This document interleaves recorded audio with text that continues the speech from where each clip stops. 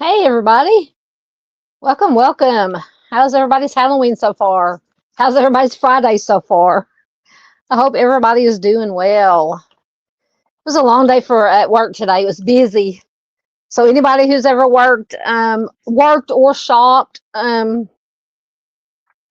during a holiday or on a holiday knows how big, especially in places like Wally World, knows how busy it is. And I do, for anybody who doesn't know, I do spark orders, grocery deliveries for Walmart. So I was fighting that crowd today. Anyway, plus there's the Friday night ball games going on. So the town next town over from my town that I live in is where I work in. So you know, literally took me on trying to get orders delivered 10 minutes. What would usually take me 2 or 3 minutes from the Walmart parking lot to wherever I was trying to get to took me like 10 minutes. So craziness. But anyway, and I don't know if there's a full moon tonight. Could be. I don't know. But tonight's going to be is our Halloween spooky special live stream. Just a fun open chat, chill. I do have some haunted true crime locations we can talk about. But anything spooky related, Halloween related or not, it's an open chat. Discuss what you want, bring up what you want. But if there's any your favorite, for those of us who like horror movies, some of your favorite movies to watch on Halloween or just any time of the year. Songs that could be Halloween songs, or not songs that may not be about Halloween but get played a lot during Halloween. Kind of like Werewolves of London is one of my favorite songs. The Monster Mash. You got Ozzy. I heard they played Bark at the Moon by Ozzy this afternoon or today when I was at work. Things of that nature. Your favorite Halloween candy, favorite Halloween costumes, just anything and everything goes tonight within reason. Just don't get too crazy. Keep it Southern Gal appropriate. But anyway, we're just gonna have a little fun and see what happens. There's no telling what we'll get into as usual. So let's see who is in here tonight. Uh-oh. Look who was the first to check in. If I can get it to come up. Is she up? Miss Doodle. I can't see. There she is. So we have to play for Miss Doodle. Let me find it. No, take off the loop. Where's that? There it is. Ma'am, any reason you were pushing 90? Southern Gal True Crime starts in 5 minutes. She's covering cold cases tonight. Oh yeah? I love that channel. Thanks, officer. Oh dang, that lady was Doodle. I love it. Oh goodness. Welcome, Miss Doodle. Always good to have you here. I have to play that video for Miss Doodle whenever she's here. And she made that, by the way, for anybody who might not know. So it is good to have Doodle here. Miss Paula is here. Good to have Miss Paula here. How are you enjoying your Halloween, Miss Paula? Chris is here. Good to see you here, my friend. And for fingers crossed, I'm not going to say it, but fingers crossed, I'm getting things to work down here. Don't know how long it'll last, as usual, but anyway, we will go with it. Chris says, hi, all of you lasses and lassies. And he said he's not talking about the dog. Hey, I watched Lassie, not when it had to be reruns, because didn't the Lassie come on in when did Lassie start coming on? 50s, 60s? I don't know. I watched repeats of Lassie, so. Yep, I had to play that. Yep, Miss Doodle says, I hope everybody had a great Halloween. Absolutely. I said, for people who like old people like me, who don't like to people anymore, I don't like to be around people, but I would do this just to have some fun. Halloween is one of my favorite holidays, but I don't like to go out and do anything anymore. Now, Mom did go up to the church. The church earlier was doing a trunk or treat, so she went out there and handed out some candy to the little ones for a little bit. And then last night we filled. So my mom works at the local nursing home here in the town that we live in. And for every holiday, Thanksgiving, Christmas, Valentine's Day, Halloween, Easter, it is our tradition, or she came out with it, but we fill little treat bags with candy, and she takes it to work and hands it out to all the residents at the nursing home. So we really enjoy that. So that's what we did last night. They actually had their Halloween party at the nursing home today, so she went up there and took the candy and stayed at the party for a little bit. So. And plus, she brought all the extra, and then she had some extra candy that she brought home from the trunk or treat. So I'm gonna have to make myself. I'm gonna have to moderate myself when it comes to eating the candy. As you can see, I changed my background. You can see it there on the sides and on the bottom for Halloween, and I changed to an orange color, like there where my name is, and where the. Oh, I forgot to put up the. I made a crawler. There it is. So we're going to be kind of orangey tonight to go with Halloween. Doodles says, I think Miss Barb is with family, but I will share it with her anyway. Absolutely. Yeah. And once again, I understand, if I know some of y'all have kids that may be out trick-or-treating, or it's 8 almost 20 minutes till 9 Central Time here. So, and I know here in my town, kids get out early before dark and trick or treat, and usually by the time it gets dark, they're already in or at some other like a church does parties, and the community center, and then just families get together and have after trick or treating parties for the kids. Plus, our high school senior football game is out of town this week, so there's a lot of people that's gone to the football game out of town. So when I came through my town, I did have to run a couple of grocery deliveries over here when I was working in the town. The town, big mean streets of the town I live in were very quiet. So I figure a lot of people are at the ball game. Chris says, I'm just trying to cheer people up because there's plenty of other things that bring them down. Absolutely. We always need some cheering up. Far is here. Hello, Miss Far. Good to see you. So I'm assuming, is Halloween like I was going to say, is Halloween like a worldwide tradition holiday? But if I remember correctly, I think different countries, different parts of the world have different variations of Halloween. I know there's whatever I was going to say just flew right out of my head. Anyway, as usual. But I'm sure it's celebrated differently, different traditions in different parts of the world. Hello, once again, Miss Farr.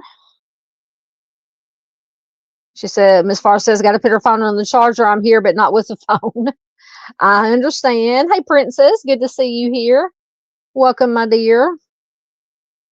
I guess I can put that down for now until I need, until I have to need it. I can't talk. Once again, I promise. The only thing in my cup, and then I'm usually I don't know if you guys can see it, my purple. I don't know my colors.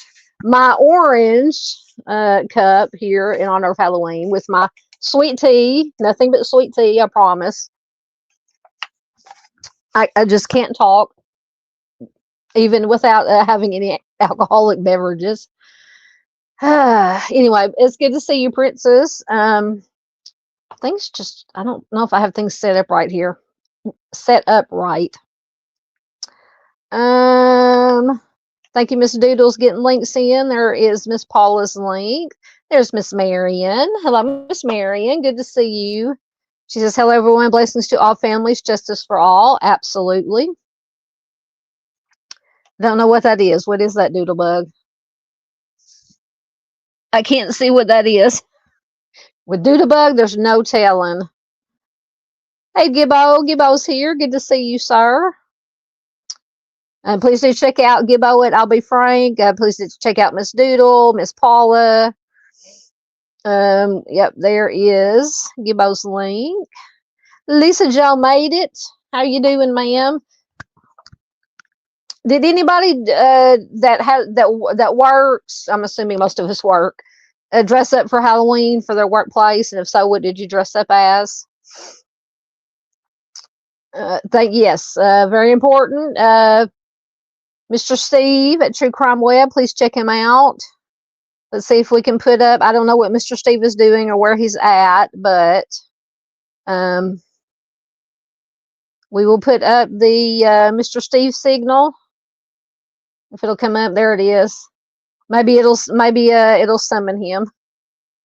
He may be busy with the aughts with the grandbabies tonight trick or treating. Let's say tonight's just gonna be casual. We're gonna talk about some haunted true crime locations, and like I said, whatever else you guys want to talk about. Whether it be Halloween spooky related or not, everything is fine. It's a free for all tonight. There's Junior. If Junior will come up, did Junior come up? Don't tell me my computer's going to freeze up. It was doing so well. Oh, there he is. He says, Happy Halloween. Are you in Michigan or Kentucky, Junior? We never know where Junior is. Wherever you are, sir, I hope you are doing well, as always. Yeah, I just, Lisa Jo said, did it come up on there? I got a lag between my phone and what it shows. Lisa Jo says she digs the new intro. Yeah, I use that one. There it goes. I use that one tonight, just because it's instead of the, our serious one that we use for our serious topics. And by the way, for anybody new here, if it's your first time, if you just happen to cross this, we normally are a lot more serious. We cover missing persons, cold cases, unsolved crimes, homicides, things of that nature. But tonight on Halloween, and since it's a Friday, we're gonna have it's a fun night. We do a fun night occasionally, and I felt like Halloween was a good fun night. But like I said, if you're interested in true crime, in trying to help bring more awareness to missing persons, to cold cases, to also share a lot of unidentified Jane Does and John Does and baby does, unfortunately. Check out, watch some of my videos. I try to keep my playlist organized. I got a missing playlist. I got an unsolved homicides playlist. I've got an unidentified playlist, all different playlists. So just, you can, browse around if you want to. And if you like what we usually do here on the channel, please consider subscribing. Absolutely. Let's see. Oh, goodness. Lisa Jo says, I'm working right now and then have to be back at 6 a.m. Good Lord, woman. When are you going to get some sleep? Get some sleep. We all need some sleep. Oh, we all need some sleep. Hey, Mark. Good to see you. Welcome, welcome. It's good to see everybody here tonight. I guess there's a lot of people like me who either couldn't or didn't want to get out and enjoy the Halloween festivities, whether it be with kids or adult Halloween festivities. Spooky. Do you like spooky, Miss Doodle? She's hiding her face. Yep. Miss Lisa Jo is always crazy. That's why we love her. Yeah, we're going to be talking about that. Chris says he thinks the Amityville case is crazy. Yeah, that's one of them. That we're going to talk about tonight, the real story behind the real Amityville horror, and then of course we'll talk about the paranormal haunted part of it, because the Warrens and Lorraine Warren did a whole thing, and it's since been proven to have been a scam between, I think, the Lutzes and the one who wrote the book. I can't think of his name right now. I was just reading up on it when I was looking for articles to share tonight. So yeah, but then again, there's some people that say, there really was some weird, that didn't have anything to do with the Warrens or the Lutzes or the book or the movies.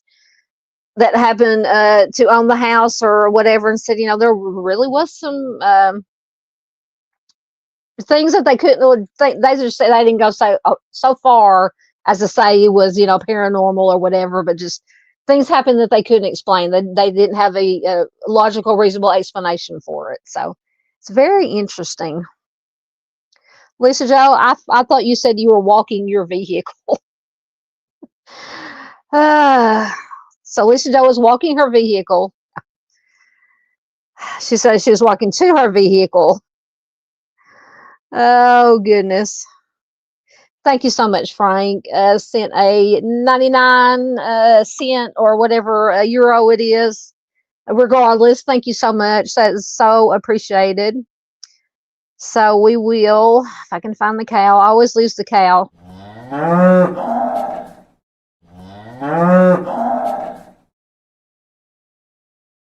Thank you so much, sir. It is very much appreciated. Excellent, excellent. We're putting some cows in the pasture and everything that's donated, super sticker, super chat, memberships, PayPal, Cash App. If you donate through the everything goes right back into the channel. I by no means make any money off of it. It goes mostly to pay for StreamYard, as we talked about before. But everything is always, it's never expected, obviously, but it's always appreciated. Absolutely. What about Mr. Ed? Lisa's talking about Mr. Ed. So about the horse. Wasn't Mr. Ed a horse? There's Miss PJ. She says, hey, all, happy Halloween. Just got the baby to sleep. Oh, we're going to have to be quiet so we can keep the baby asleep. So the baby's asleep. I bet you're enjoying that grandbaby. Oh, my God. I love that movie. And they played the time warp on it. That's what really got me to when I was working today. Of course, I always have the radio on in the car, and I had it on the Point 94, which plays a lot of classic rock, older rock, anything from back in the 60s till the 80s, 90s, or loose 2000s. Because apparently my 80s and 90s music is considered classic rock now, or oldies even. But anyway, they played the time warp. And I was driving and I was dancing around driving, and people were probably looking at me like, what is wrong with her? But Lisa Jo says she's taking her daughters to see Rocky Horror Picture Show tomorrow. Oh my God, I love Rocky Horror Picture Show. And I was going to mention that tonight as far as talking about movies that I like to watch around the Halloween time. And Rocky Horror, I was introduced to Rocky Horror back when I was in high school. And Rocky Horror, for anybody who hasn't seen it, it's not for everybody. But it's like either you watch it and you're like, not for me, or you just absolutely love it. I've never seen anybody really that's kind of in between about, it's all right. And I've yet to be, because Rocky Horror, usually around obviously Halloween time, a lot of theaters in different cities and towns will play it on the big screen. And I think the movie actually came out sometime in the 70s. I can't remember exactly what year right now. And you are encouraged to dress up like the characters. There's different parts in the movie where you do certain things, like you throw rice. So when a couple of people get married, and you throw rice, and there's part where you throw toilet paper, and then there's certain lines you stay back when a certain character says a certain line. It's a whole thing. And I've never got to go to one of those screenings. And before I die, it's on my bucket list. Before I die, I'm going to be able to do. I'm going to go do that. Anyway, but I'm glad you're taking your daughters to see it, and I hope they enjoy it. Junior says he watched The Last CEO with his grandfather. Yep.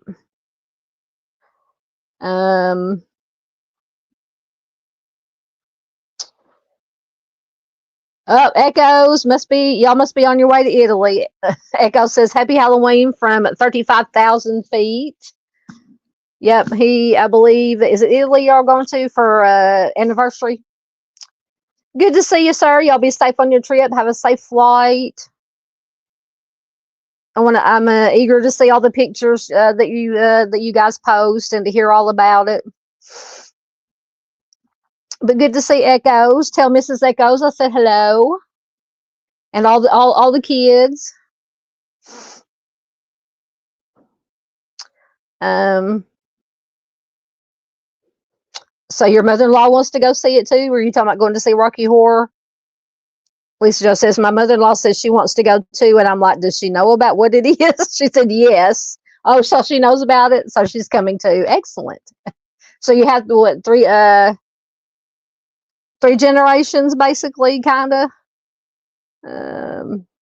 PJ says she went trick-or-treating. Hey, you're never too old to trick-or-treat. We talked about Monday. We were talking a little bit about Halloween on our Missing Person Monday live stream. And I think I was talking about somehow we got on to trick-or-treating and how teenagers back, when my baby brother and sister-in-law, we would go to town to help them with trick-or-treat because we don't, obviously don't get trick-or-treaters out here on the farm. But, we'd have teenagers come up and we'd give them candy and they'd be all, polite. But then I've heard some adults say, teenagers come to my house, I'm not giving them any candy. They're too old to trick-or-treat. Well, no. First of all, nobody's too old for candy or to just get out and have fun. And teenagers can be doing a lot worse on Halloween. We talked about this too, about things that we did. Of course, it wasn't like it is today. Back in the 80s, about as wild as we got was, what did we talk about? Toilet paper and shaving cream and throwing eggs. About as wild as we got. But, I would much rather teenagers, young adults be going around trick-or-treating, getting some candy than out doing, wreaking havoc, doing something dangerous, something that could lead to bad things, people getting hurt or worse. So, we never had any problems giving candy to teenagers. And they were always polite. They just come up like a normal little kid would. Trick or treat, we give them candy and they say thank you, and they would go on their way. So anyway, Doodle says, my 10-year-old acts 40 and divorced. He wouldn't go. He didn't want to go trick-or-treating. And some kids don't. They could care less. Everybody's different. Thank you, Gibbo. Absolutely. Justice for Timmy D's. Lisa Jo said, I'm disappointed that my youngest didn't trick-or-treat, so I can't steal any candy. I'll send you some candy. Like I said, between the bags we made up from the nursing home and then what Mom took to the church for the trunk or treat, she says we've got plenty of candy left. She brought it back to the house. So I have plenty of chocolate to get into. Oh, I have to ration myself. PJ says her daughter only went for a little bit. Yeah. Echo says, tell Mom we finally made a flight. Yeah, she's in bed now. She's got to get up. She has to work this weekend. But I will let her know, most definitely. How long did it take you to get, how long did y'all have to wait for a flight? And where did y'all fly out of? I'm not asking, I mean, if you don't want to tell your business on here, that's fine. But because me and Mom were talking about all the weather and stuff, and hope y'all didn't get caught up in any of that weather that was going on. Chris said he never went trick-or-treating. That's fair. And for those of you who did go trick-or-treating as kids, what were some of the things that y'all dressed up as, or your favorite costumes? Like I said, you can talk about your Halloween memories as a kid. If you have anything you can, want to talk about your kids trick-or-treating or costumes, any movies, scary movies, horror movies, Halloween related songs. It doesn't necessarily have to be about Halloween, but I think I even at one time, I don't know if I still do, had a like a Halloween song playlist of just different songs that I would listen to, especially during Halloween time. Thank you. Givo says hit do the things.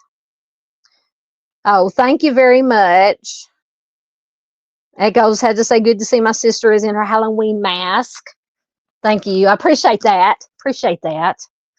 actually tried to find some, it's not a mask, it's a filter. I don't know, some little filter they have on StreamYard. Kind of hide some of my wrinkles. But I tried to find like those little headbands that's got like little cat ears or things on top of them. Apparently I waited too long and they were all sold out. Anyway, but I have my Negan, I don't know if you can see it, my Negan shirt from The Walking Dead. I tried to find my Nika Norman zombie t-shirt. I was going to wear it and I couldn't find it. So we got Negan with Lucille. He's holding Lucille from The Walking Dead. So that's as close to a Halloween costume as I could get, as I could find. Oh, goodness. And I remember talking about Halloween costumes. I think my favorite costume, and I just barely remember it because I actually had to ask Mom if I really dressed up like this character for one Halloween or if I just was imagining it. But it had to be anywhere between 6 to 9 years old when Star Wars, the first Star Wars, which is technically number 4, A New Hope came out. Either the year it came out or maybe they re-released it, started in theaters before The Empire Strikes Back came out.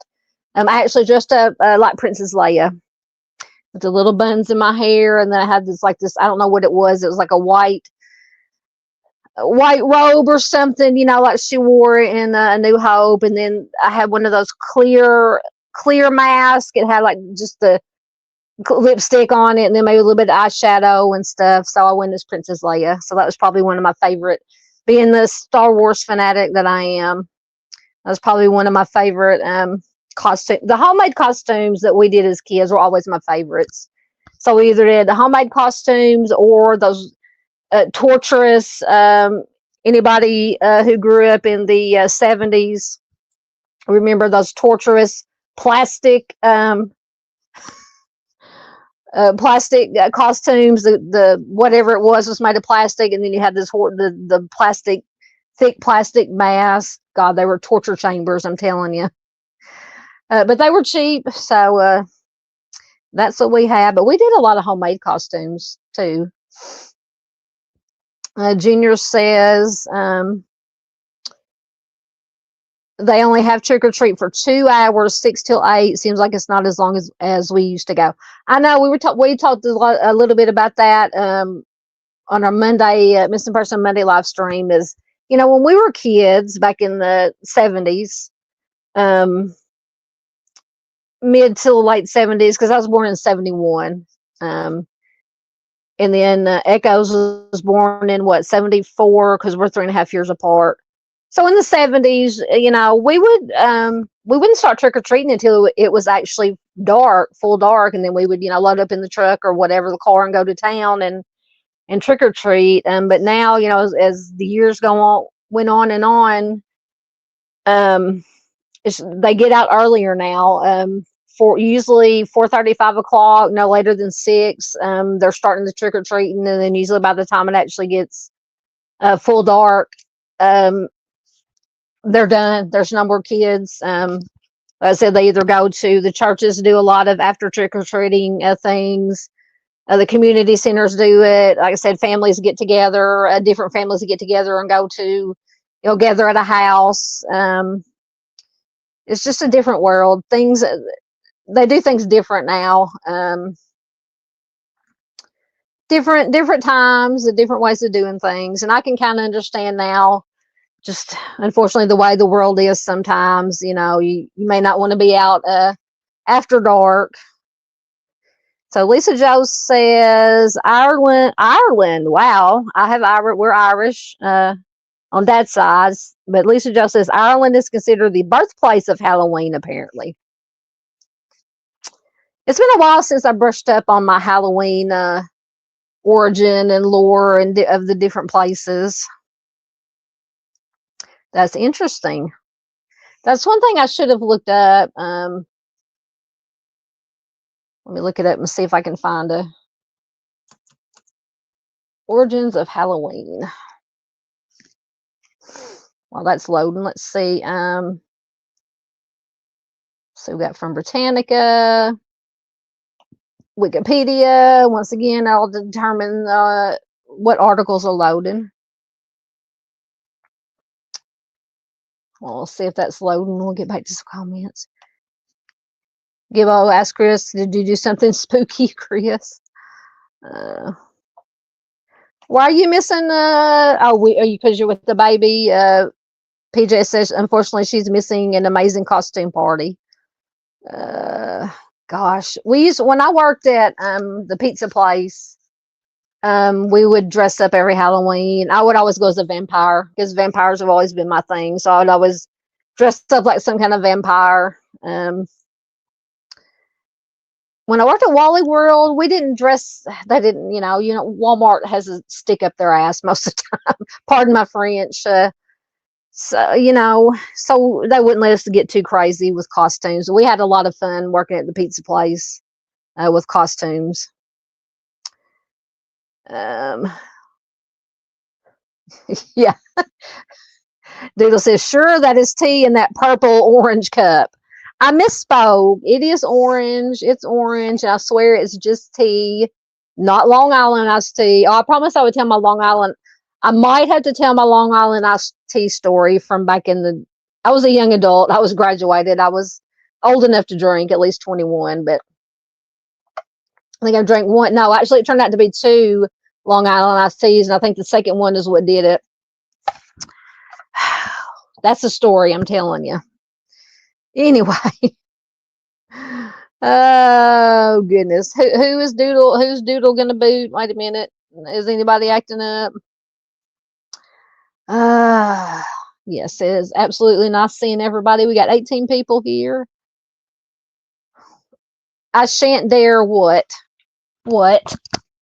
You're using big word, not big words, but we might have to send an exorcist up to the airplane. Apparently Echoes is speaking in tongues. I don't know.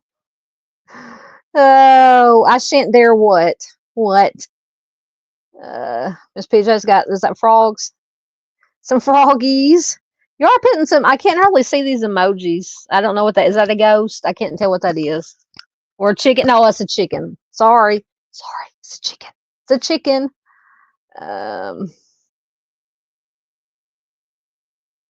Far as in Australia, she says, we don't do Halloween. Supermarkets are starting to stock stuff for it. It's a bit of a failure. Really? Interesting. Hey, Mustang, good to see you. She says, sorry, I'm late. You're fine. You're fine. It's just casual tonight. It's casual. Lisa Jo said she dressed their doggies up. What did you dress them up as? We want to know what they were dressed up as. Yes, it was originally called, Mark says it was originally called Samhain. Yep, I do remember that. Echo says he is somewhere over the North Atlantic. Can you do like Wi-Fi now or whatever, or be on electronic devices on planes now? Did they fix that? Whatever. I always thought that was just a myth anyway. But what do I know? We asked the person who works at the airport. He would know.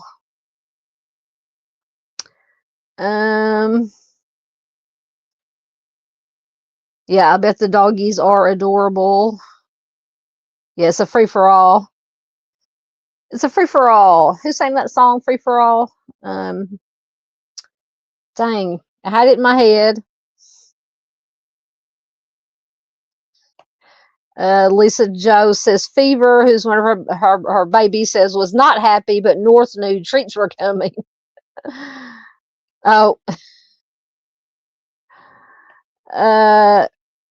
Echo says, shoot. Where'd it go? Shoot, we're still over Canada. You can wait till Lance. We have our friend Lance from Canada that pops in every once in a while. So he's speaking in tongues again. No, Italian, I'm assuming. Ciao, Bella, e bello.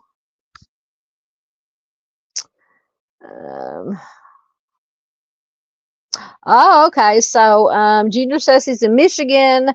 He sold the house in Kentucky, so he won't be going as often. All right. Is that why you were driving your 500 miles or whatever you said you were driving? Or were you just pulling our legs the other night? So Junior, I think Monday night said he was tired because he had driven 500 miles. Asked him if he was pulling a Mr. Steve driving that long. Yep, No Rest for the Wicked. That's a good Halloween song. Who sings that song? No Rest for the Wicked. Ain't No Rest for the Wicked. Is it Cage the? I want to say Cage the Elephant, but I'm not entirely sure.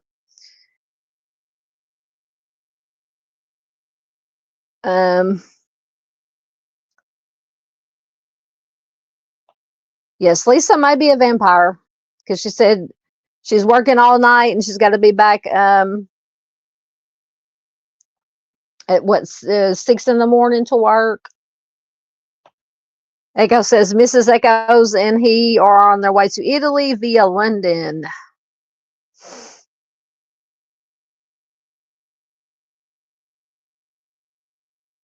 Oh man, I would love to go there. Lisa Joe says, while I was in St. Louis with the guy who did the St. Louis Jane Doe documentary, he brought me to the real exorcist house. I took photos. Excellent, excellent. Okay, Lisa Joe sent me a photo. What she sent me a photo of? Oh, lots of photos. Oh man, they're on my phone. I'm not going to be able to get them. Doodle, are you talking about the exorcist hat? What are you talking about? Doodle says that place gives me chills.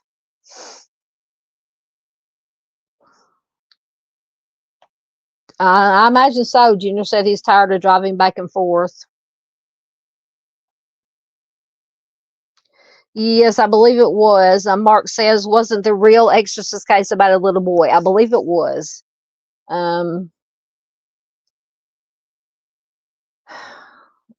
So the Halloween, we're talking about the origins of Halloween. So we'll just go over a little bit. So Halloween, also known as All Hallows Eve or All Saints Eve, is a celebration observed in many countries on October 31st, the eve of the Western Christian feast of All Hallows Day. It is at the beginning of the observance of All Hallow Tide.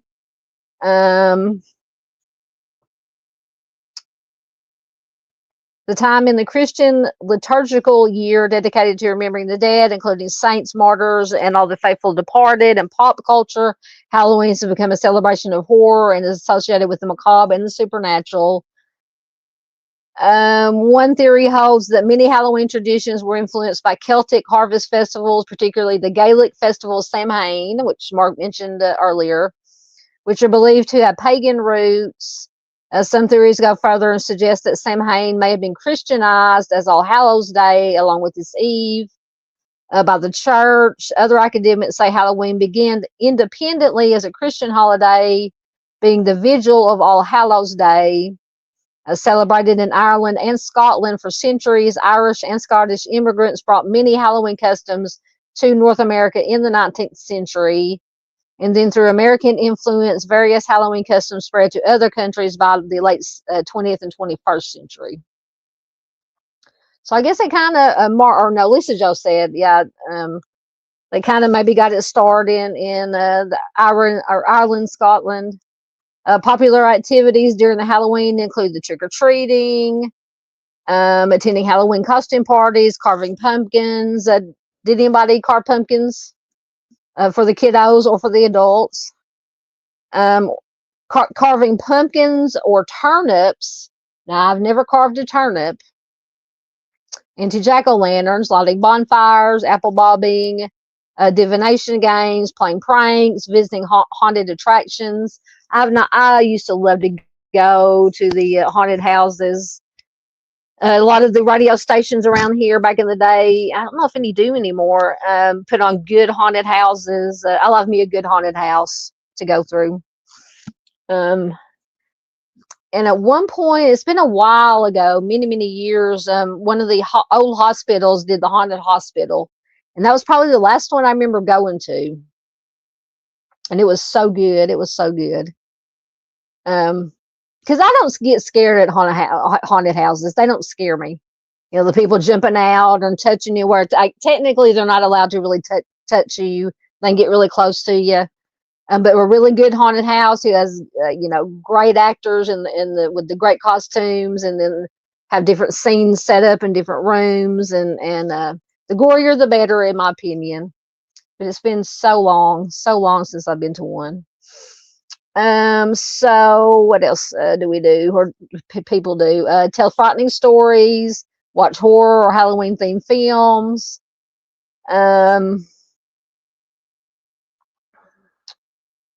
So it just goes into a little bit of the history, but yeah. So what were we talking about? The the Real Exorcist. Let me look at that. No, I don't want to search Wikipedia. Let's go back. The Real Exorcist. Exorcist story.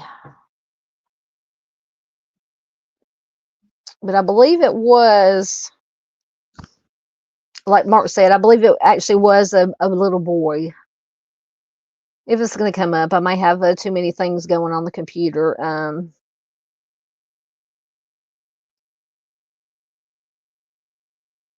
Yes, so I'm just going to read what came up here first. The chilling true story behind The Exorcist revolves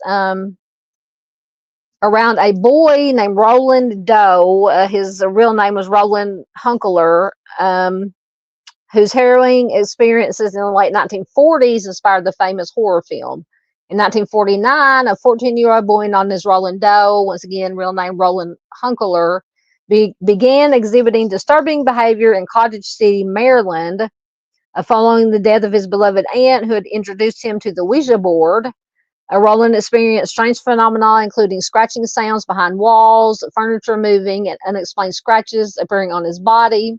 His family, desperate for help, initially sought assistance from the Lutheran pastor, but when conventional methods failed, they turned to the Catholic Church for an exorcism. So Roland underwent a series of exorcisms performed by, turn my camera off for a minute while I'm reading. So he underwent a series of exorcisms performed by Jesuit priests, which were documented by Father Raymond J. Bishop. The rituals were intense and included various supernatural occurrences, such as furniture flipping, bed shaking, and the boy speaking in a guttural voice. Witnesses reported that during the exorcisms, Roland's bed would move on its own, and he would exhibit violent outbursts.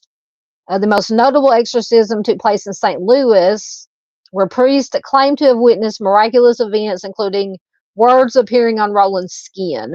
After several weeks of rituals, on April 18th, 1949, the priest declared that the demon had been expelled, and Roland reportedly returned to a normal life.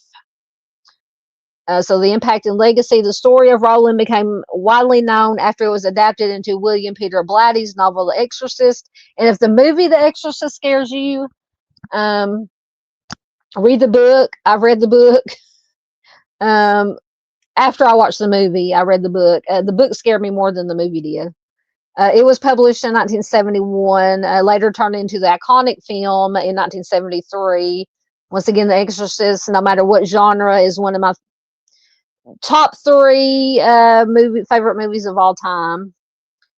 While the film dramatized many aspects of the story, the core elements were based on the real life events surrounding Roland's experiences. After the exorcisms, Roland lived a relatively private life, eventually working as an engineer for NASA. Interesting.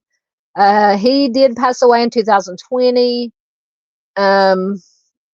But his story continues to intrigue and terrify audiences, highlighting the enduring fascination with the supernatural and the practice of exorcism. The Real Exorcism of Roland remains one of the most documented cases of alleged demonic possession in American history, serving as a chilling reminder of the mysteries that lie beyond our understanding. That's their history lesson on the real story behind The Exorcist. Interesting. So So see, that's why I tell you guys to bring up your favorite movies, whatever, for Halloween, because we get into things like this. Mark mentioned the real story behind The Exorcist. Interesting stuff. Thank you, Mustang.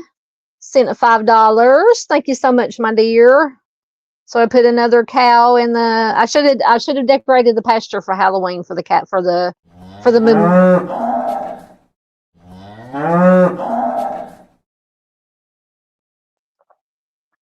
Thank you so much. Oh, I forgot. Sorry. Got to turn my camera back on. Thank you so much, my dear. Very much appreciated. Absolutely.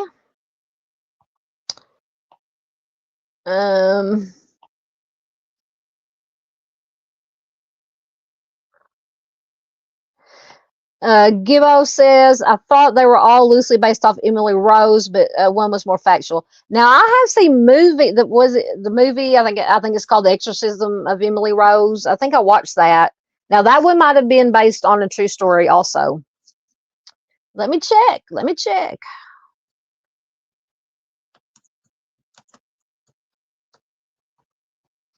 See if it'll come up.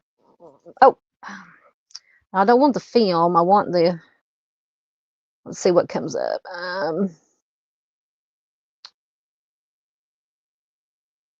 Let's see. This is from allthat'sinteresting.com. Close out some of these tabs. Maybe things will load faster.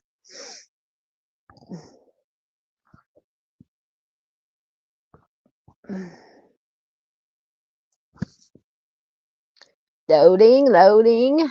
Now I got this website to load earlier because there are some articles about the haunted locations we're going to talk about tonight that I found articles from, but maybe it's going to load.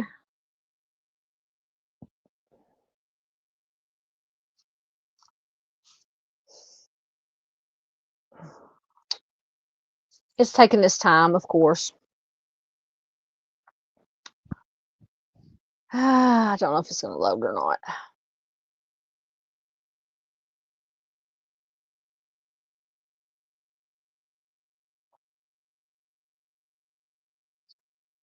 Let me see. If I put real life Emily Rose. We'll see if anything loads. It was doing so well. I may have it bogged down. I think I've been hitting my camera here. Well, once again. Not loading. Oh, wait, maybe.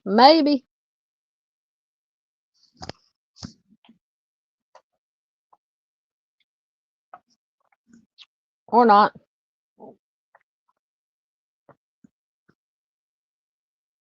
Oh, goodness. Well, let me start that call me in, and if it happens to load, we'll definitely come back to it because I'm wondering about that myself. There's Miss Dandy. Hello, my dear.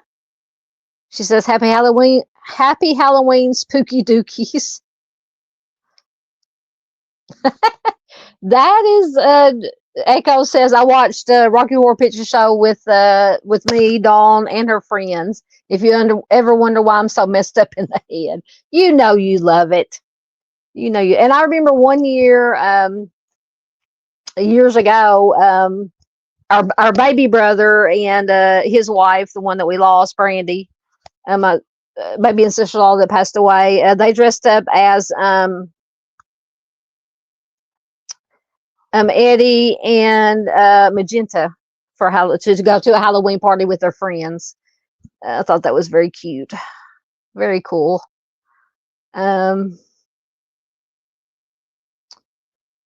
Let's see, make sure nobody snuck in on me. Hey, CJK, good to see you. And I love the Chiefs logo that you got there. I'm a big Chiefs fan, along with my Bears, of course.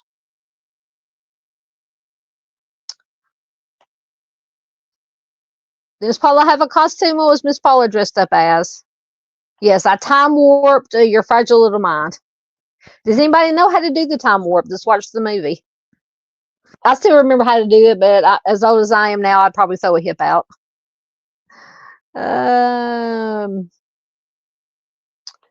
Let's see. Let's see if the real life Emily wrote. Well, come on, you're almost there. It's trying. We're still trying to get to the bottom of the real life Emily Rose. Hey,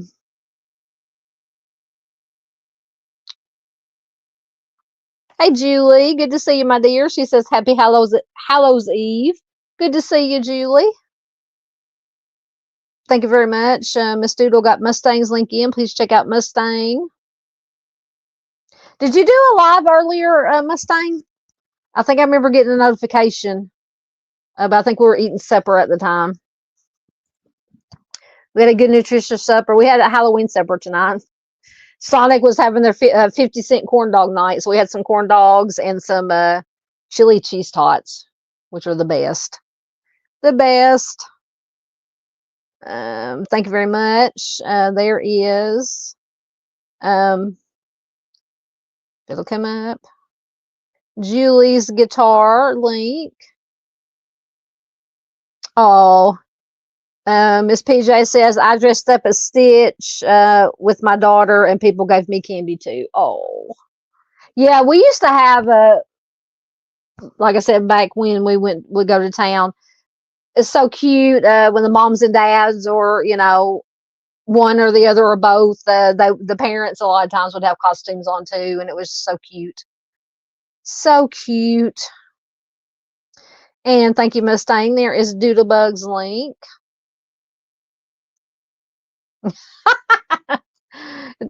Oh my God, we were just talking about Mama's Family. I love that show back. Doodle says, I dress like Mama from Mama's Family. Oh wait, that's every day.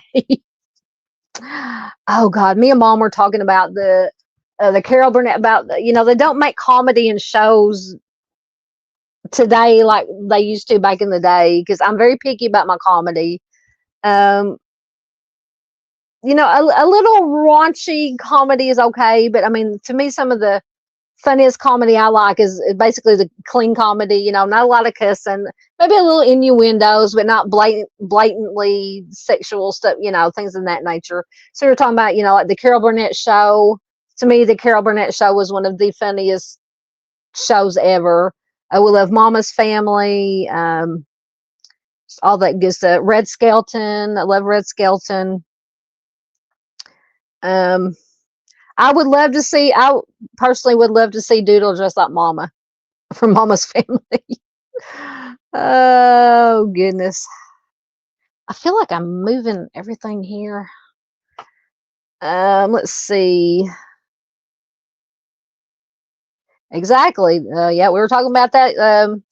Lisa Jo says, give the teens candy. They could be out being a-holes for sure. Absolutely. They could be getting into far worse stuff than coming around and asking for candy. Oh, Miss Paula says the restaurant I was at was giving out candy, and I bought the candy for the trick-or-treaters tonight. There is some left. Excellent. So we're all going to be hyped up on candy. Have a sugar rush tonight. Oh, Dandy says she's not opening her door for anyone. Can't blame you. You have to be careful. Yeah, excellent. Absolutely. Doodle says the teenagers could be out toilet papering and throwing eggs like those dang Gen X kids did. Yeah, them dang Gen X kids. They were horrible. I think it was all the hose water they drank back in the day. Messed up their brain cell, killed their brain cells. Mark says, come on. What did Mark say? Come up. Oh, come on. There we go. Says, I saw Rocky Horror once in downtown Harvard Square, Boston. I was not expecting what I saw. Yeah, the first time I saw it, I was just like, what is even happening? But I don't know. It's just like I said, it's either the people I've talked to that have watched it, or people that have like read reviews for or whatever, just talking about online that they watch Rocky Horror. You know, it's like you either love it or you hate it. There's really kind of no in between. I personally love it. But yeah, it's definitely not for everybody. And it's, you know, so I'm going to say, Mark, whoever you saw it with should have warned you if they had seen it before. Just, you know, it's different. It's different. So just be forewarned. But I mean, there's so many great actors. Of course, Tim Curry. Always been a big fan of Tim Curry. Meatloaf was in it. Now all the names are going to fly out of my head. So many great actors and actresses. Okay, so something finally came up. So we were talking about Emily Rose. If this will come up once again, we'll go back to some comments almost while hopefully it'll load. That's right. Junior says, and nobody is too old for trick or treating. I agree.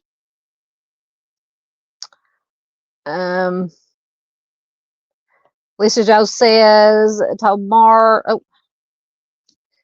says, I know people who worked that Boston show. Oh, so was it like a live, like the stage version? Because Rocky Horror did start out as a stage production. And then they made the movie of it. I don't know, like the movie came out in, what did I say, 70 something. I'll have to look it up.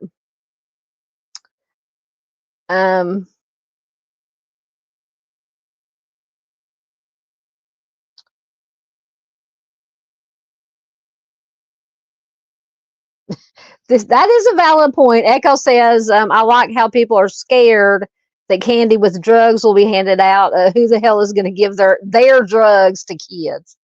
Yeah, you got a point. You got a point. Yeah, a lot of teens get in trouble, but I don't know. There's some adults who like to party a little bit too much on Halloween that end up getting in trouble, end up in jail. What does that mean? That was actually a question. It was named. Okay, so PJ says Gen Zers, and I'm a Gen Xer, and I don't know what it means. Gen Zers are staring at their phones too much, trying to figure out what 6-7 means. And it was named the word of the year by whoever does the word of the year. And I think it was something to do with, it was a question or a clue on one of the Jeopardies yesterday. So what exactly is it with the 6-7 thing? Somebody's going to have to explain it to this Gen Xer because I don't understand it. Thank you, Miss Farr. She gifted us Southern Guys True Crime membership.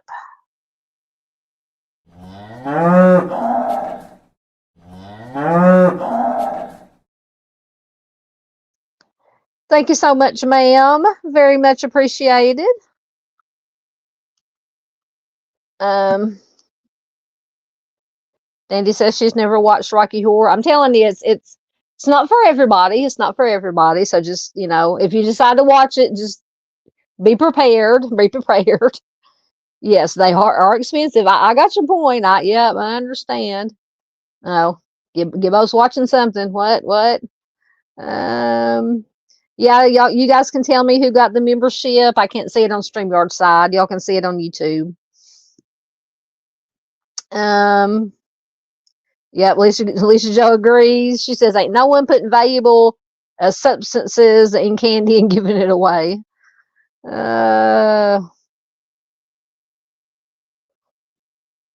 Yep, Dandy says no one is giving expensive things to children. Lisa Joe says she didn't, but I have a couple of friends that were part of the stage crew in Boston. I think it was the late 90s, 2000s. Excellent. Ain't no shame in that. Doodle says, I was always Punky Brewster or a hobo. I was poor. We were too. Like I said, we a lot of our costumes were homemade. Just whatever we had around the house, we would put it together and be whatever, a ghost or like I said, I went as Princess Leia one year. Everything was home, except for the mask, the clear mask. It was a lot better, like I said, than them store bought plastic torture devices that we wear sometimes. So you're going from MSP to London to Milan. Yes, the good old days, most definitely. Same here. Same here. I don't know. I don't know. I know I'm friends with Princess on Facebook. On my true Southern Guy True Crime Facebook profile. Lisa Jo says she looks like Punky Brewster every day.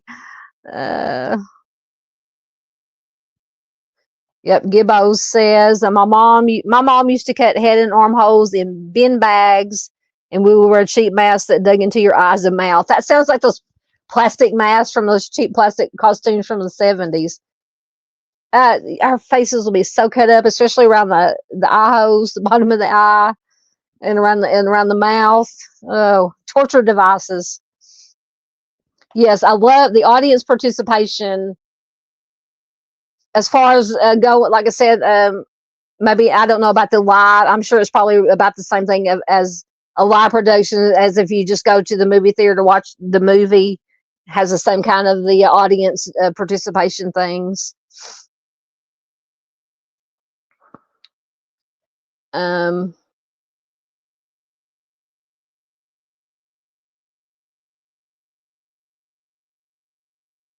Oh, I do actually know what that means. PJ says the best one when my son says, just put the French fries in a bag as an insult. I thought he was talking about food. Yeah, I'd heard that one before. Yeah. I still don't know about the 6-7 thing. I don't know.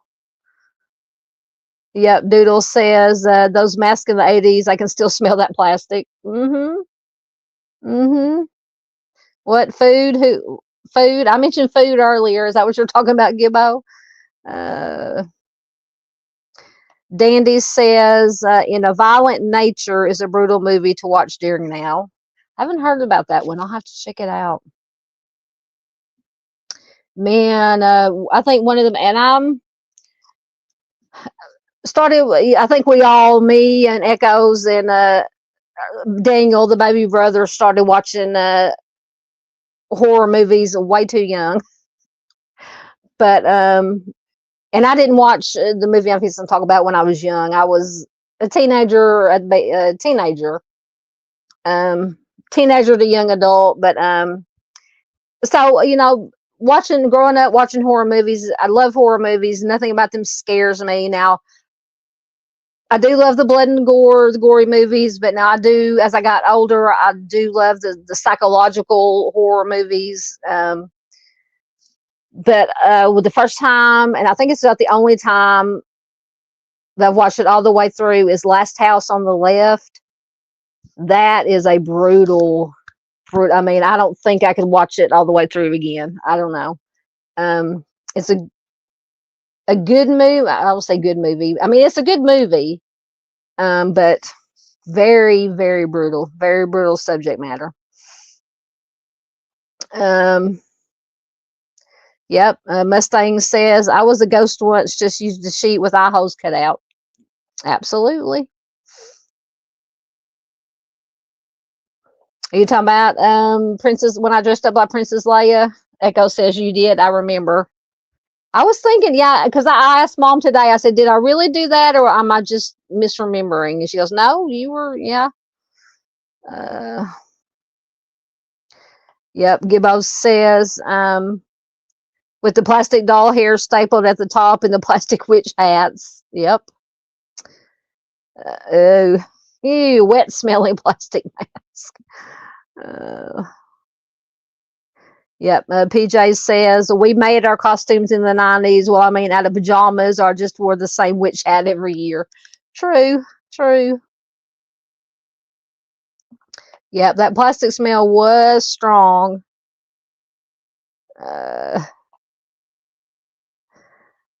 Um, yeah, Danny says, no wonder we're all getting cancer. It's from the plastic costumes. Yep, that elastic band. Absolutely. Cutting to your ear, tangling your hair. And I had long, of course, my hair is shorter now, but it's still thick. But when I was a kid, I had long hair, like down to my butt hair. And talking about tangling, man. Yeah, Doodle says, and when you took it off, the hair was standing right up. Absolutely. Oh, my goodness. Thank you all guys for being here. No, we haven't got into our stuff yet, but we're talking about what you guys see. I was reading. Dandy says, didn't they originally carve turnips? Yeah, when I was reading that article about the origins of Halloween, and that's talking about some of the traditions, they're talking about people carving pumpkins or turnips. Now, I've never carved a turnip. I've carved pumpkins, and not well, but I've carved pumpkins. But I'd never heard of carving turnips. That was a new one for me. Turn my camera off for a minute. Let's see. All right, so we where'd it go? Okay, so going back to Gibbo's comment about the exorcism of Emily, because he or somebody was asking if the Emily Rose,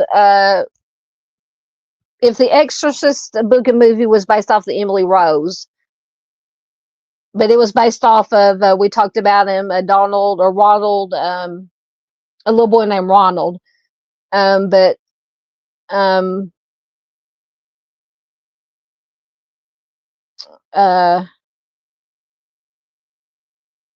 so I found this article. It's from allthisinteresting.com. Annalise Michelle and the shocking story behind the exorcism of the real life Emily Rose. And this is from, like I said, allthisinteresting.com website. And I'll put the link because I don't have the link to this particular article in the description box. So I'll put it in the comments in case you guys want to read it. If it'll go in, there we go. So it says Annalise Michelle was subjected to 67 exorcisms that ultimately left her deceased on July 1st, 1978 at the age of just 23. Let me see. I'm going to try. I don't know if it will. Maybe it will let me share my screen. Maybe. We'll see if it comes up. Maybe, maybe not. Is it coming up? Slowly but surely. There it is. Okay. So you guys can read along with me.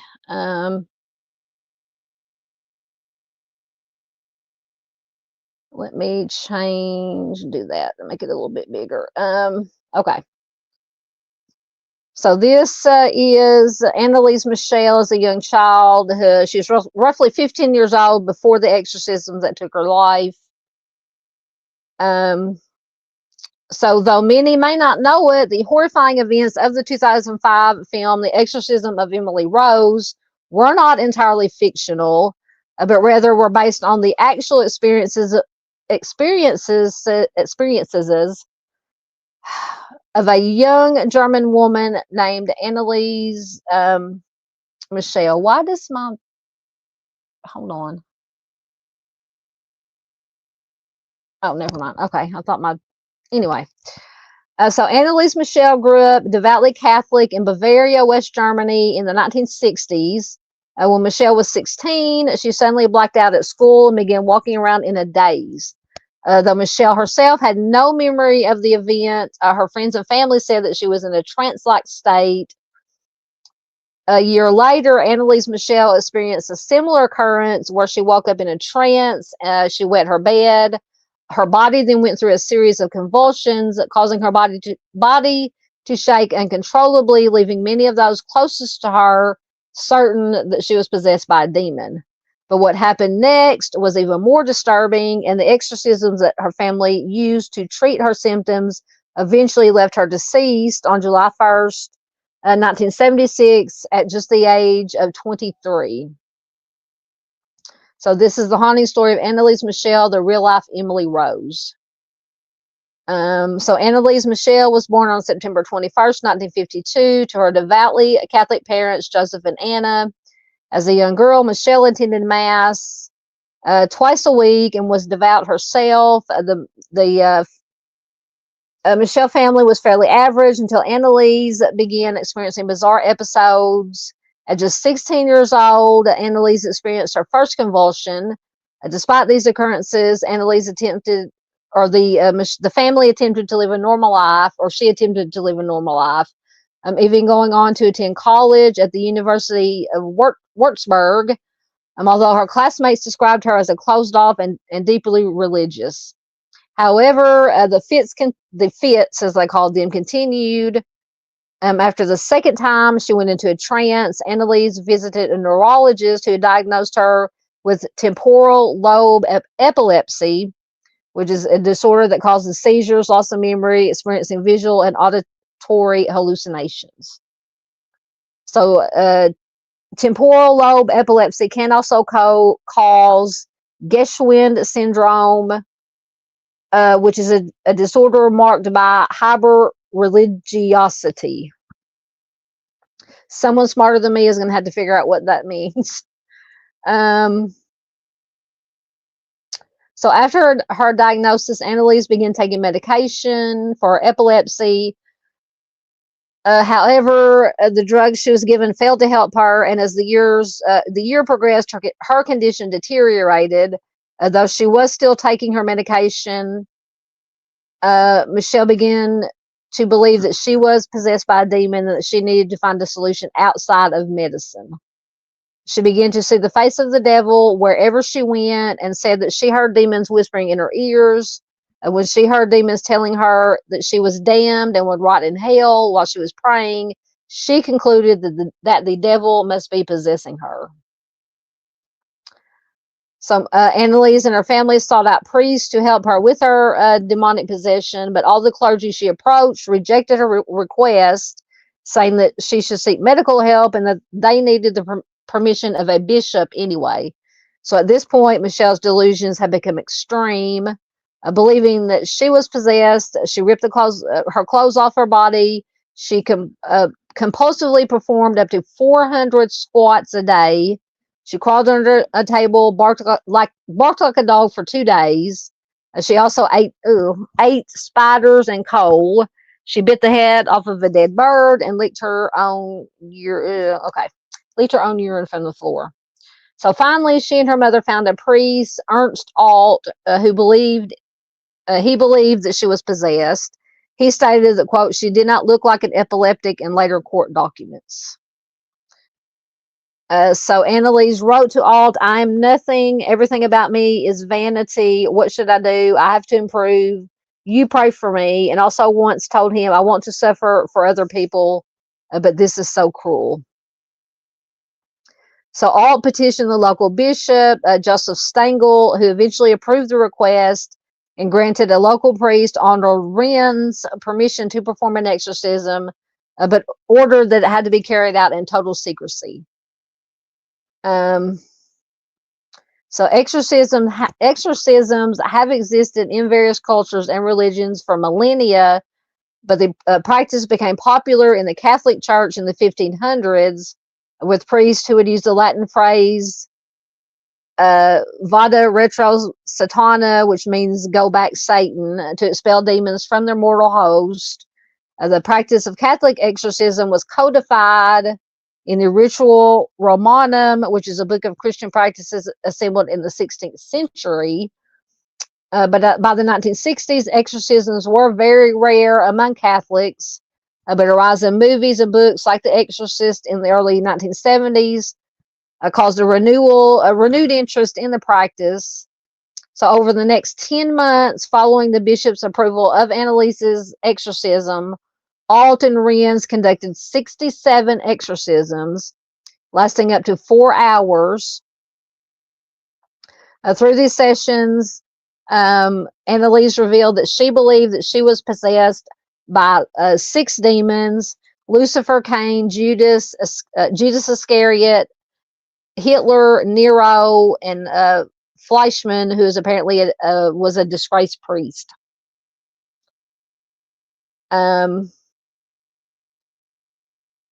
So they did all these extra. So all these spirits would jostle for power of Annalise's body and would communicate from her mouth with a low growl. So how did Annalise die? So during the course of her exorcism, Annalise continued to physically and mentally deteriorate. The demons in her argued with each other, with Hitler saying people are stupid as pigs. They think it's all over death. It goes on, and Judas saying Hitler was nothing but a big mouth who had no real say in hell. Throughout these sessions, Annalise would frequently talk about dying to atone for the wayward youth of the day and the apostate priest of the modern church. So apparently she broke the bones and ripped the tendons in her knees from continually kneeling in prayer. Over these 10 months, Michelle was frequently restrained so the priest could conduct exorcism rites. She slowly stopped eating. She eventually passed away of malnutrition and dehydration on July 1st, 1976. So at the time of her death, Annalise weighed only 66 pounds and was suffering from multiple broken bones and pneumonia, and she died at just 23 years old. That is just horrible. That is the basic story. There's a little bit more. I'm not going to read all of it. Apparently, there was a trial after her death. Annalise's story became a national sensation in Germany after her parents and the 2 priests who conducted the exorcism were charged with negligent homicide. So you can, once again, I put the link to this article in the chat so you can read the rest of it. But yeah, so that is the story apparently of the real Emily Rose. Very interesting. All right. Let me get back down to, I have to find my place again where I was at before I, okay, there we go. Oops, what am I doing? Just trying to, there we go. I guess I could go ahead and put up my, we will be getting into the haunted locations, I promise, whatever you guys want to talk about.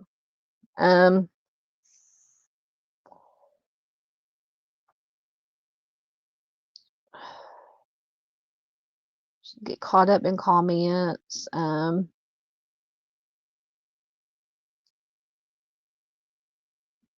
Almost Miss Avery. Hello, Miss Avery.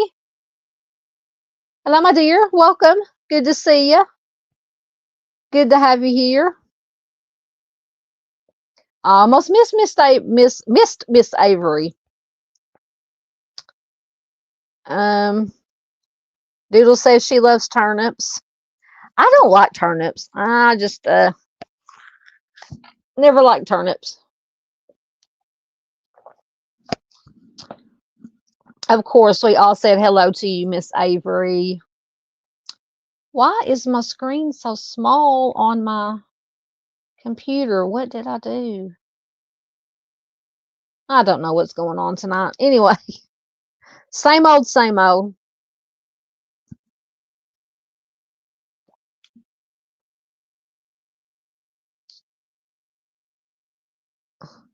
Yes, I did say arse. Actually, I said ass.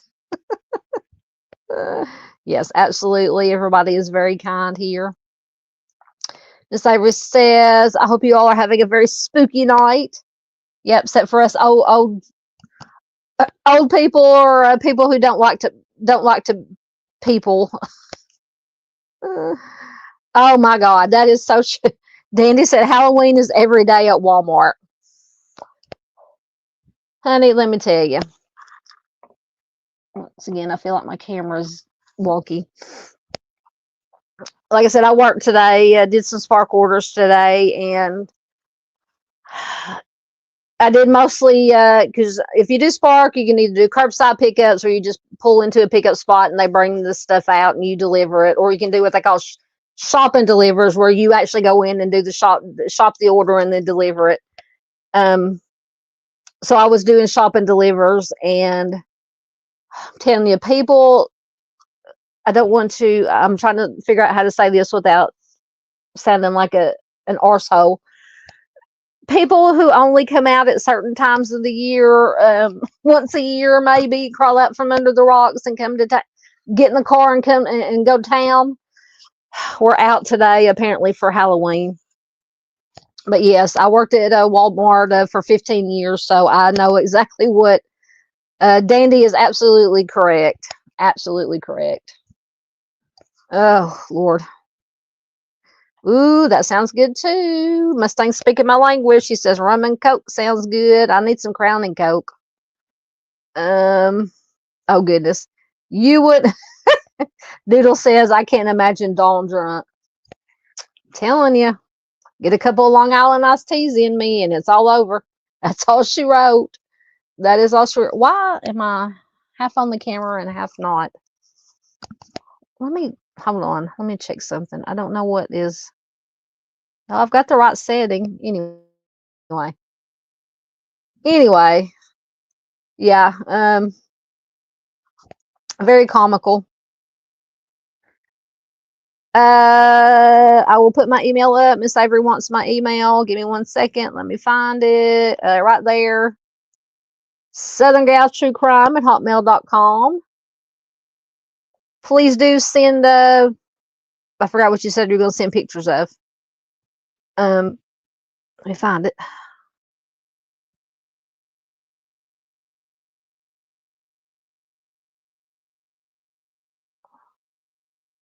Well, where's the comment? Maybe it's not. Anyway, that is my email. Dang it, now I lost Avery's comment. Hold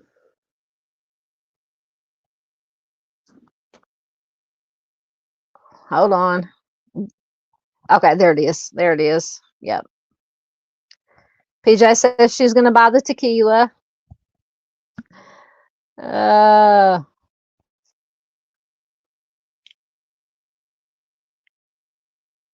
Congrats. Did Miss Avery get a membership? Excellent. Miss Paula said she was Ghostface. Gibbo's interested in the tequila.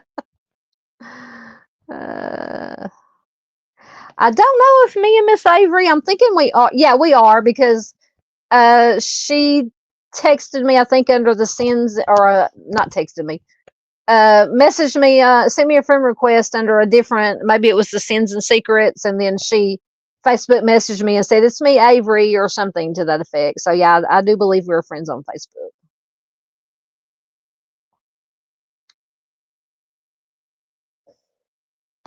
Oh, Avery says, I was smart. I dressed up as a baby today, so I've been in my Hello Kitty onesie all day with pigtails. Perfect, and I do it every day if I could. I hear you, sister. Oh, goodness. Junior says it would be fun to see me dance when I'm drunk. I don't know. I might dance better when I can't dance at all. This white girl can't dance. So, when I'm sober now, when I'm drunk, I might dance better. Who knows? Oh, Lisa Joe says her doggies are dressed up as lions, just a mane. Yeah, I'm trying to figure out, because I'm on my phone. I have the StreamYard up on my phone. I don't know if I can.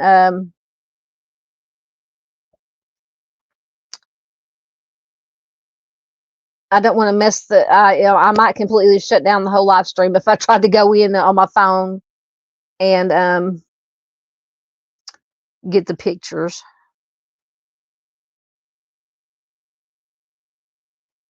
Yep, straight up, no chaser. Miss PJ says. Yep. I know about the tequila. Now I can do Crown straight up. They're straight. PJ says that sounds like a plan.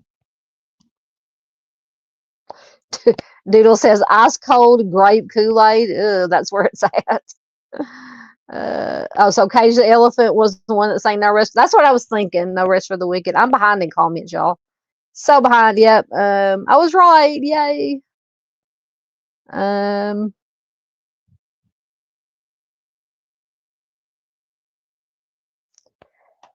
Did I get behind again, or is this another one? Did Far gift another membership? If so, let me check. She might have.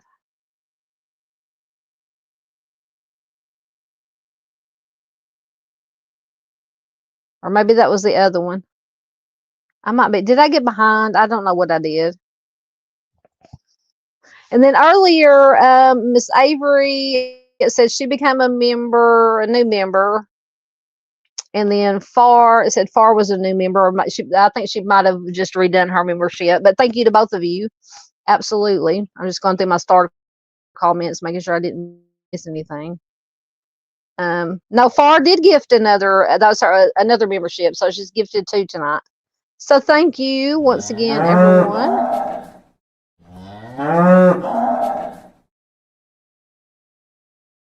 Very much appreciated. Thank you, thank you. As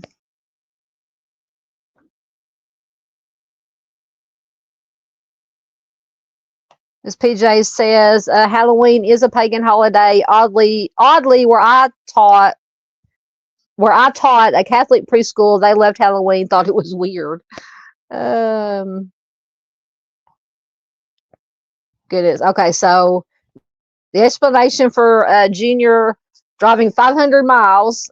Kentucky is about 400 miles from me, but I had to take a friend home, so it was about 500 miles. Bless your heart. Doodle says, I don't mess with things I can't fight, therefore I stay away from ghosts and such.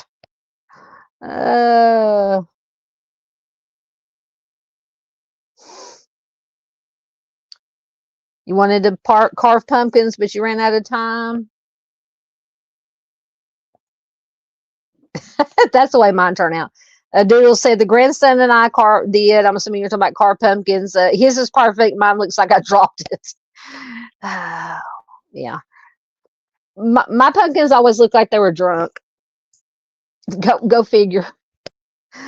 Do you mean the haunted ship?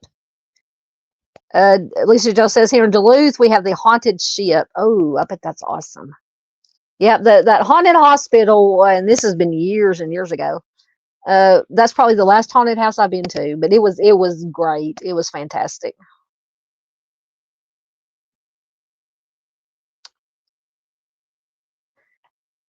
Gibbo says I carved a pumpkin and also brought candy for my niece and nephew just in case it was a quiet night for them.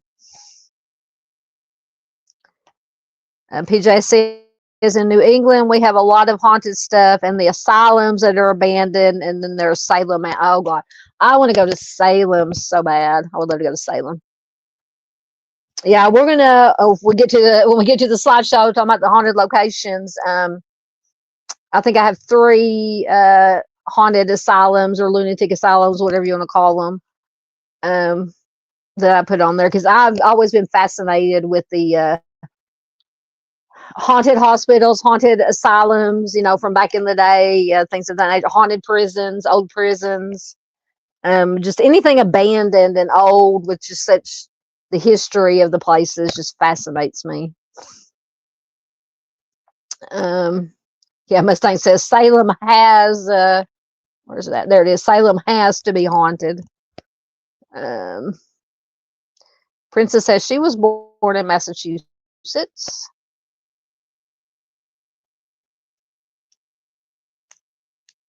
Oh, cool. Gibbo says, I live by Handon Hill House. It's a ghost hunt. I was going to go and do my life from there. Oh, that would have been awesome. Awesome. Yeah, Lizzie Borden. We're going to talk about the Lizzie Borden house also. Yep. Damien Eccles does live around Salem. He said, Gibbo says that's in Old England, just in case you didn't know, not New England, because Gibbo is from the UK.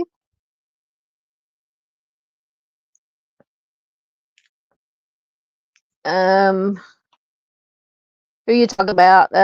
Miss Lisa Joe. She says, I believe he lived on the East Coast or something, and they shipped him to family in St. Louis. Oh, you're talking about Ronald, was talking about The Exorcist, the boy that was the inspiration for The Exorcist. I'm so behind.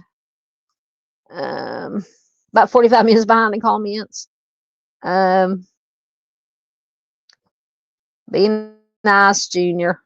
I don't know what you're referring to.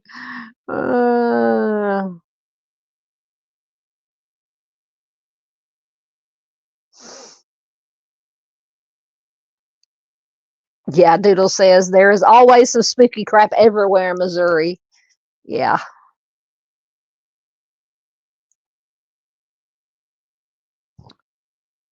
Live in what house? In the Sleisha Joe says people just live in that house too. I would be like, nope.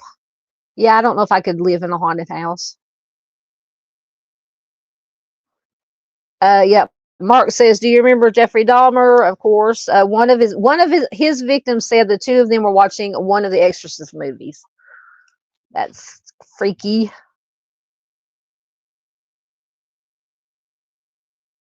Chris says Missouri has the spook light near Hornet.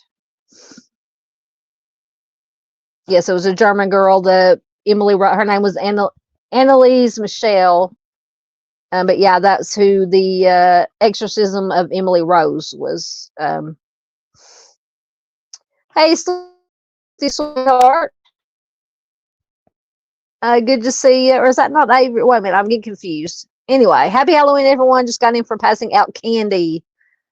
No, that's Stormy. I'm sorry. I'm getting Avery and Stormy confused. Miss Stormy is Sleuthy Sweetheart.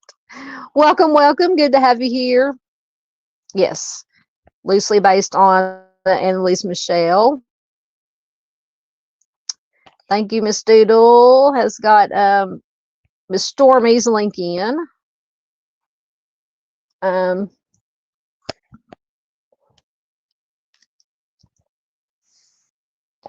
Yep. Yes, Annalise's parents and the priest were charged with negligent homicide. Yeah, sorry, Columbia. Yeah. Magenta is it was Eddie and Columbia, not Eddie and Magenta. Sorry. I got my RHPC characters messed up. Yes, it was Eddie and Columbia. Yes. And then you had Magenta and Riff Raff, and then Frank, who's played by Frankenfurter, Dr. Frankenfurter, who's played by Tim Curry. Yep. The time warp is a jump to the left, then a step to the right. I would have to sing it to remember, and I'm not singing. Just jump to the left and step to the right. Put your hands on your hips. Bring your knees in tight. The pelvic thrust that really drives you insane. Let's do the time warp again. Yes. Did you miss that, Miss PJ? Annalise Michelle, the one that was loosely based on the exorcism of Emily Rose. Yep.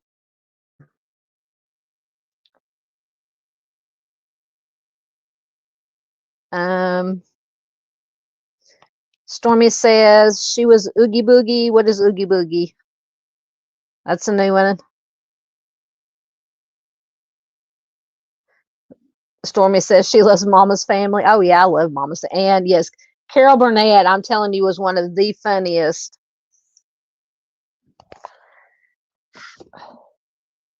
The funniest shows of all time.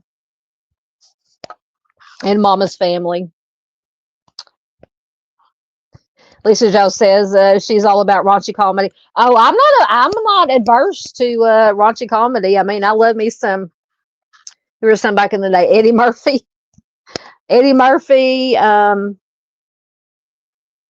all those good ones. Richard Pryor, Lord, Eddie Murphy's stand up. What is the one that we watch all the time? Where he's dressed in the red leather suit. I can't remember which one that is.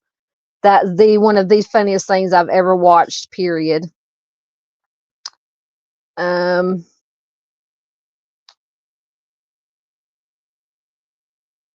Delirious. Is it Delirious? Is that what that one was called? Because one of them was Delirious.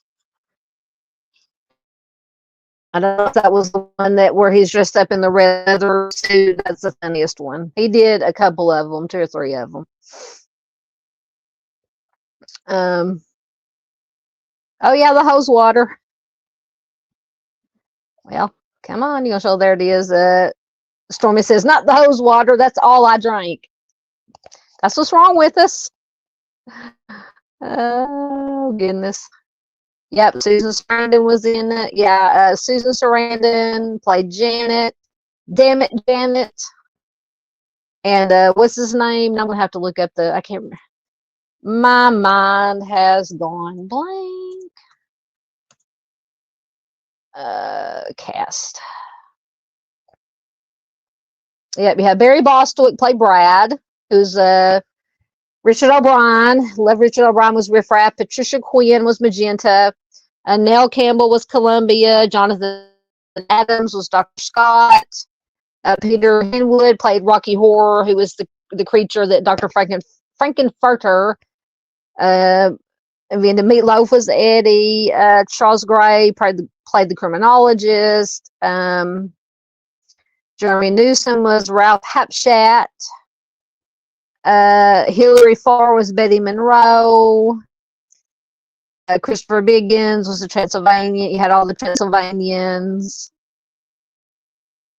So yeah, just a stellar cast. Excellent. Love Patricia Quinn. I think probably Magenta and Riff Raff and Dr. Frankenfurter are probably my favorite characters from that. Yep. Far says, what's wrong with hose water? I still drink from hose water if I'm outside watering. Absolutely. I would too if we still had our good old well water here on the farm. Of course, the well ran dry, so we had to get city water, which is disgusting. Yeah, if we still had well water, I'd be drinking out of the hose too. Doodle says, I still drink well water. My body couldn't handle fresh, clean water. No PJ, lime like the lime in water from a well. Leaves a hard white film on glass. Yeah, Meatloaf absolutely was in RHPS. Yeah, Blair Witch Project. See, that's another one. Very rarely do I get freaked out or creeped out by any kind of horror movies. But the Blair Witch Project creeped me out. It still does, I guess, because it's one of those what they call found footage movies. And we went to see in the movie theater, and we were on literally the very front row. I don't know if Echoes went to see it with us. Maybe it was Daniel, maybe it was younger brother. Anyway, a bunch of friends got together and went to see it. And we were I think it may be in the first weekend it came out. We were literally on the front row, so we were, like this on the movie screen. It's creeped me out. It still does to this day, and I've watched it, 100 times. But that is one that, and oddly, even though it's not, trying to think of other movies that creep me out. We were talking about Amityville Horror. That movie creeps me out. The Exorcist creeps me out. But yeah, like I said, very few horror movies just give me that, shiver down your spine, that creepy feeling that makes you, look behind you when you're watching it, make sure there's nobody behind you or anybody looking in the window at you. Excellent. Miss Farr says she loves Rocky Horror. Even at 60, I would dress up to go see it live. Absolutely.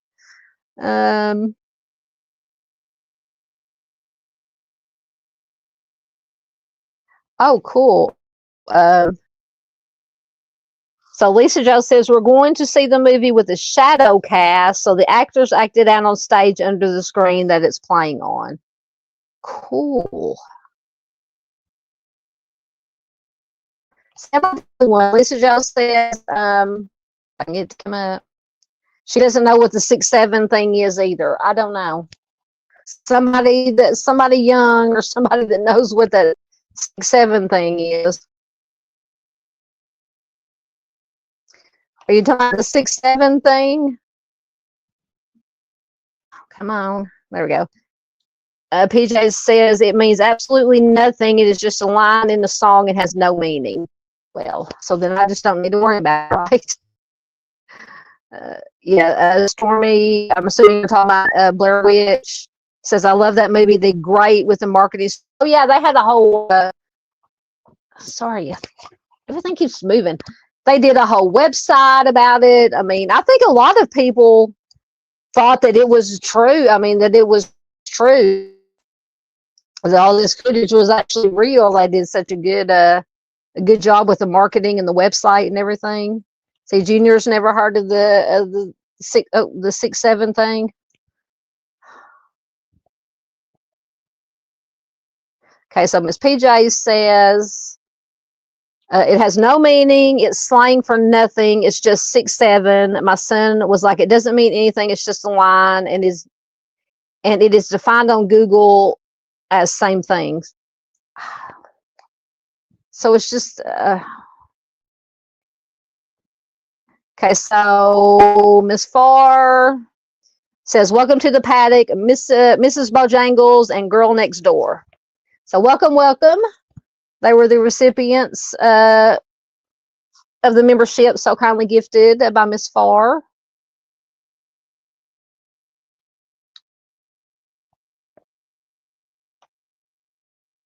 Miss Stormy says, my grandmother always dressed me up as a gypsy in all her costume jewelry and wigs. That would be cool. I love gypsies.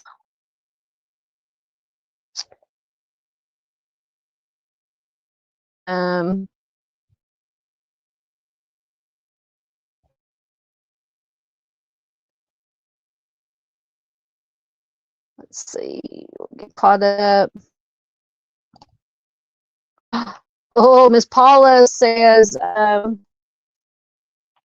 look him up. There she is. She went to an audience participation Rocky Horror once. Cool. Yeah, kids aren't as inventive, I don't think, as come on.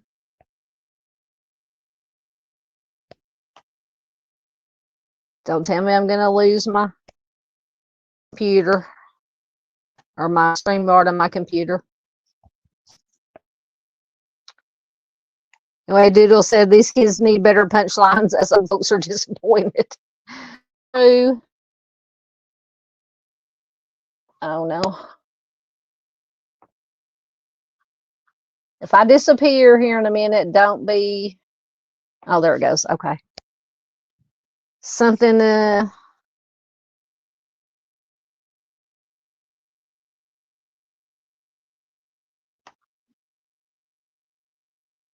Miss Paula says, I saw in a violent nature, there's a lot of walking. Yeah, that's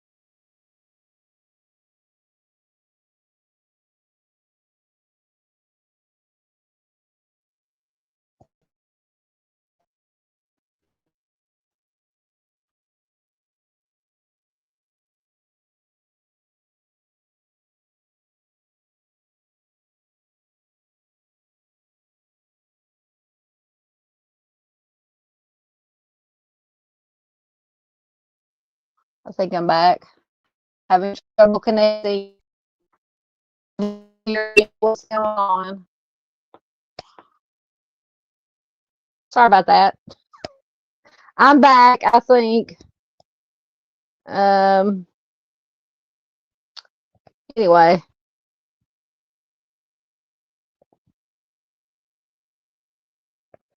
Lisa Joe says, I went to see Good Boy in the theater recently. The main character is a duck toller, which is a dog, same breed as her dog. Her dogs, and that was just too much. I love Alfred Hitchcock. Stormy said, my grandmother raised me on Alfred Hitchcock, and I went to sleep watching Forensic Files. Twilight Zone. Love to see Twilight Zone. Once again. Oh, I guess I could take my... See if my technical difficulties thing will come down now. I might have to do it there. Now I got to do my slides again. It may come up. I don't know. Everything's going crazy. It's a train wreck. I'm having one of Miss Doodle's train wrecks.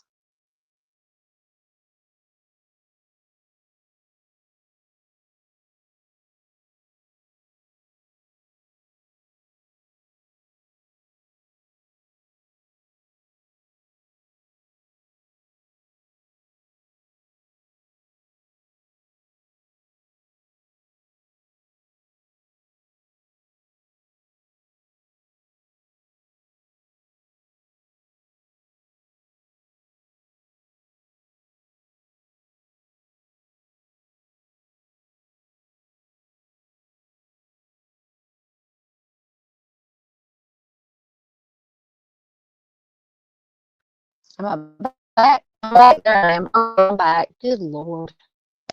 Now I thought it was usually StreamYard on my laptop that screwed up, and now it keeps kicking me off on my phone. Miss PJ says Conjuring, Annabelle, Tommy Knockers, The Stand. The Stand, oh God, that's probably my favorite book in the whole wide world, by Stephen King. I've read it, I don't know how many times. I lost count of the times that I've read it. Yeah, Stormy says, it's hard for me to watch new horror because I love the original vintage horror and folk horror. Absolutely.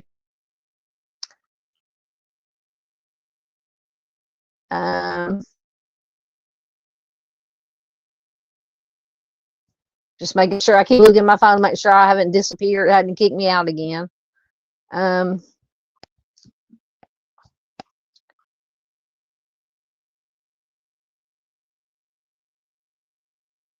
Yes, Miss Lisa Joe is Bitchy Spice. Hey, Boston Christian, good to see you. There you are. Good to see you, my friend.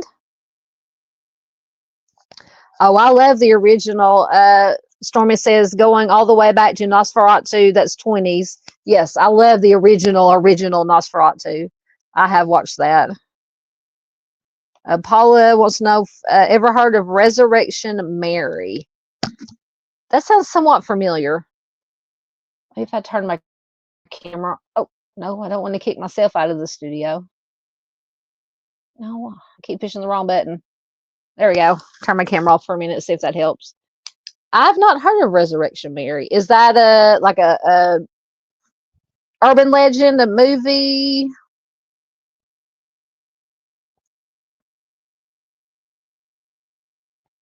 Thank you, Junior, for being here, sir.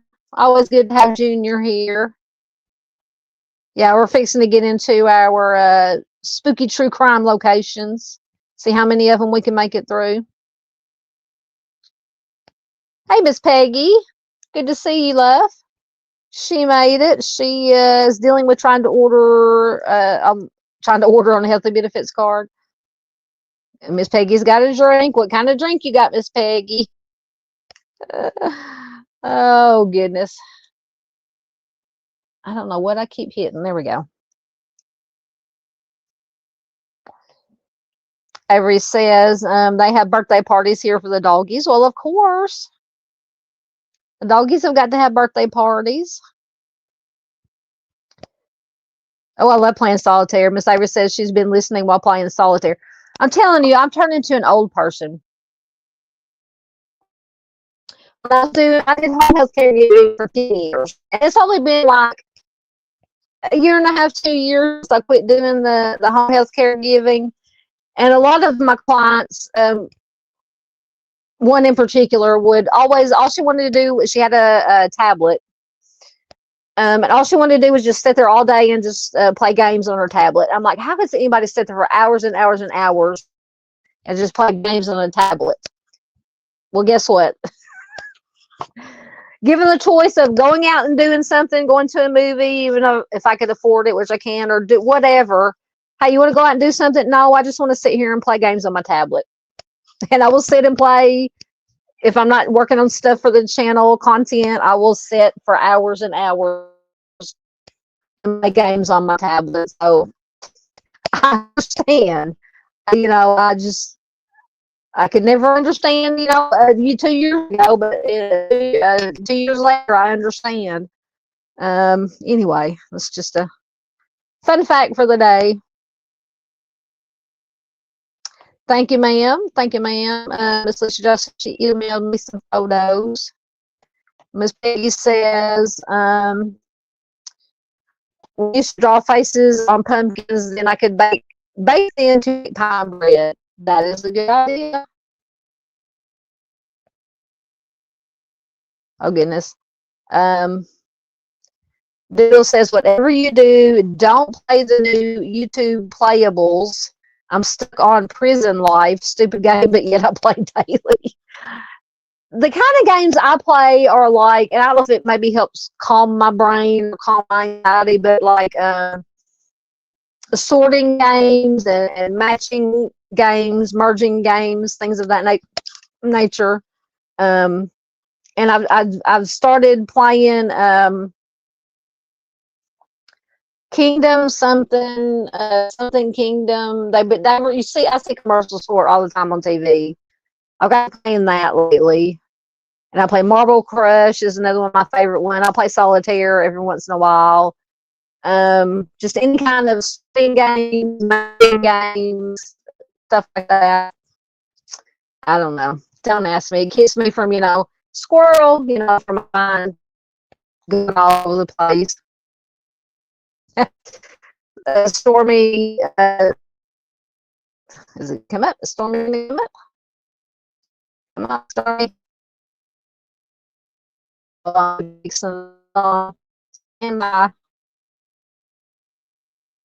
Stormy won't. There she goes. I won't go to a haunted house. I'd probably end up putting.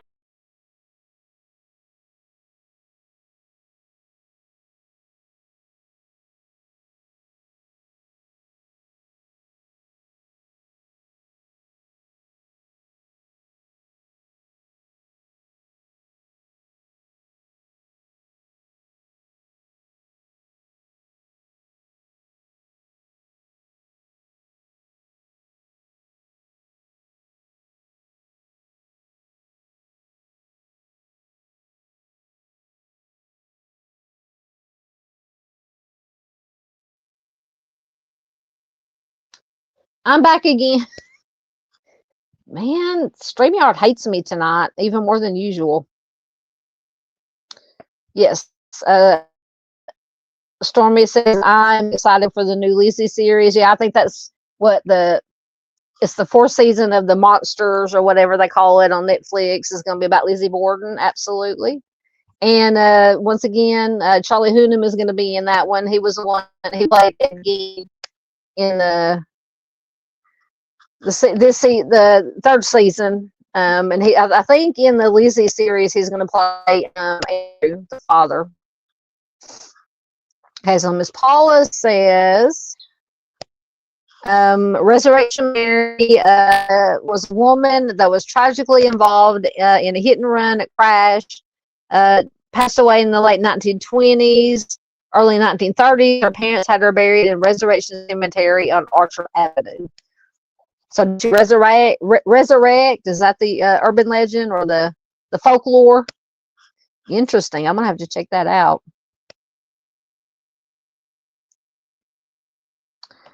Miss Paula says, in Chicago, she's a hitchhiker ghost. Oh yeah, I think in just about a lot of places that has an urban legend about a hitchhiker ghost. Absolutely. Paula says she had guys to pick her up, drop her off at the cemetery, and she disappears. I think I've watched a show or something on that. That sounds familiar. When you said yeah, when you said that about she had the guys to pick her up, she has them drop them off, take her to the cemetery, and then she disappears. He says they lived at a sorry, things are so slow. We lived in the cemetery when I was young. Little says anybody she apologizes. Yeah, Duchess is having her Halloween party live stream tonight also. Oh, that would be cool. Miss Avery says, hopefully I'm not fixing to disappear again. If I do, I'll be right back. Miss Avery says she likes to visit famous graves. She's been to Bonnie and Clyde.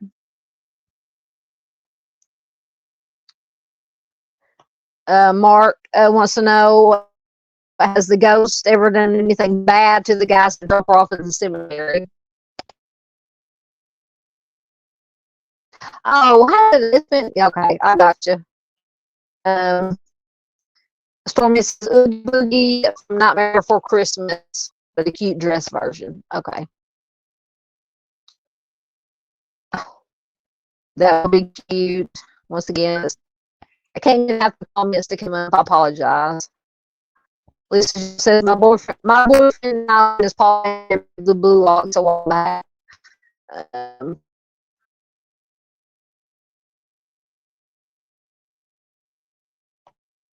Peggy.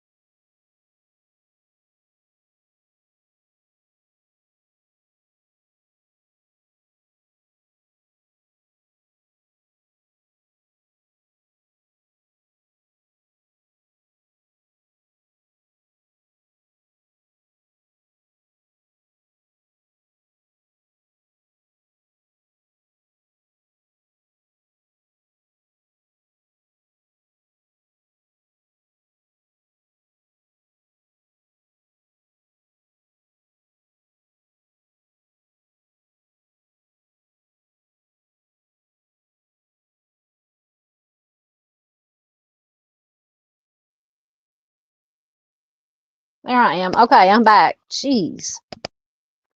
I think I'm possessed, or my phone is possessed. StreamYard is possessed tonight. Um, y'all laughing at something? Yeah, Doodle says bye, Felicia. Bye, Felicia was so much funnier than 6'7". Oh my god, I haven't. Didn't that come from Friday, the movie Friday? I love that movie. Uh,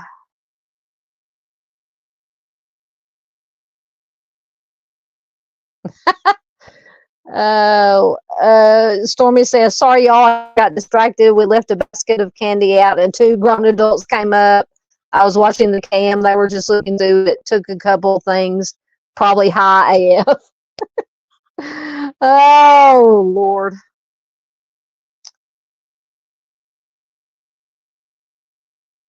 Oh, that would be cute. Lisa Joe says a few years ago, my boyfriend and a bunch of friends did a hocus pocus. I was Sarah Sanderson, and my boyfriend and I wrote the Virgin on his shirt, and he carried around a lighter all night. I think I might have only watched Hocus Pocus once all the way through. Um, they make no, they don't make purple Tootsie Rolls, do they? Ew. Eh, goodness. Yep. Miss Paula said they were making you fixing to disappear again. Nothing's working. Stormy says there's a Scream 7. Yeah, I think Miss Paula was talking about. Paula says she saw the original Frankenstein. Yep, I've seen the original Frankenstein. Absolutely.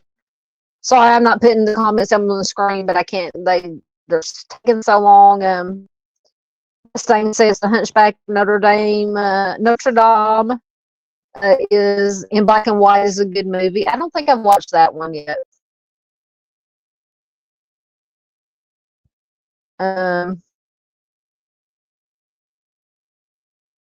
Why didn't I? Well, now it went out on my computer. Oh my! I think StreamYard screwed up. If my slideshow will come up. Okay, that's working. Anyway, let me just turn off my phone or my camera for a minute so I can. I don't even know where I was at.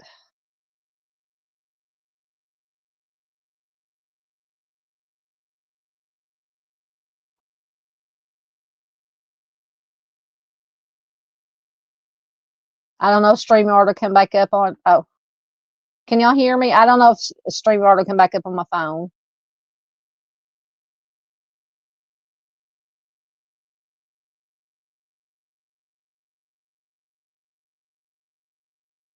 Trying to get back down on my phone to where I was on the computer with the comments. Okay, so Doodle was talking about purple Tootsie Rolls. Ew. Miss Paula said she loves Scream, and the trailer for Scream 7 just came out. I may just forget StreamYard on my computer. I don't know. Let me see if I might see if I can get it to come up again. Maybe if I take it off my computer, it'll quit kicking me off of my phone.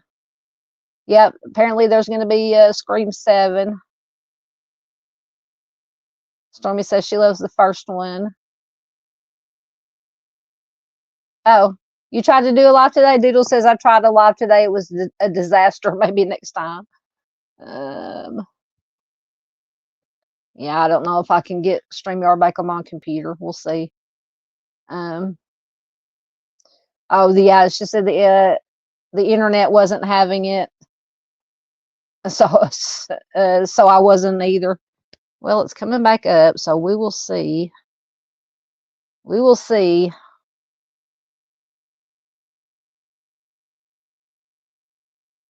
Was it one of your train wrecks, as you call it?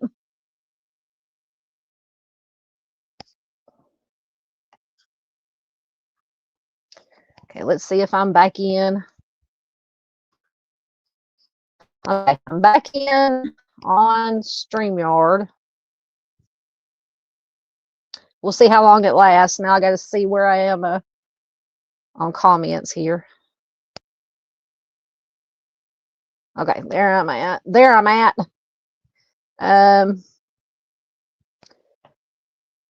Paula says the Halloween franchise is my second favorite after Scream, and then I Know What You Did Last Summer. I think I may have only watched the first I Know What You Did Last Summer in that series. I liked it though. I don't think I've seen that one either. That says Dr. Jekyll and Mr. Hyde in black and white. I may have watched that one. Ooh, Miss Peggy's talking drinks again. She says, once again, my drink is vodka and orange, apple, and pineapple juice. Yeah. There you go. Thank you. Avery says, I'm 48 and solitaire is partying for me. I'm telling you, my idea of a perfect weekend, if I'm not watching football, is just sitting, putting some true crime on YouTube or whatever, streaming it to the TV, and then I'm playing games on my tablet while watching and listening to probably some of you guys. They have channels. No, I think it's called, was it Royal Kingdom? It's the one that have all the celebrities on, advertise, hawking it now. I think it's called Royal Kingdom. I'm not sure. I used to play Candy Crush. I haven't played Candy Crush in a long time. Can you hear me now? Yeah, Boston says something about audio. It may be going in and out. Which once again, I have 3 bars on my phone, so it should be, decent.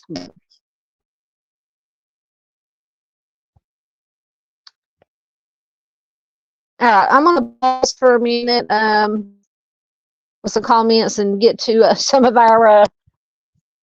Before we go into our first one that I didn't, I forgot to put on the slideshow, but I did upload a picture.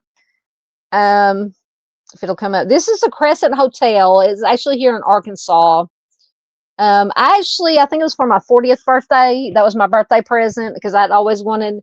I always wanted it because I do haunted tours. But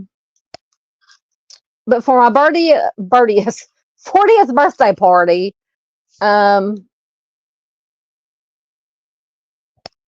when I have that picture up, I don't know if I'm still on, so hopefully I'm still on StreamYard, on my phone. So anyway, that's the Crescent Hotel. Let me take it down because it scares me. I can't see. Okay, I'm still there.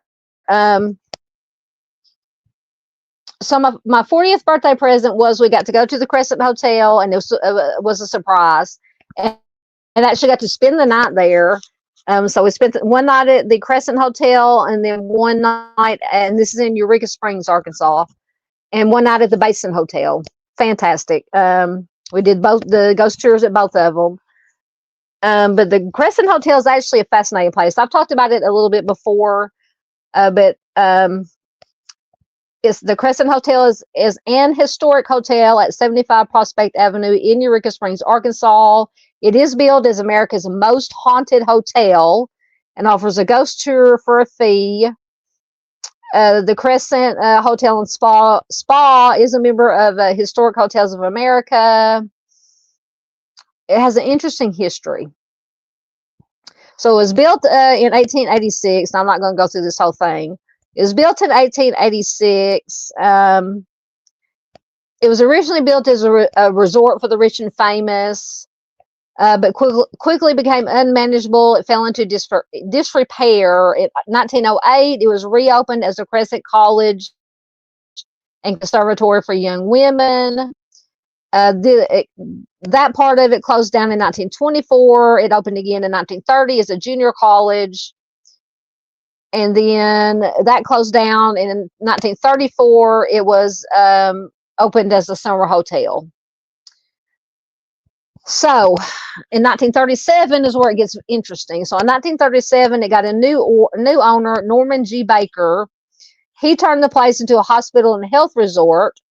Baker, who called himself Dr. Baker, he was a millionaire. He was supposedly an inventor, a radio personality. He styled himself as a doctor, although he was not a doctor. Despite having had no medical training, he claimed to have discovered a number of cures for various ailments, including cancer. And he launched frequent attacks on organized medicine, which he accused of being corrupt and profit-driven.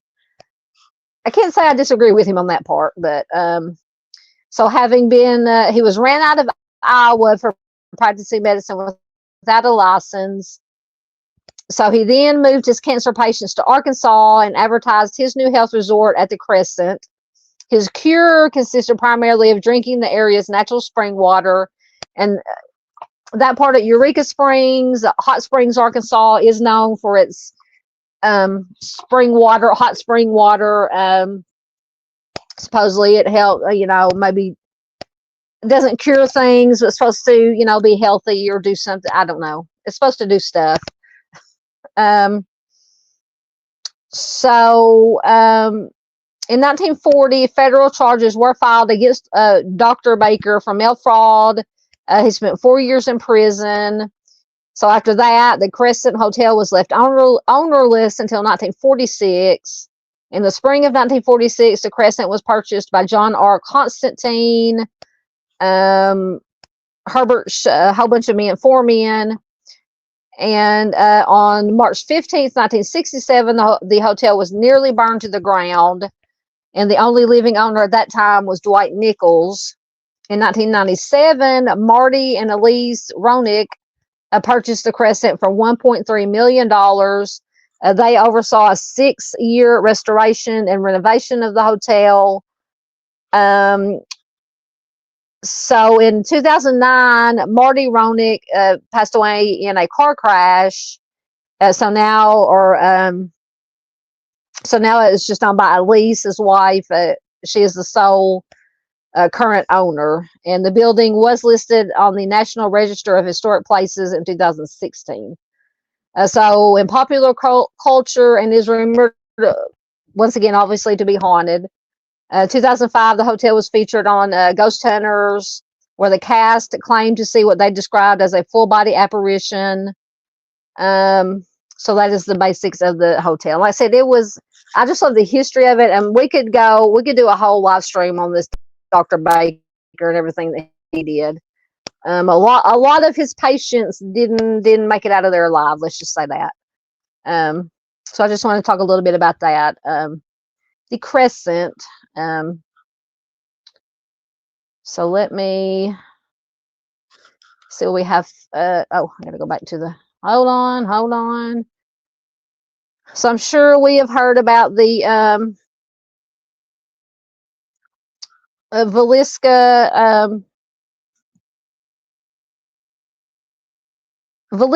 axe murder house in Iowa. I'm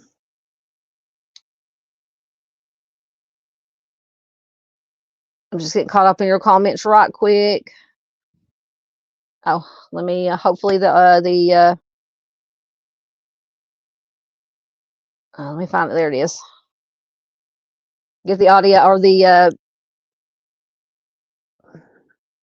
article loading. I think I'm going backwards in comments.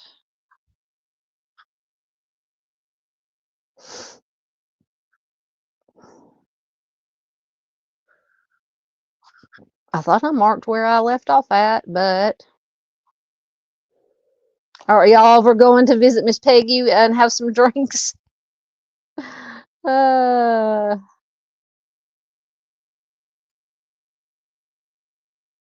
Yes, I love Hitchcock and Vincent Price. Yeah, I heard Thriller. They played Thriller, Michael Jackson Thriller on the radio. Of course, Vincent Price does the monologue at the end.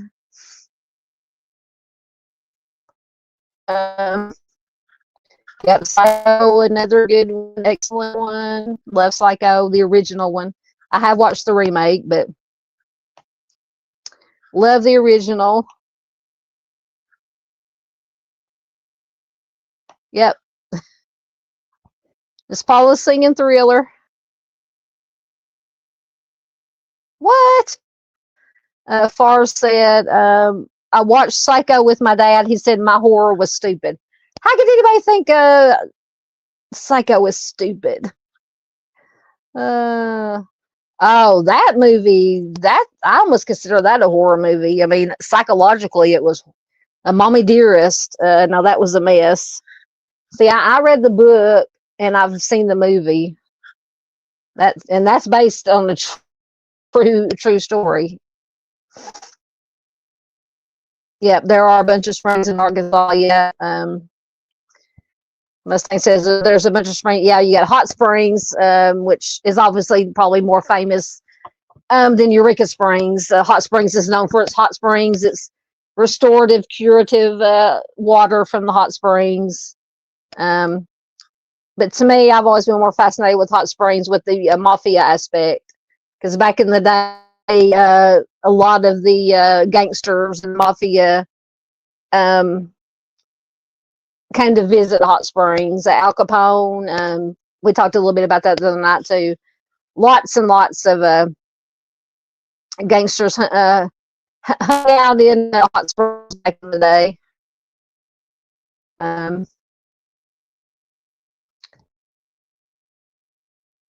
Oh, come on. Trying to get in everything to load. It's not loading. I'm with you. Doodle says she's one hot flash away from total combustion. I know, I'm burning up. I should have put my hair up tonight, but it was still wet. I got out of the shower and it wasn't dry by the time I started, so I didn't put it up, but Lord.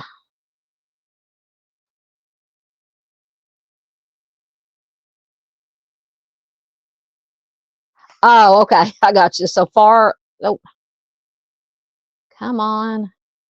So far says not psycho stupid. He was showing me really real horror. I would bring home things like Basket Case. I think I've watched Basket Case. Yeah, Mommy Dearest is a good movie. Absolutely. I've heard of that one. It'll come up. Far says, hush, hush, hush, sweet Charlotte. Yep. I don't think I've watched, I think, Rosemary's Baby all the way through once. Mustang says it's weird, not scary. Yeah. I think I'm actually caught up in comments for once. All right. So, mark that. Let me see if my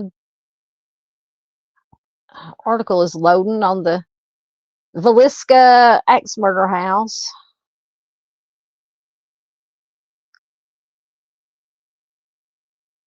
Let's see if Wikipedia will load.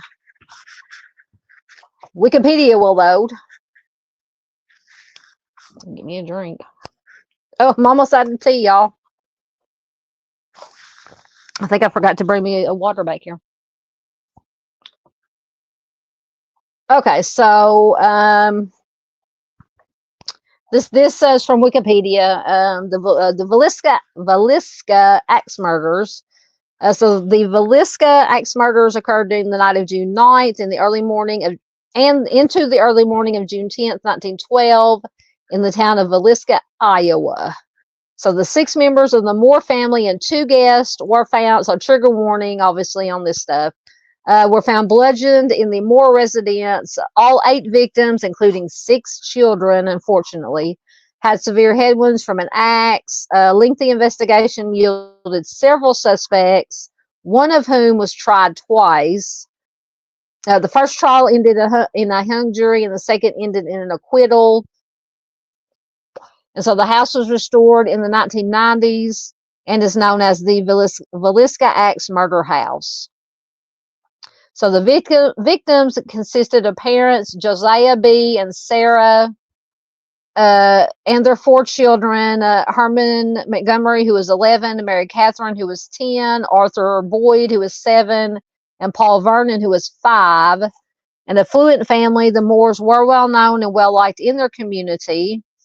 On June 9th, 1912, Mary Catherine Moore invited Anna Mae and Lena Gertrude Stillinger to spend the night at their residence. That evening, the visiting girls and the Moore family attended the Presbyterian Church, where they participated in the Children's Day program, which Sarah had coordinated. After the program ended at around 9:30 p.m., the Moores and the Stillinger sisters walked to the Moores' house, arriving between 9:45 and 10 p.m. So at around 7 a.m. the next day, which was June 10th, Mary Peckham, who was one of the Moore's neighbors, became concerned after she noticed that the family had not come out to do their morning chores. Peckham knocked on the Moore's door. When nobody answered, she tried to open the door, discovered that it was locked. Peckham let the Moores chickens out. She called Ross Moore, who was Josiah's brother.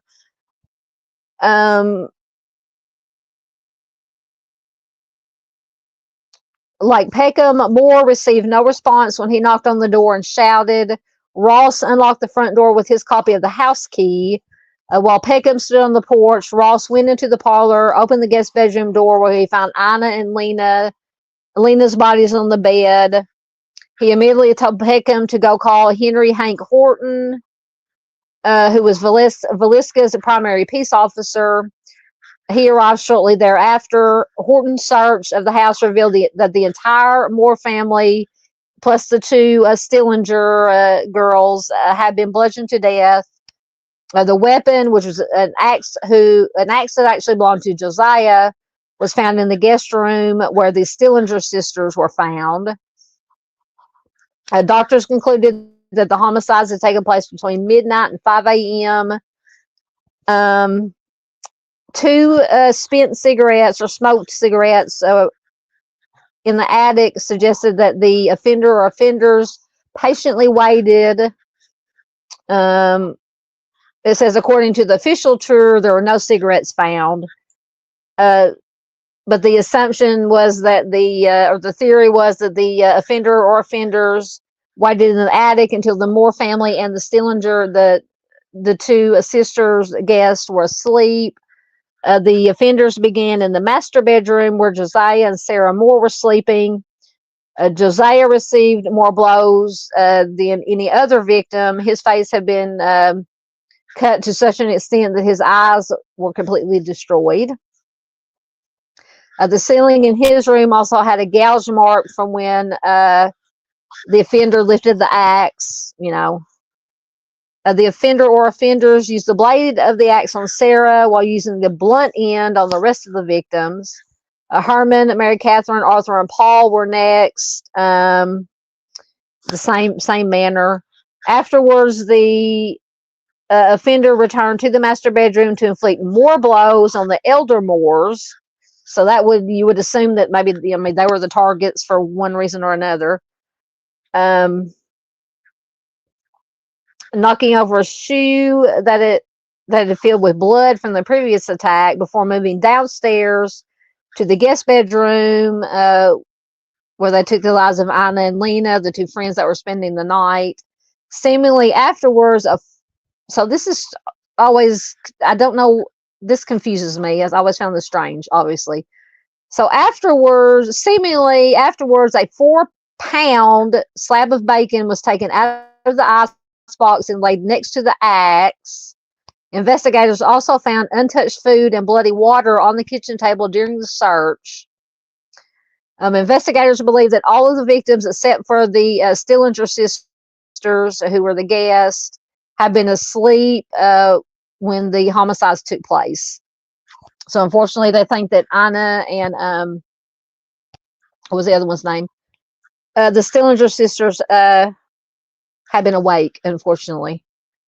They thought that she was awake and tried to fight back as she was. Lena, they think, was the only one that was awake. They thought that she was awake and tried to fight back as she was found lying crosswise on the bed and with a defensive wound on her arm.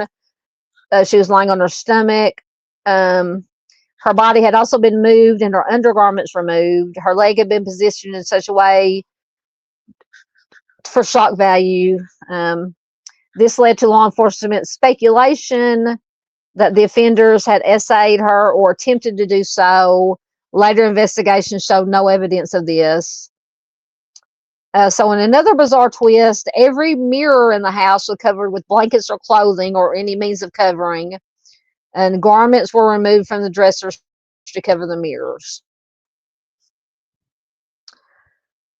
So after the search of the house, people were let into the house to view the scene. So that's, any hope of getting, contamination right there.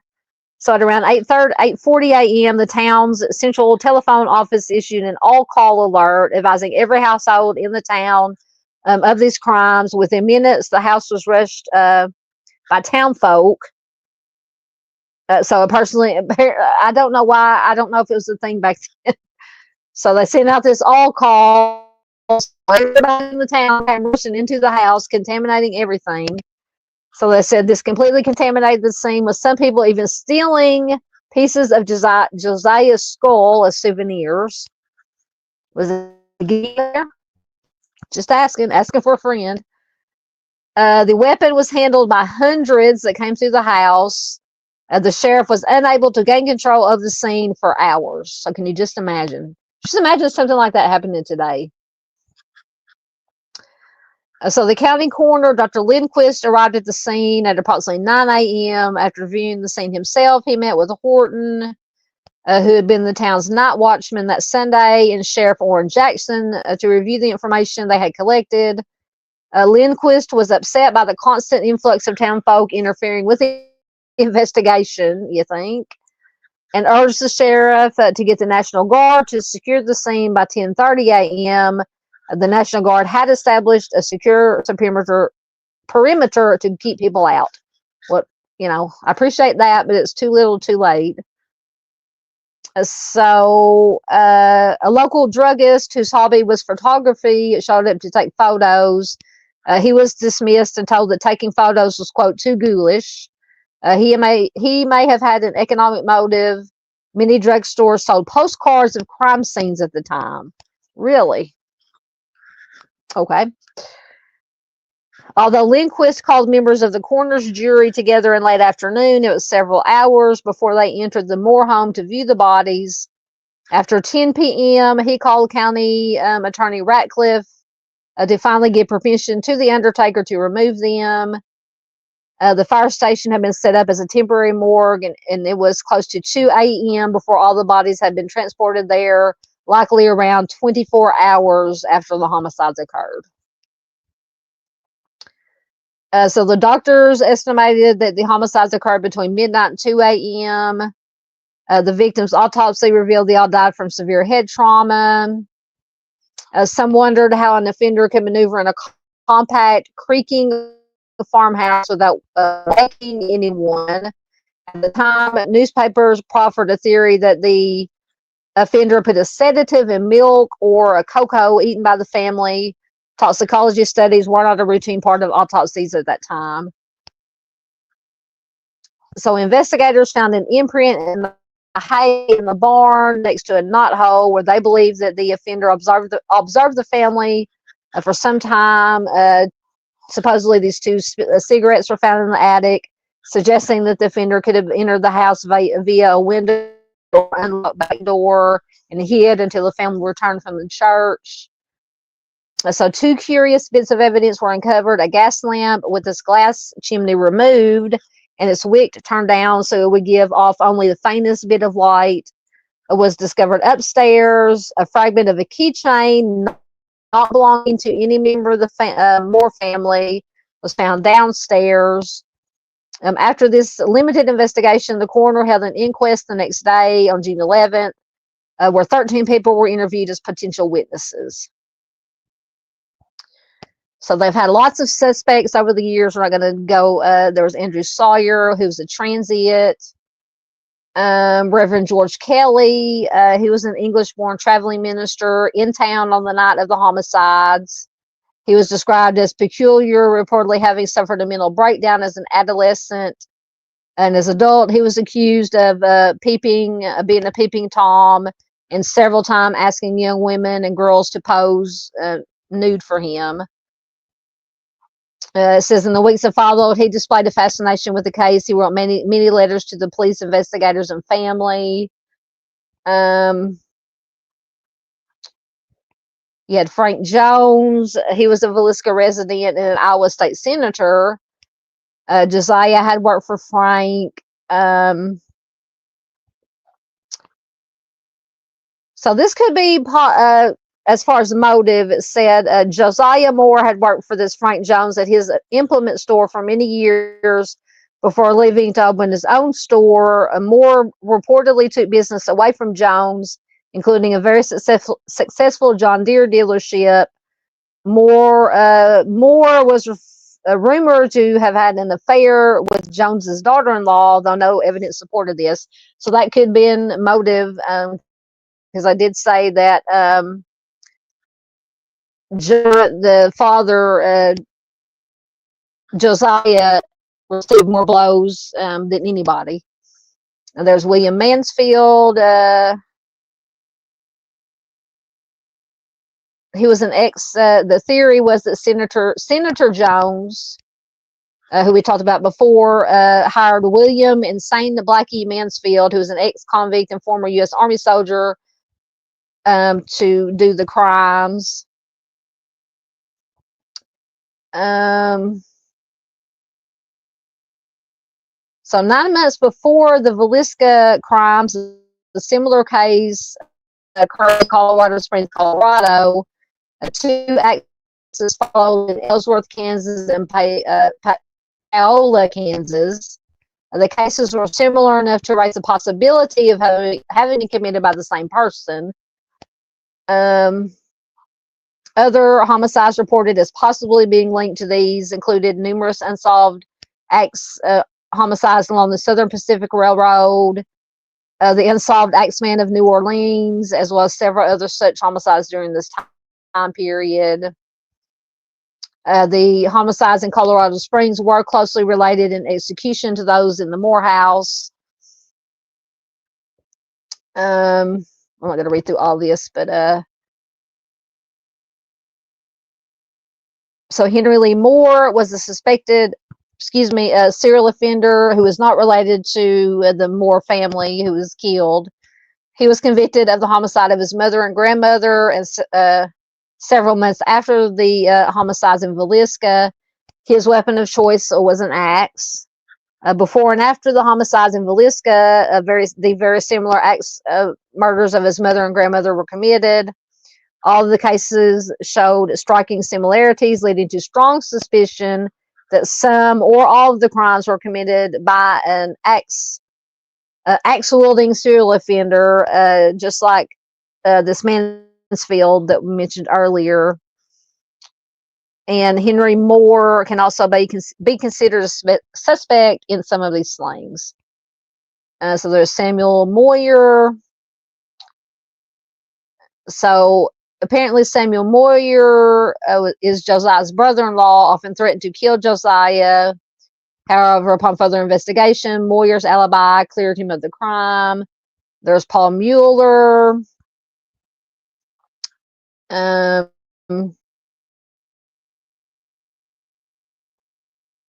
see.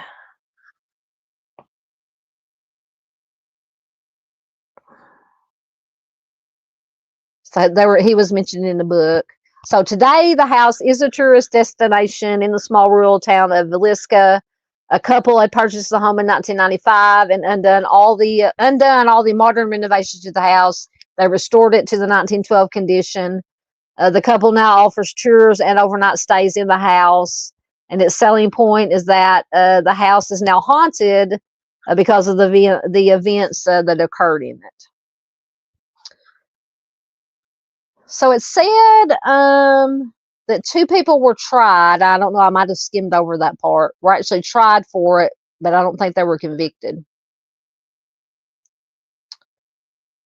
Let's see if I can get this other article to load. I don't know if it had any different information. Get to y'all's comments again. Let's see if it's going to load.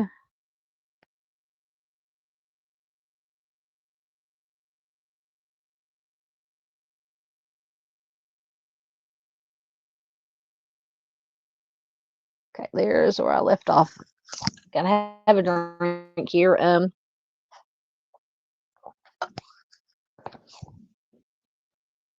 Oh, my mom likes that.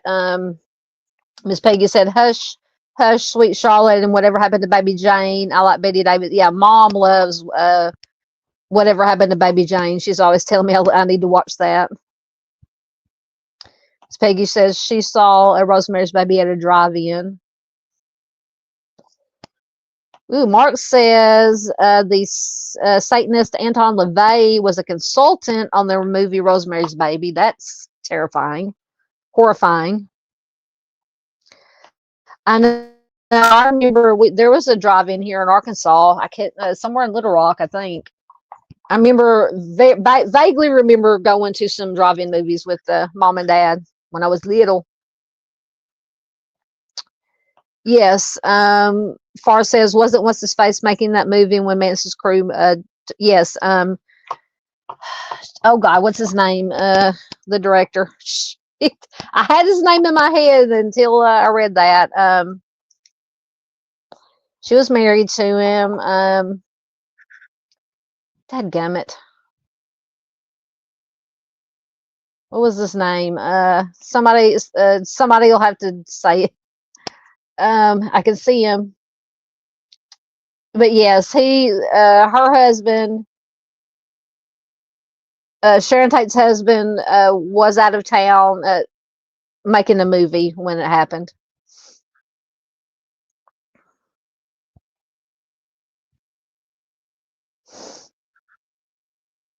And whenever I think of drive-ins, I think of the movie Grease. I know that's not a Halloween movie, but I love that movie. Hey, Sunday Doodles, good to see you. Hello, hello. Welcome, welcome. Yes, thank you, Roman Polanski. Couldn't think of it. Just out of my head. Okay. Come up. Oh, that won't disappear again. This thing says Day of the Dolphin was the movie that Roman Polanski was doing. There it is. Day of the Dolphin was the movie that Roman was doing when Manson. Yeah. Okay. Gotcha. Thank you, Stormy. I probably missed her. I'm behind in comments. I'm heading to bed. Hope everyone has a great night. Thank you, Stormy, for being here, my dear.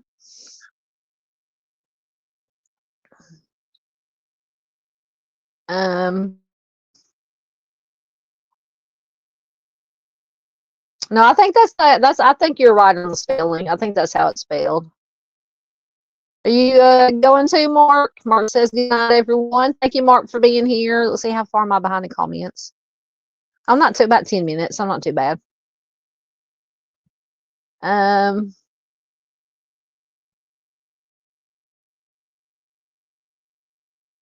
know. Sunday says postcards of cringe scenes. I just can't imagine postcards of crime scenes, especially ones that brutal, because you know it had to be not a pretty sight. Yeah, I was like, what? No.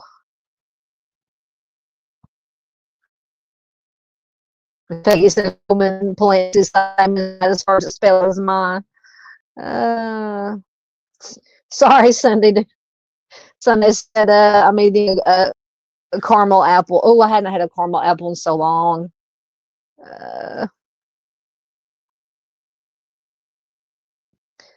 Peggy says people can't pronounce my name. Is it Breedenbach or Breidenbach?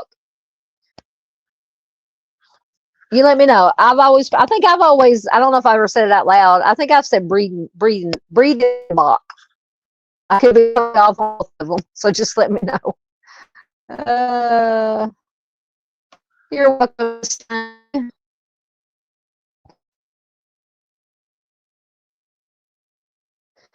Far. Mom, please come up. I swear.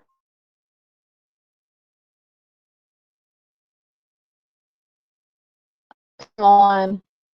I wanted to come up. Miss Farr sent $10 Australian. Thank you, Southern Gal. It's been a great night. Happy Halloween. Thank you. Let me see if I can get the moo cow to work.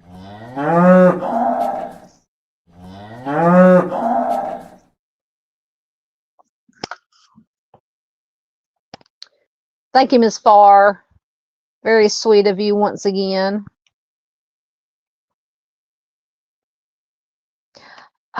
See, Sunday says I had an aunt who took pics at funerals for her birthday, for her photo albums. Now, I don't know.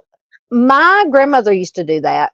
There are a lot of people, and I don't know if it's a Southern thing, an American thing, a Christian, I don't know, but people do take pictures of the deceased person at funerals. I've just never understood that. Like I said, my grandmother used to do it. But says she has a family that does that also. Yeah.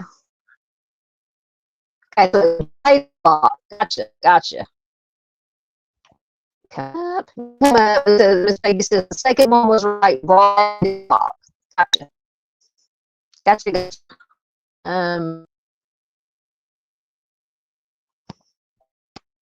Up in Paula's on the East Coast, so she says happy November 1st. It is November 1st.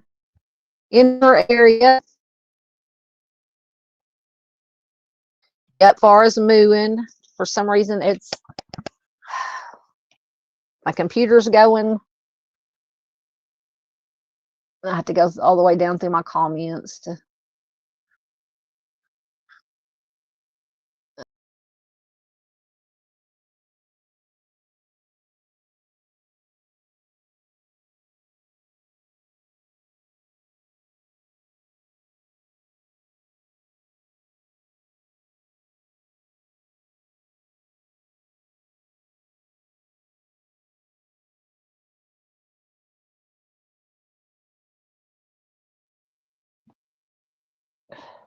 Sorry, I just disappeared again. Lord.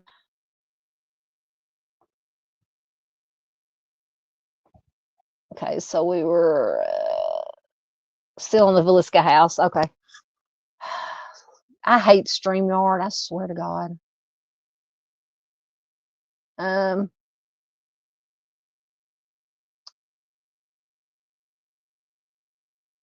Okay, I think that's basically where I was at on comments. Yeah. So Miss Peggy said the second one was right. Yep. Miss Paula says happy November 1st for anybody on the East Coast. Yeah, Miss A says it used to creep her out as a kid. Absolutely.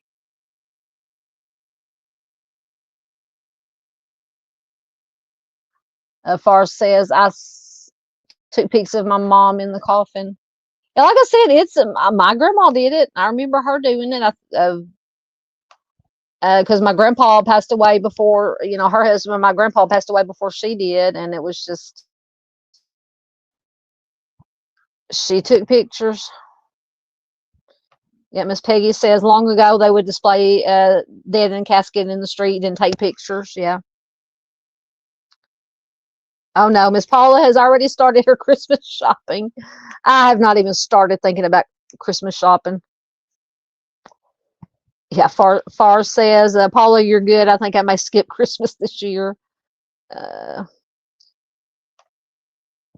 Yeah, Miss Peggy says yes, they would be, displayed for a few days. I mean, we have, here, I mean, in most, well, I don't say in most, some cases, because you have the day before the funeral, when somebody passes away, you'll have what they call the viewing, where you can come in and if it's possible, it's usually an open casket. Now, in some cases, unfortunately, depending on how the person passed away, you can't have an open casket. But yeah, I mean, so we're at, it's and a lot of culture. I guess a lot of cultures do that. I don't know. Miss Peggy says she hasn't done Christmas for years, no holidays at all. Yep. Okay, so I had this other, let me see if this article, oh no, it was so I did include, well, I haven't got them put in yet. When I go back and because I didn't have time, I forgot to put all the, no, don't want to do that.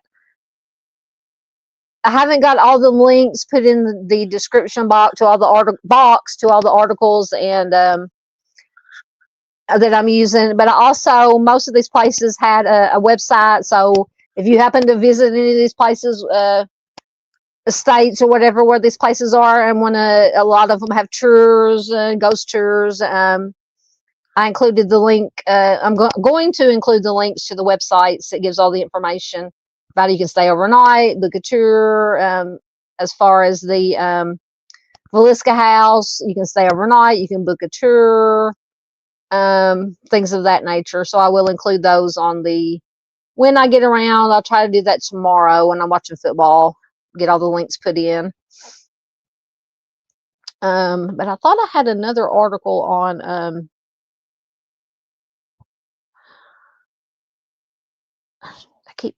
I cannot get to the right buttons I want to get to. Maybe that's the only thing I had was the trolley project on the Villisca. Okay. So next we have the Myrtles Plantation, which is in St. Francisville, Louisiana. It is rumored to be built on a Native American burial ground. That seems to be a running theme in a lot of these supposedly haunted places, is that they're buried on Native American ground.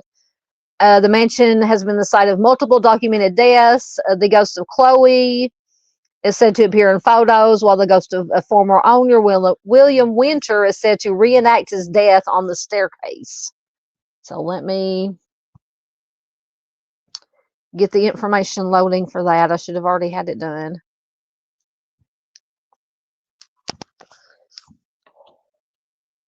Turn on my camera again. I might have to turn the camera off, because I think when I turn the camera on, that's when everything goes crazy.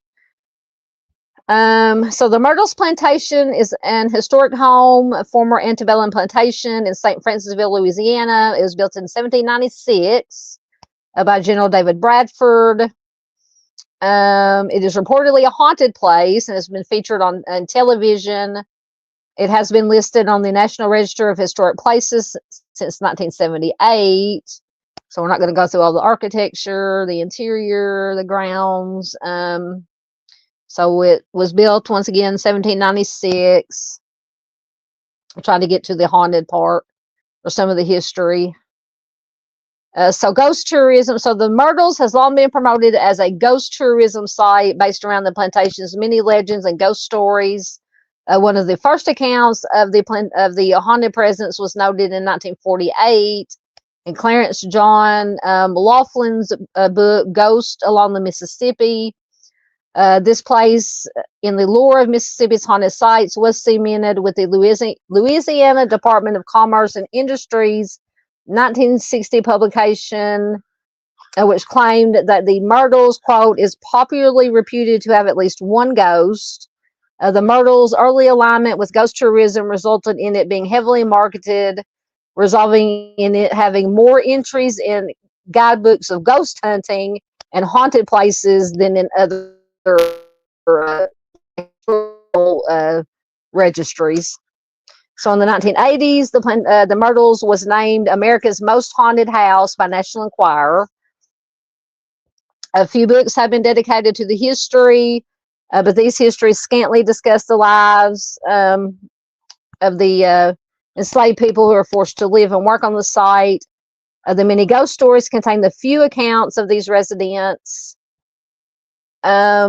A brochure distributed by the owners of the site proclaims across the top that the plantation is, quote, one of America's most haunted houses.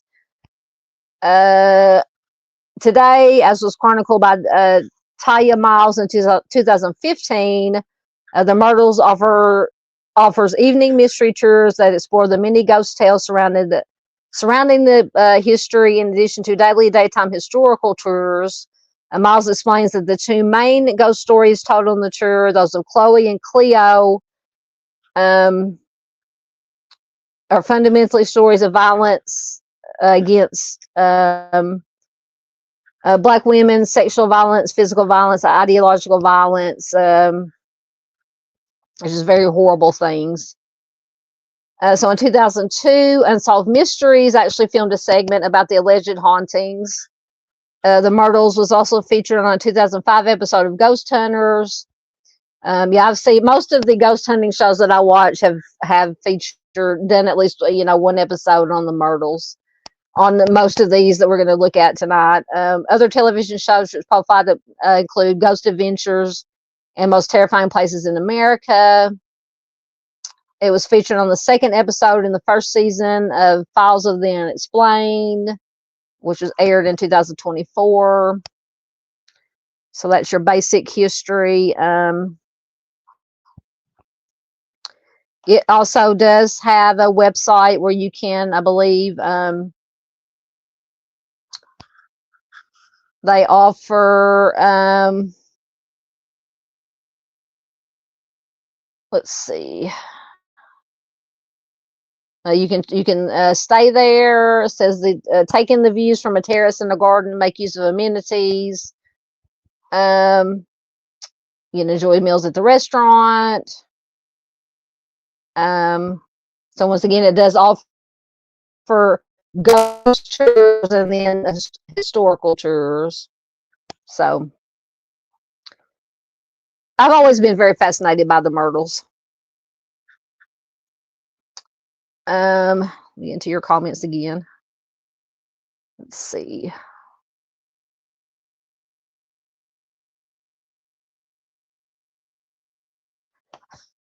Miss Paula says, what could I buy a cat for Christmas? Just get him a cardboard box or a bag.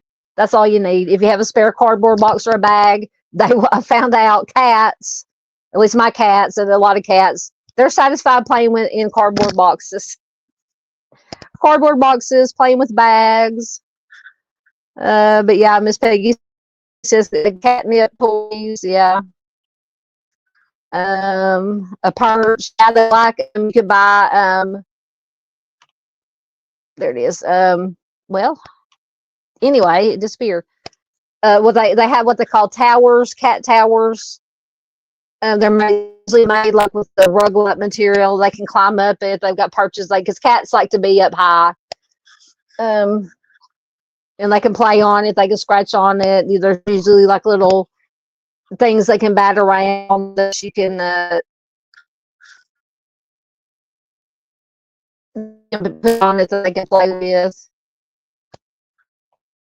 Miss Peggy says the wild is much better than what stores sell. Yeah, my mom bought I can't remember which cat it was, for Tigger or one of the other ones, some store a little ball thing with catnip in it, kind of catnip. They didn't want to do with. That's a good idea. Catnip, absolutely. I'm telling my son says catnip is made for cats. They go crazy. Like I said, my cats don't. I think they put something in the cat treats because after our cat, I mean, it's like kitty. I call it kitty crack because they always want them treats. Yeah, Paula says something I can afford. Yeah, jingle balls. Yeah.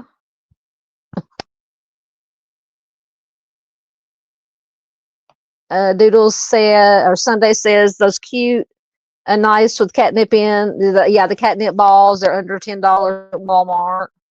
Yeah, mice. Mice, yeah, you can solve 2 problems at one time.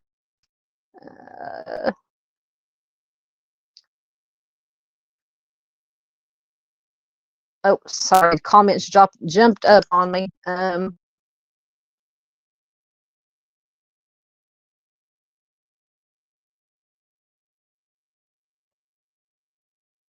I tell you. Yeah, Miss Vegas said, true, a box or a paper bag would make them happy. That's all Tigger and the little boo-boo biscuit play with. Cardboard boxes and bags, especially Tigger. Tell you bring a Walmart plastic sack into the house, and he's in there digging around. And whatever's in it, he pulls it all out, and then he gets inside of it, and he gets out and he sits on it, and he claims it for himself. So King Tigger gets all the bags. Come on, Miss Peggy said, or Far says, true. Cardboard box, bubble wrap, bags. Yeah, rescue cats love them. I'm telling you. Yep.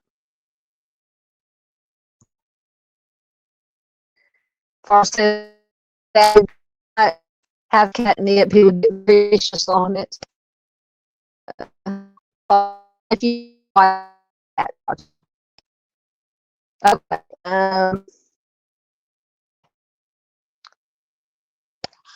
Well, all right. Okay, so I think that was all I had on the Myrtles. So next, we know this house, the Lizzie Borden bed and breakfast. Now it's a bed and breakfast. I'm sure we all. Oh no, went to the wrong tab. Let's see.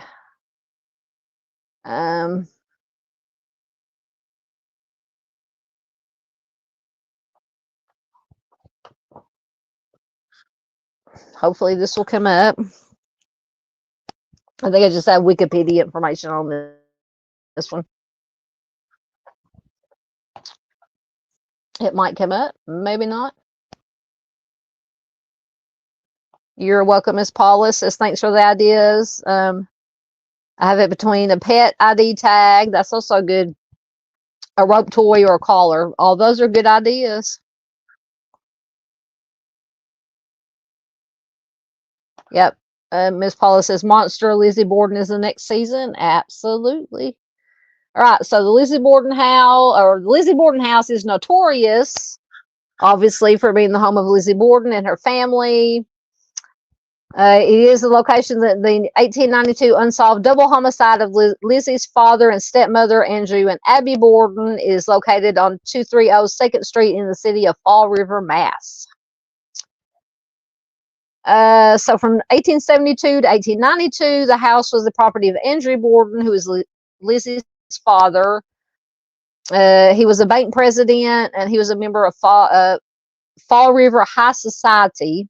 After buying the house, Andrew altered it so that instead of it being 2 apartments, it could become 1 home for he and his family. However, even after the remodeling, he still refused to install the newest technologies like indoor plumbing and electricity. He put a 2-stall privy or a bathroom in the basement and a chamber pot under every bed.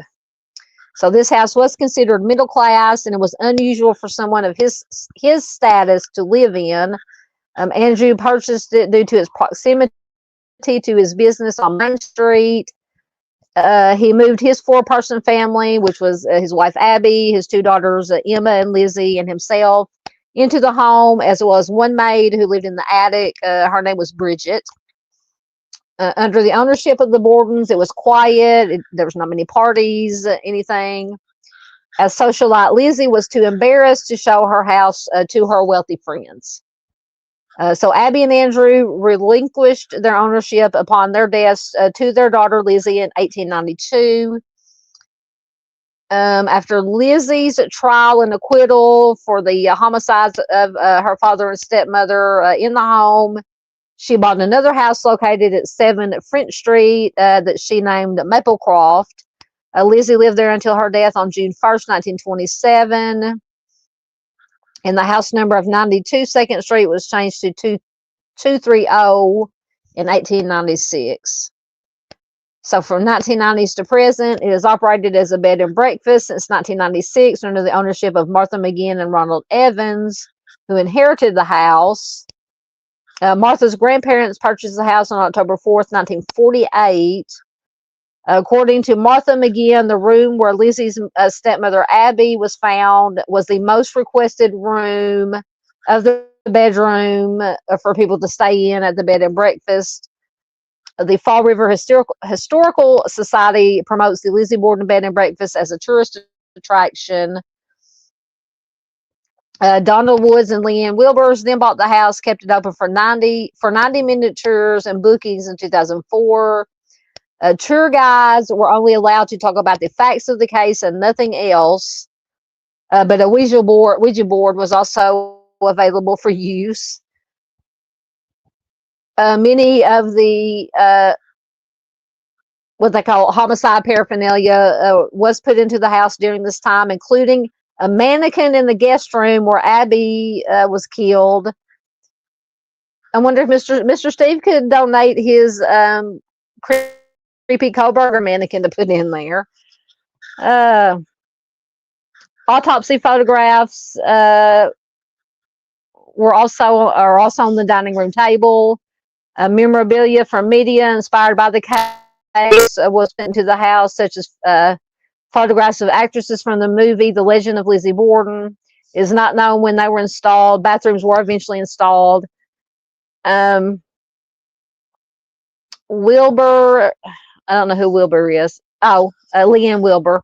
Wilbur stayed on the property as a custodian. She passed away 4 days after the sale of the house. Tours of the house often refer to the possibility of ghostly activities, and in their book, The Ghost Chronicles, a self-proclaimed medium, Maureen Wood, and self-proclaimed paranormal scientist, Ron Kolick, describe experiencing ghostly events in the house. However, paranormal investigator Joe Nickel reports that these claims are based upon either unverifiable personal feelings of a ghostly presence. You know how you get the feeling somebody's watching you or somebody's behind you, or the use of well-known and well-understood techniques like table tipping, that like the Ouija board and dowsing rods effects involve the ideomotor effect rather than the presence of a ghostly spirit. So what is the ideomotor effect? Okay, so the ideomotor phenomenon is a psychological phenomenon wherein a subject makes motions unconsciously, also called ideomotor response and abbreviated to IMR, is a concept in hypnosis and psychological research, is derived from the terms ideo and motor. So there you go. Kind of like I used to play around, just, because you can buy Ouija boards at Walmart. We used to play around with Ouija boards back in the day. But yeah, because you put your hands on it and you're not supposed to, you just barely touch it, and supposedly but unconsciously you got it.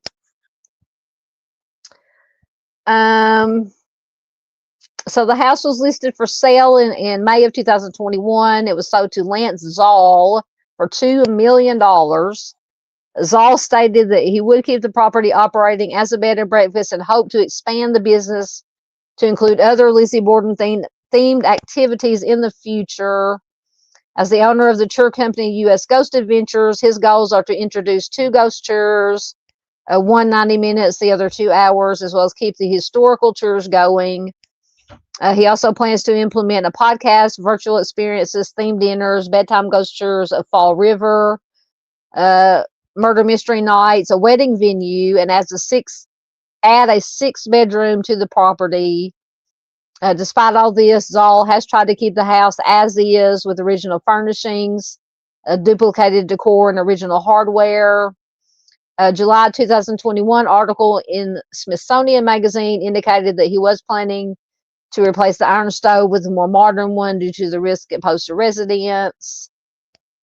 It says Zoll stays on the property like Wilbur to keep an eye on the house. So in pop culture, Thin Lizzie, which is a 2000 episode of the series Supernatural, love that series, involved a series of homicides centered on the Lizzie Borden house, bed and breakfast. That's probably one of my favorite episodes of that series.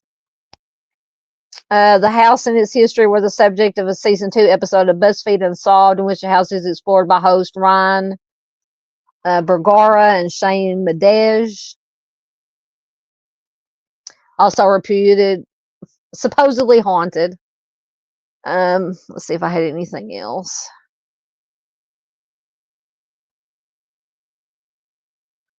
So once again, I will include the link to the official website.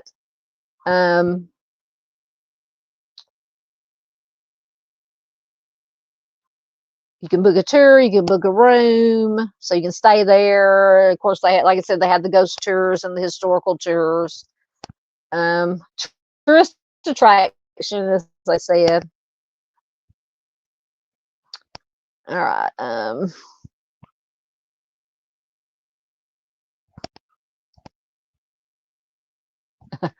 Okay, so Far says, my sister used to make me play Lizzie Borden. I would have to be the stepmom making bed, and she would come in with a tomahawk to chop me. Half the time I was so scared I would cry, even though I knew the game. Oh, goodness.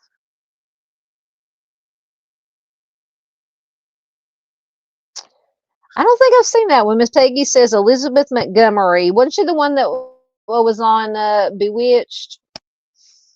Elizabeth Montgomery did a good job in the movie about Lizzie. Which one was that? I think really the only thing I've read as far as movies or TV that I've watched is the one we were talking about the other night, where and I forgot it already. Chronicles of Lizzie Borden, where Christina Ricci played Lizzie.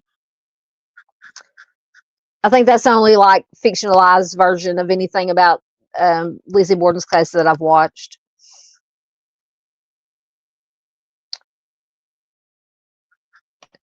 Miss Peggy's going far. Sounds like her sisters are like mine. Far says I'm calling cruel.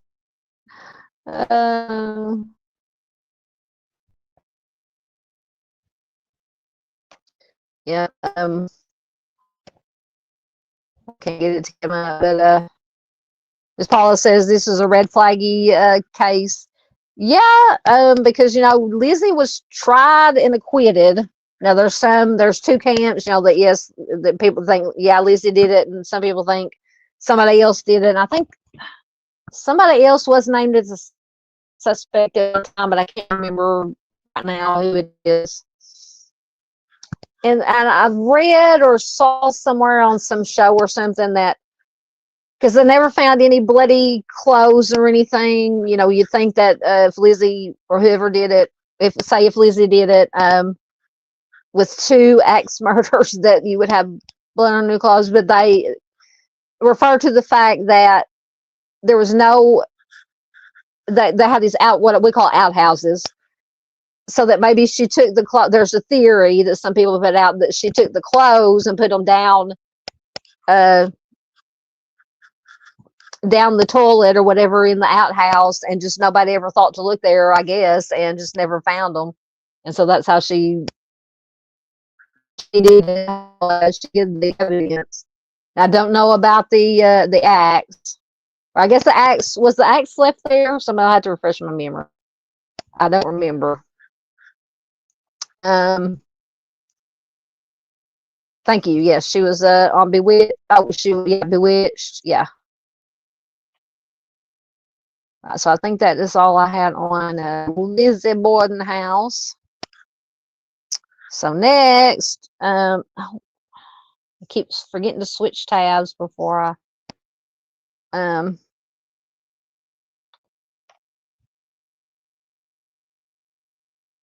So next we have the Amityville Horror House.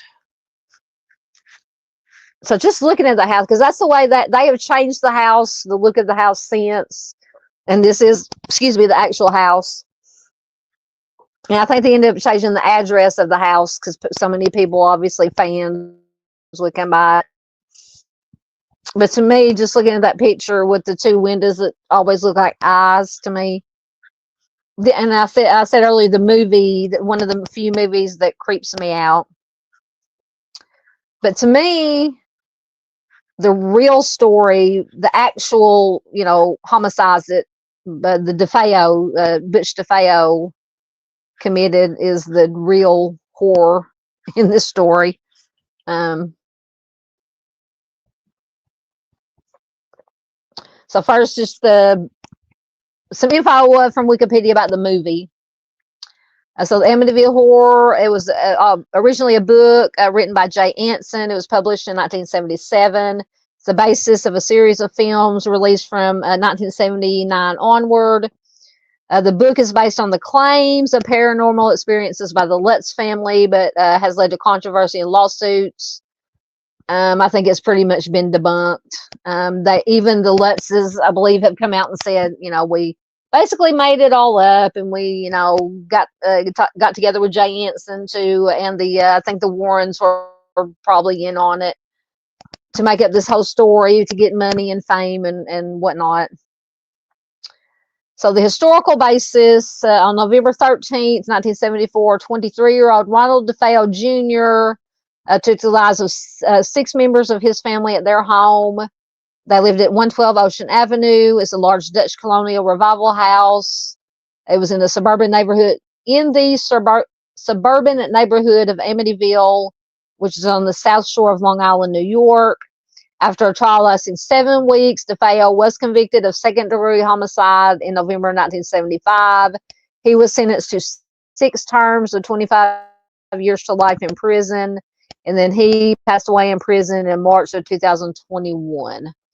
So then in December 1975, George and Kathy Lutz moved into the house with their 3 children and dog. After 28 days, the Lutzes fled the house, claiming to have been terrorized by paranormal phenomena while living there. So that's all that is based on. So the DeFeo part is true. It all happened. Now, whether or not, and the Lutzes are real people, so what they claim happened is supposedly, true.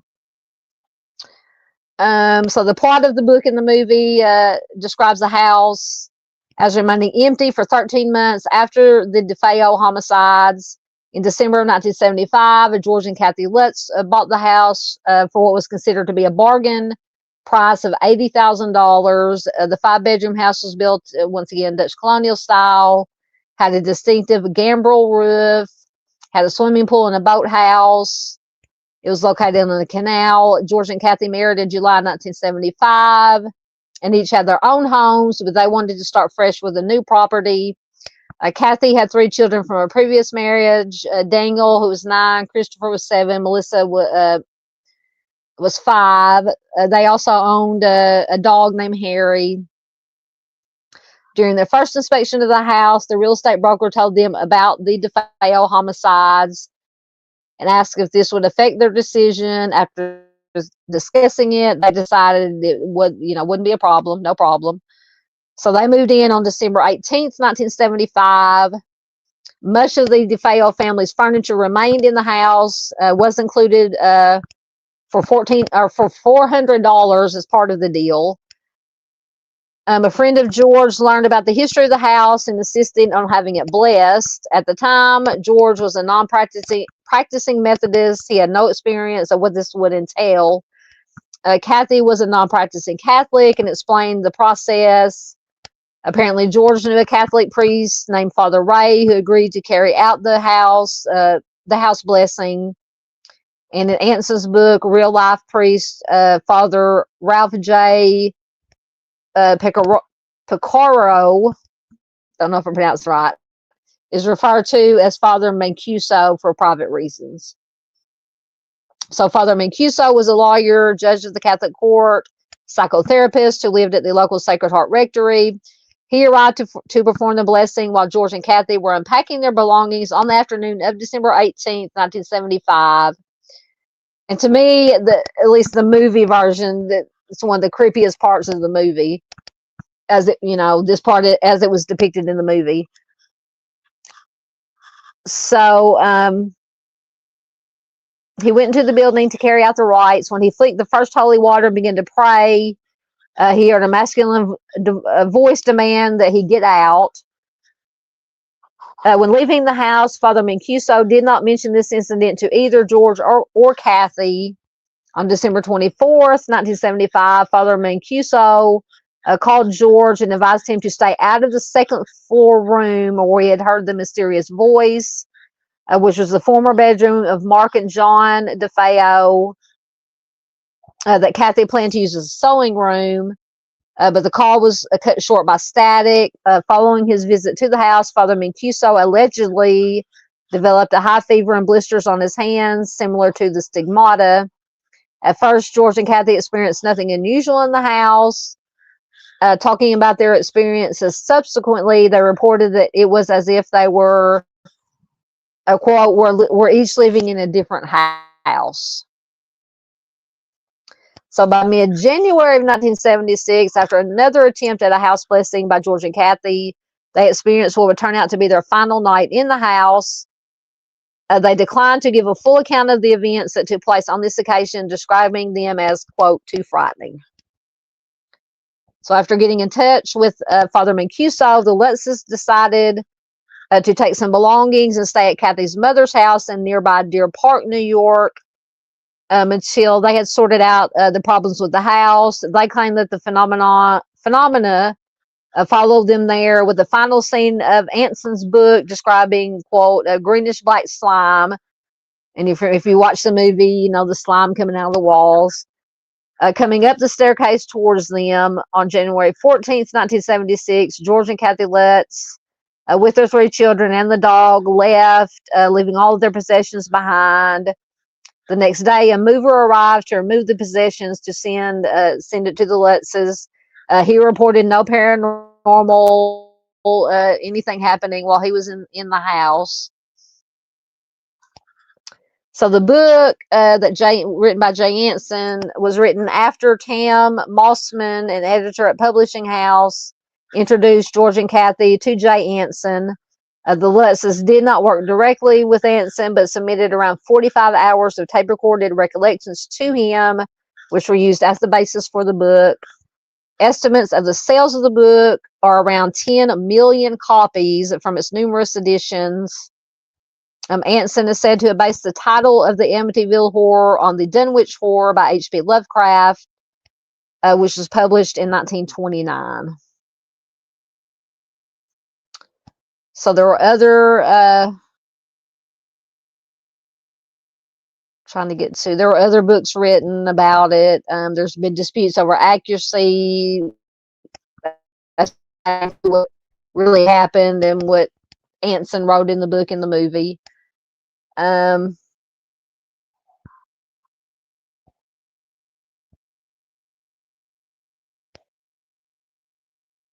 So James and Barbara Cromartie, who bought the house for $55,000 in March of 1977, they said that there's no physical damage to doors, locks, and windows, which Alexa said there was.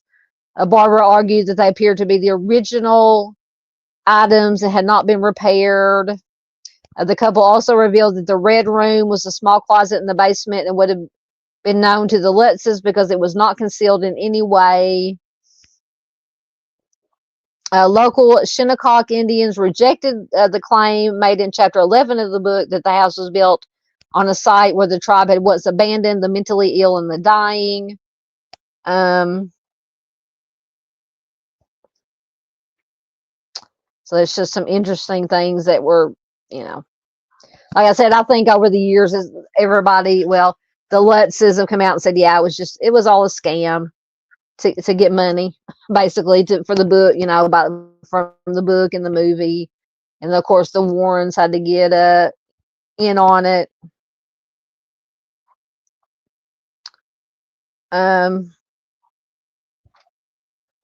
So apparently in May of 1977, George and Kathy Lutz filed a lawsuit against William Weber, who's the defense lawyer for Ronald DeFeo. The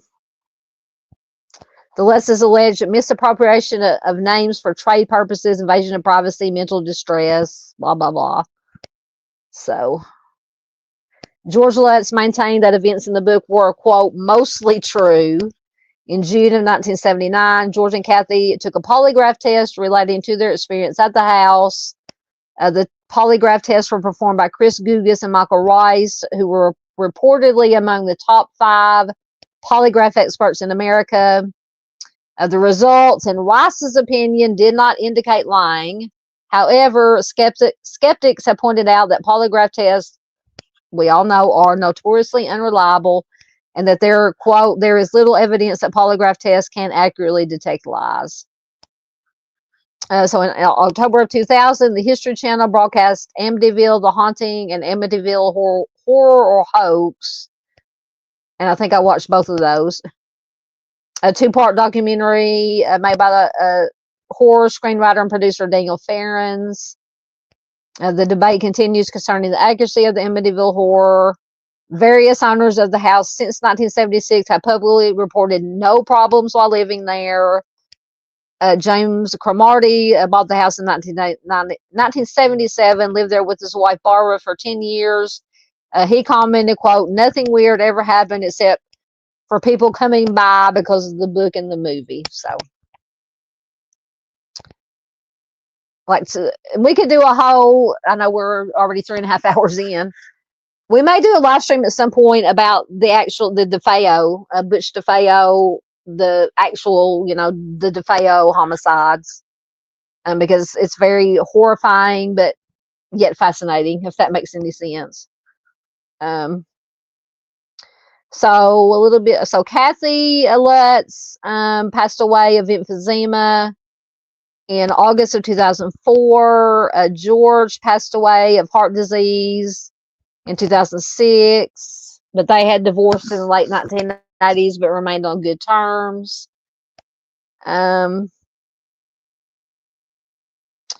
On the night of March 6, 1976, the house was investigated by Ed and Lorraine Warren, together with a crew from the television station Channel 5 New York and reporter Michael Linder. During the course of the investigation, Gene Campbell took a series of infrared time-lapse photographs. One of the images allegedly showed a demonic boy with glowing eyes standing at the foot of the staircase. The photograph did not emerge into the public domain until 1979, when George and Kathy Lutz and Rod Steiger appeared on the Merv Griffin Show to promote the release of the first film. How coincidental. Parapsychologist Hans Holzer also investigated the house. The Warrens and Holzer have suggested that the house is occupied by malevolent spirits due to its history. So the Warrens' visit to the house was depicted in the 2016 film The Conjuring 2. George apparently registered the phrase the Amityville Horror as a trademark in 2002.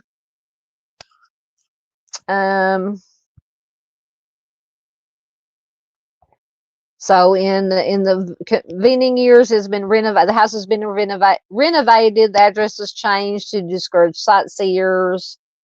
The quarter round windows, those creepy windows, have been removed. And the house today looks considerably different from its depiction in the films. So the local residents and authorities in Amityville, New York, are unhappy with the attention that this brings to the town. Intend to decline requests to discuss it publicly. The website of the Amityville Historical Society makes no mention of the DeFeo homicides in the period that the Lutz family lived there. When the History Channel made its documentary about the Amityville Horror in 2000, no member of the Historical Society would discuss the matter on camera.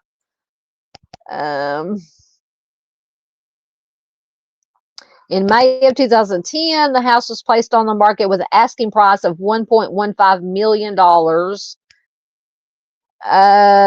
In August of 2010, the house was sold to a local resident for $950,000. On August 21st, 2010, the departing owner held a moving sale at the house, and hundreds of people turned up for the event. They were allowed to go inside the house, but not to visit the upstairs rooms or the basement. Yeah, can you just imagine living in this little place and having all these fans or whatever just constantly in there? It would drive me nuts. All right. Let me get down here. There we go. Oh man, gotta get a drink. I'm running low on tea.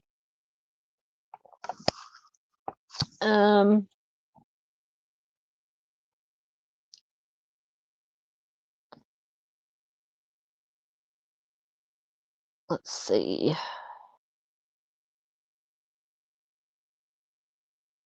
Oh my goodness. As Peggy said, when we lived at the cemetery, my sisters and brother left me in newly dug graves and ran away. Holy moly.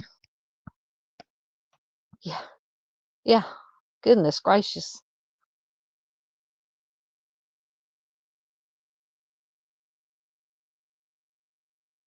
Yep.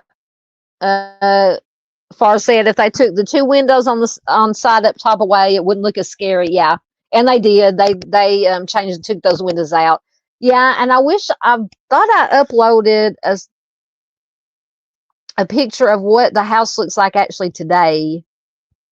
Let me see if I can find it right quick. It looks you wouldn't even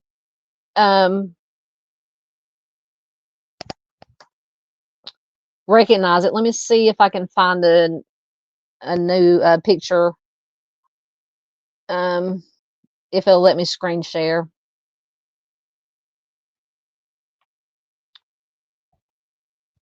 Trying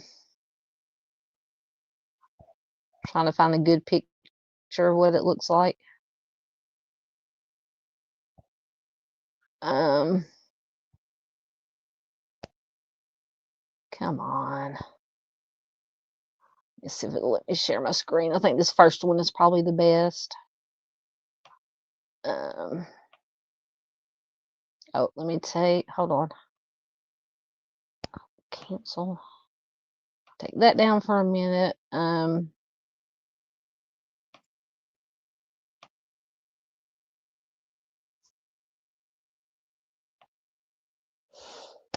Let's see if it'll come up.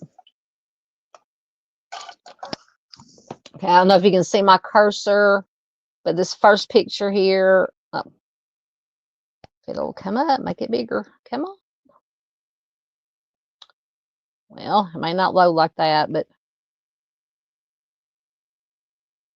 now it won't go away. Dadgummit. Let me go back. Maybe it'll. Okay, so this first picture here, because they did change the windows, they're more square now.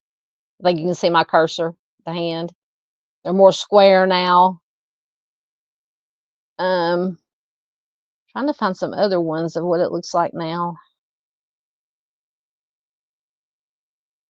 The outside has some pictures of the inside. Here's another good one here. I don't know if you can see my cursor right there. That's, you see the windows are changed. But yeah, like this one, the old one, yeah, that's creepy. That's what made it so creepy. To me, it looked like eyes. There's kind of a front view of what it looks like today. Yes. Oh, yeah. So it looks decidedly different. Like I said, if you didn't know, I wouldn't recognize it if I saw it.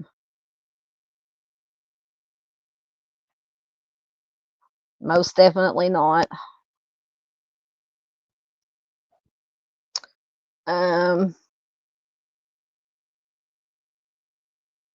Yes, I always thought it looked like a face also. Paula says she's never watched Amityville all the way through, but I've heard the story. Yeah, I've said it. It's one of the few movies that, and I've watched it 100 times. It creeps me out. The creep factor. Paula said she liked the movie. Yes, definitely. I agree with Mustang. The windows are what makes it creepy. Yeah, very exaggerated. Yeah, like I said, they've all but came out and said it was all a hoax.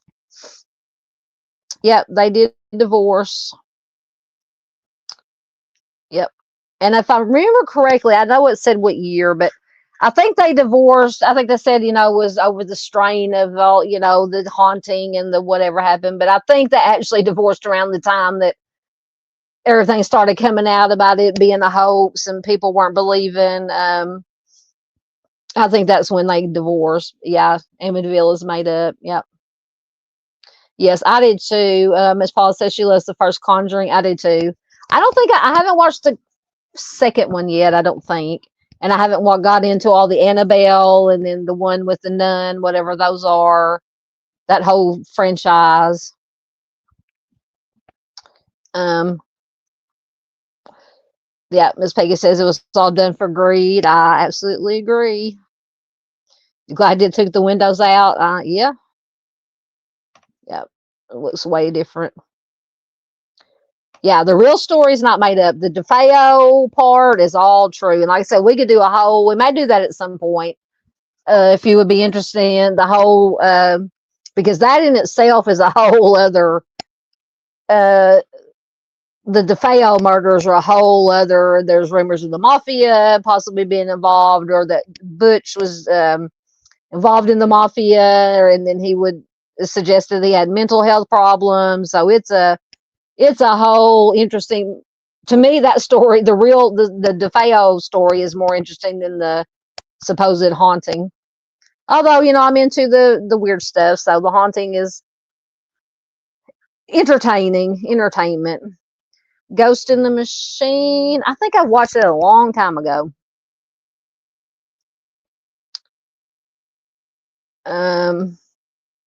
Yeah, Far says that does look better. Okay. What do we have next? The LaLaurie Mansion. This one, now the true story of this one is horrible. Horrible. So trigger warnings, just let me find so just first we'll go through a little bit of who Madame LaLaurie was. Horrible. I wouldn't even call her a human being. Just horrible. I think I can get it to load.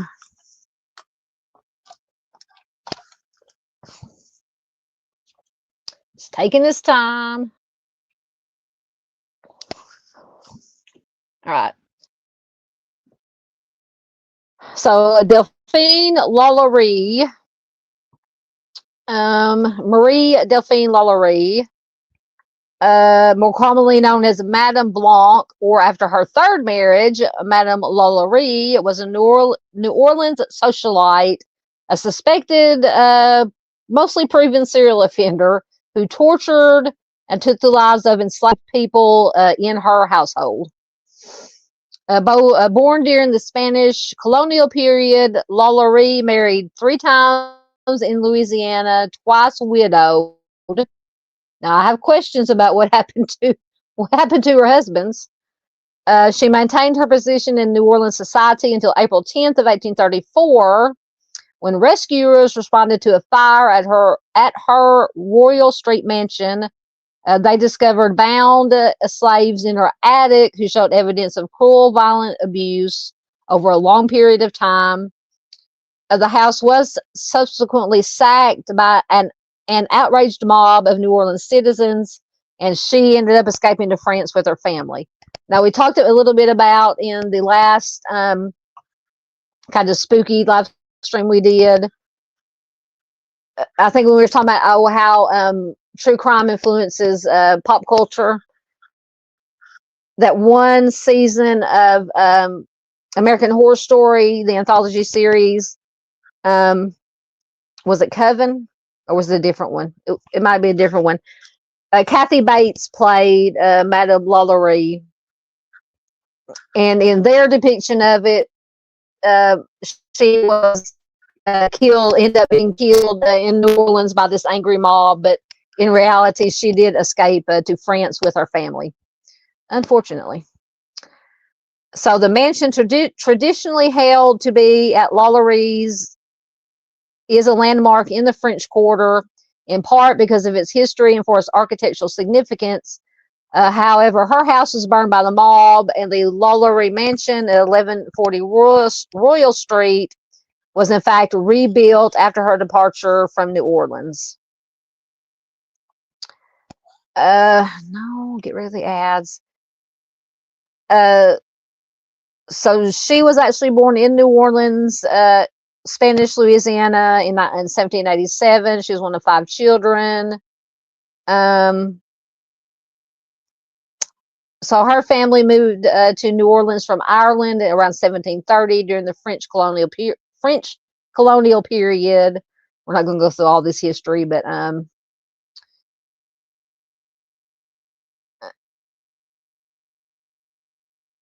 so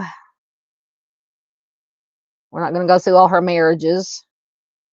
So accounts of Delphine's treatment of the people she enslaved between 1831 and 1834 vary. Harriet Martineau, writing in 1938, recounting tales told to her by New Orleans residents during her 1836 visit, claimed that she enslaved people, or that the enslaved people of LaLaurie were observed to be singularly haggard and wretched when compared to other enslaved individuals.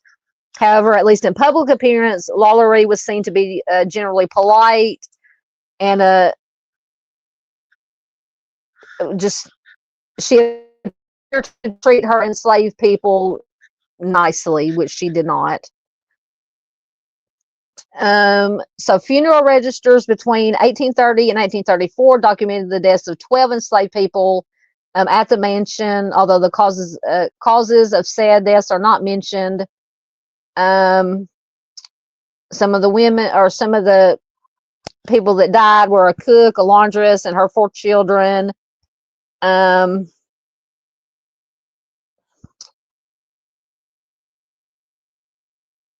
Let's see, I'm trying to get to the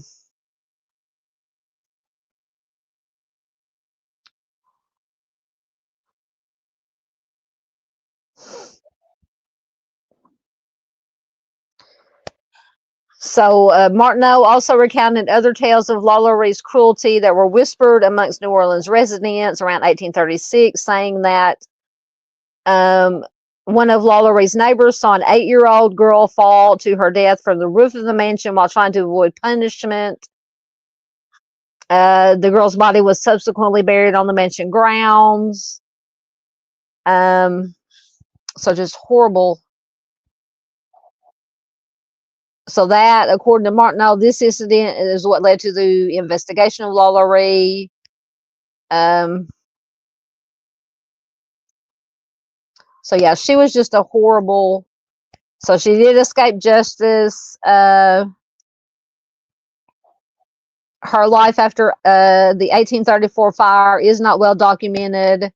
Martineau wrote in 1838 that she fled New Orleans during the mob violence that followed the fire, taking a coach to the waterfront and traveling to Mobile, Alabama, and then to Paris. By the time Martineau personally visited the Royal Street Mansion in 1836, it was still unoccupied, badly damaged, with gaping windows and empty walls. So as we said, the original mansion did not survive. I believe it was torn down and another building was rebuilt in the same place. So in pop culture, so Kathy Bates, like I said earlier, portrayed a heavily fictionalized version of the character in the 3rd season of the anthology series American Horror Story. To widespread critical acclaim, she earned a Primetime Emmy Award for Outstanding Supporting Actress in a Limited or Anthology Series or Movie for her performance. In the series, some of her actions are conflated with those of Elizabeth Bathory. That's another rabbit hole, such as when she applies blood to her skin to appear younger. In her 1999 novel for Fever Season, mystery writer Barbara Hambly incorporated the events of the 1834 fire and discovery of the brutal treatment of the slaves into her narrative. So yeah, just a very horrifying true story. It really happened. It's horrible. Let me see if I had anything else.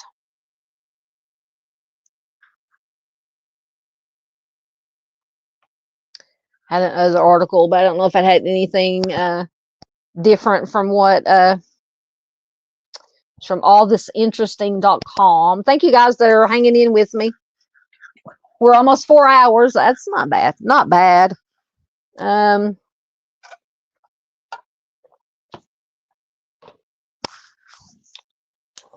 Okay, so like I said, this is from allthisinteresting.com. Inside LaLaurie Mansion, New Orleans' infamous house of torture and homicide. So it says the home at 1140 Royal Street in New Orleans was elegant, sophisticated even, but the story of LaLaurie Mansion, so named for its mistress, Madame Marie Delphine LaLaurie, is one of torture and death. There, in the 1830s, Delphine LaLaurie mercilessly tortured the people she enslaved. She restrained them, mutilated them, and subjected them to sick experiments. About the time a fire exposed the horrors at Madame LaLaurie's mansion, an unknown number had died at her hands. Though she fled, her evil lingered. LaLaurie Mansion is purported to be one of the most haunted houses in New Orleans. Its halls forever cursed by LaLaurie's victims. So how the mansion became a house of horrors. The LaLaurie Mansion story begins in 1831. Then a man named Edward Fawcett sold his unfinished home at 1140 Royal Street to a well-off, pleasant-seeming couple, Dr. Leonard Lewis Nicholas LaLaurie and his wife Delphine. The couple completed the two-story mansion in the federal architectural style, situated on the corner of Royal and Hospital, which is now Governor Nichols Street in the French Quarter. It seemed like a handsome addition to the neighborhood, but life inside LaLaurie Mansion was nothing short of hellish. There, Delphine has started to abuse and torture her enslaved workers.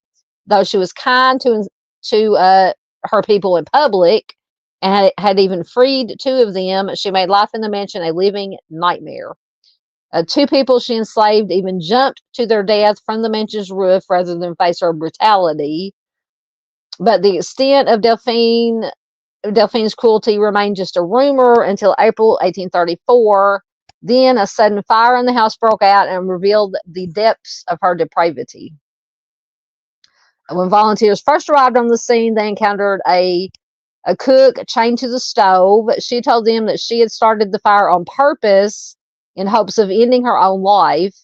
Things only got worse as they moved through the mansion. In the attic above the kitchen, the first responders found a group of imprisoned people. Many had been gruesomely tortured with their bones broken, their eyes gouged out, and worse things. The New Orleans Bee reported on April 11th, 1834, the day after the fire, quote, upon entering one of the apartments, the most appalling spectacle met their eyes. I can just imagine. 7 people, more or less horribly mutilated, were seen suspended by the neck with their limbs apparently stretched and torn from one extremity to the other. They had been confined by her for several months, had been merely kept in existence to prolong their suffering. Delphine fled, but the story of LaLaurie Mansion was just beginning. So following the fire and Delphine fleeing, after lingering in ruins, it was made into an integrated school, a conservatory of music, and a home for the homeless. At one point, it was partitioned into apartments. Eventually, it fell into private hands. But no one ever seemed to own the house for long. One owner apparently ended up in an asylum. Another fell into a coma. And even actor Nicolas Cage, who briefly owned the house in the 2000s, lost it to foreclosure in 2009. So that's a little bit of information that I had not heard before. Cage later said, quote, I bought it in 2007, figuring it would be a good place in which to write the great American horror novel. I didn't get too far with the novel. So according to local lore, there's a reason that no one owned the house for very long. Although Delphine LaLaurie was long dead, it is said that her horrific crimes made LaLaurie Mansion a deeply haunted house. As LaLaurie Mansion changed hands over the years, many who ventured inside have had strange paranormal encounters. People have reported hearing tortured shrieks and moans coming from within. Some have smelled burning flesh or heard the dragging of chains. Others say that they've seen actual ghosts, including a large man in chains and a woman with glaring eyes. So apparently some of these ghosts, especially the woman is believed to be Madame LaLaurie herself, are violent. When the house was a school, young girls allegedly encountered a woman who would grab their arms, leaving scratches and bruises. Other ghosts seem more friendly, however, even playful. One medium who visited the house suggested that much of its evil had dissipated, leaving its ghost to wander freely and without fear of their former mistress. So today, the house at 1140 Royal Street looks as charming as ever, but locals are well aware of its bloody history. Though it looks lovely from the sidewalk, the House of Horrors has a truly nightmarish history. Absolutely. Once again, the true story, to me, truth is stranger and more horrifying than fiction. But yeah, this was one of the more brutal stories. I think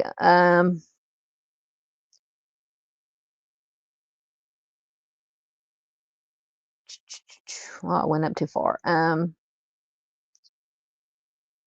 So yeah, horrible, horrible, horrible.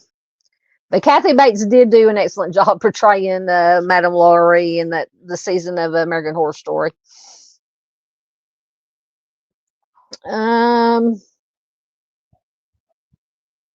Let's see. Get caught up in your comments.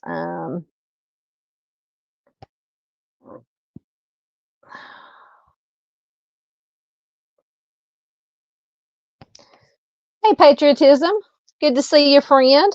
You're fine. We've been hanging out for almost 4 hours now, just chilling and chatting, getting into a bunch of stuff.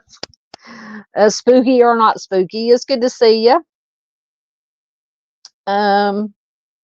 Yep, New Orleans, and I've been to New Orleans one time on the one cruise that I've been on. Left out of New Orleans, left out of the Gulf, and we spent the night there, really close to the French Quarter, because the hotel we stayed at was within walking distance of I almost said Bill Street, that's Memphis, of Bourbon Street.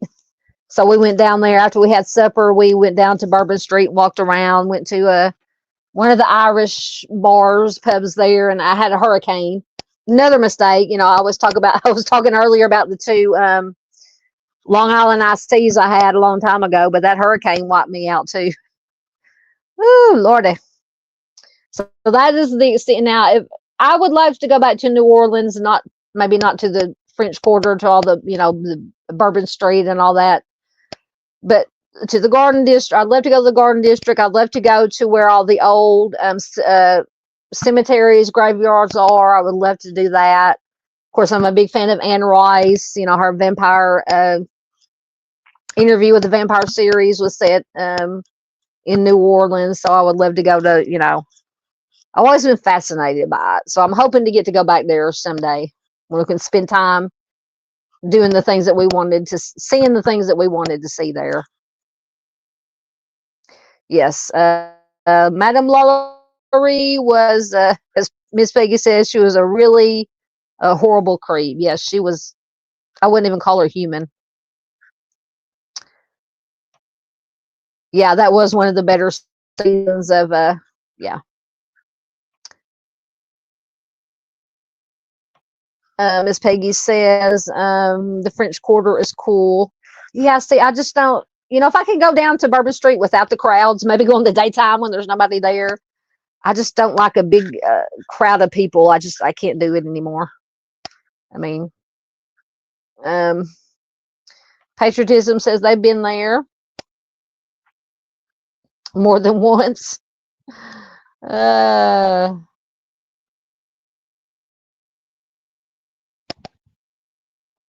my goodness. Okay, so Miss Peggy says, I was there once. My son was there twice. My son went with friends, came home with a sewer cover. Why a sewer cover? Oh my goodness. I want to hear the story behind that. I'm sorry, but I've seen what happens down on Bourbon Street with all the drunk people and you don't know what's on those streets. You can get something you can't get rid of. Yes, I saw that. Miss Paula says season 13 of American Horror Story cast was announced. Yes, Angela. I'll say Angela Lansbury, Angela Bassett, Sarah Paulson, Evan Peters. Is it Jessica Lange? Jessica Lange, I believe. Yes, I did see that. Let me those are the big names. Kathy Bates is going to be back. Let me see if I can find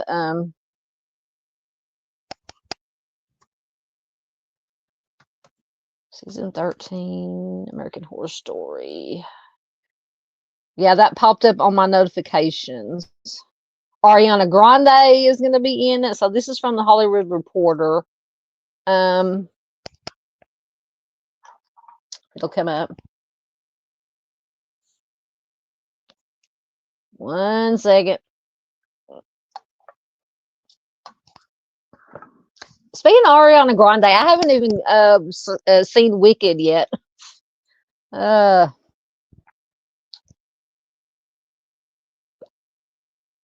It doesn't hasn't said what the subject for the 13th season, and it's not coming out till I think November next year, December next year, 2026. But some people are hoping that it's going to be like a part 3 of the season, the Coven season and the Apocalypse season, because they're bringing back a lot of the big stars that were in both of those. And I'm going to have to find another article because the MSN one won't load. Yeah, Jessica Lange. If I can get something to load.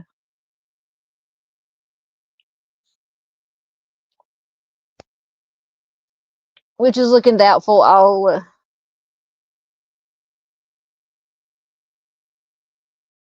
Paula says, will anyone be on Dave? Are you talking about Al?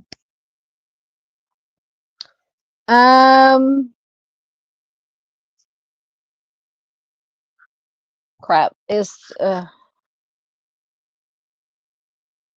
yeah, I should. Are you talking about Dave's live stream? I should be able to make it. I didn't. Oh crap. It is Saturday. Yeah, it's not. No. It'll be technically tonight, later tonight. Late Saturday, early Sunday. Yeah, I should be able to be there.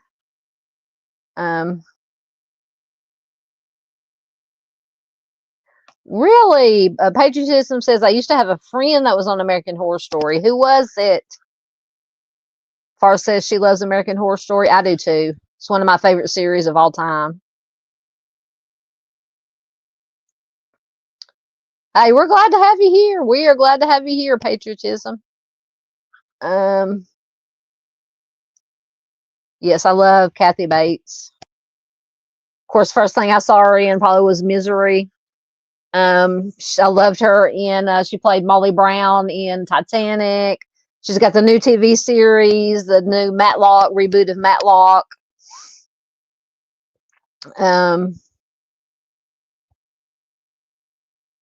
Yeah, Miss Peggy says Bourbon Street is interesting. Not yeah.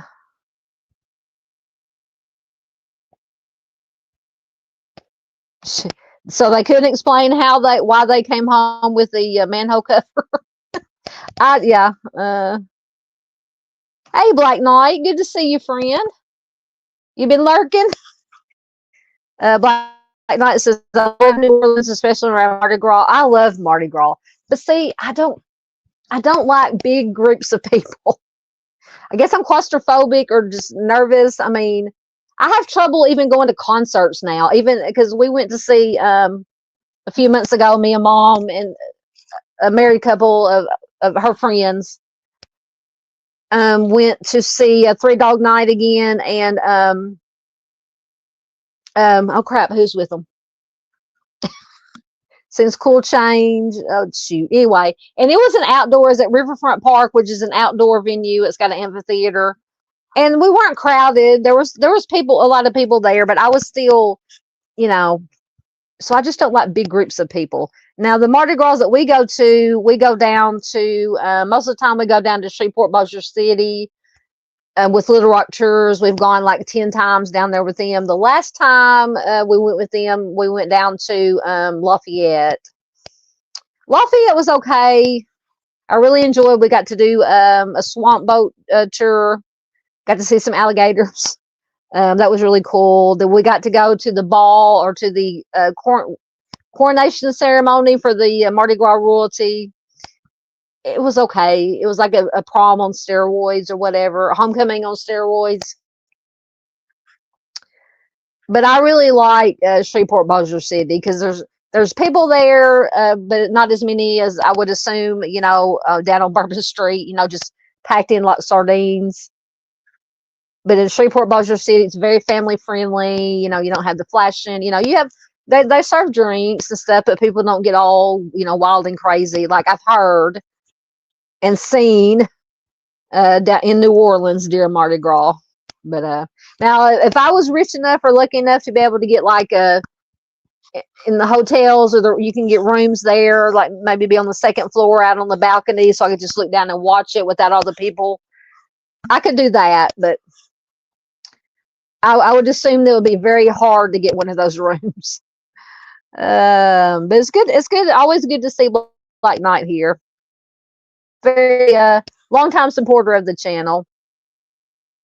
Patriotism says they love Wicked. I still haven't seen it yet. I got to see. I think it's on one of the streaming services that I get, but I just haven't taken the time to watch it yet. I still haven't watched Top Gun Maverick yet, and it's been on. I think it's on Paramount Plus forever. Got to watch that. Yeah, Mom told me that they were doing a sequel to Wicked. Paula says it comes out November 21st. Yes, I love Misery. Love Misery. Oh, you just got here about 5 minutes ago. That's all right. That's all right. I know. So that's what I was wondering. Miss Peggy says, I wanted to know how they snatched the sewer cover. Those are heavy. Then they're worried about the hole that left in the road. Yeah. Yeah, because, yeah, those things are heavy because you have to have, every time I see like a fire department or maintenance workers, of course, I don't live in a big city. So, I mean, we have obviously sewer holes, but I mean, on TV, I've seen they take that pole thing and flip it up, and it still takes 2 or 3, you know, strong people to move it. So I've always wondered about that. All right, let me see if this loaded. Nothing's loaded. Anyway, I was trying to find an article about the new season of American Horror Story, but I don't know if anything is gonna load.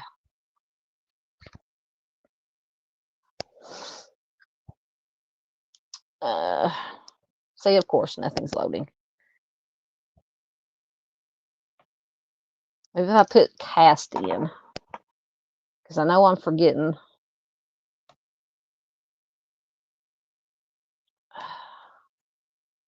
Hold on.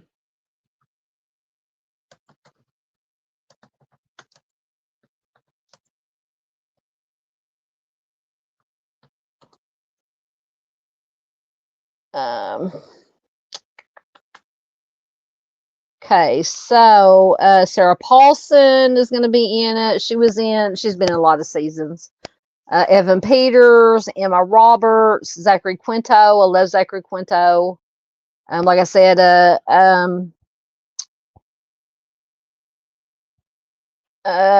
there's more.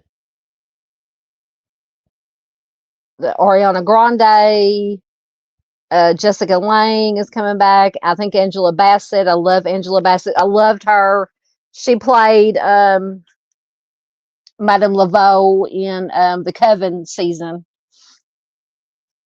I think she's coming back for 13 or season 13.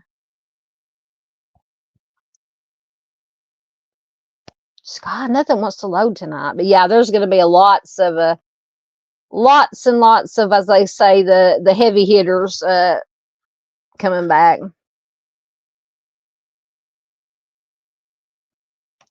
All right, so what do we have next? Oh, so now we're going to talk about a couple of the lunatic asylums, sanatoriums, whatever you want to call them.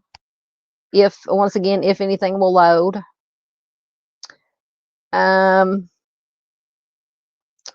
So which one are we on? Hold on.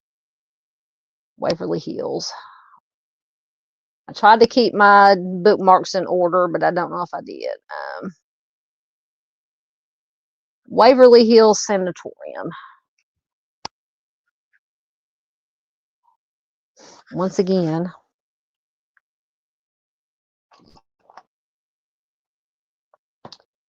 Actually, I might skip, if that other article will load, I might skip the Wikipedia because it's got all the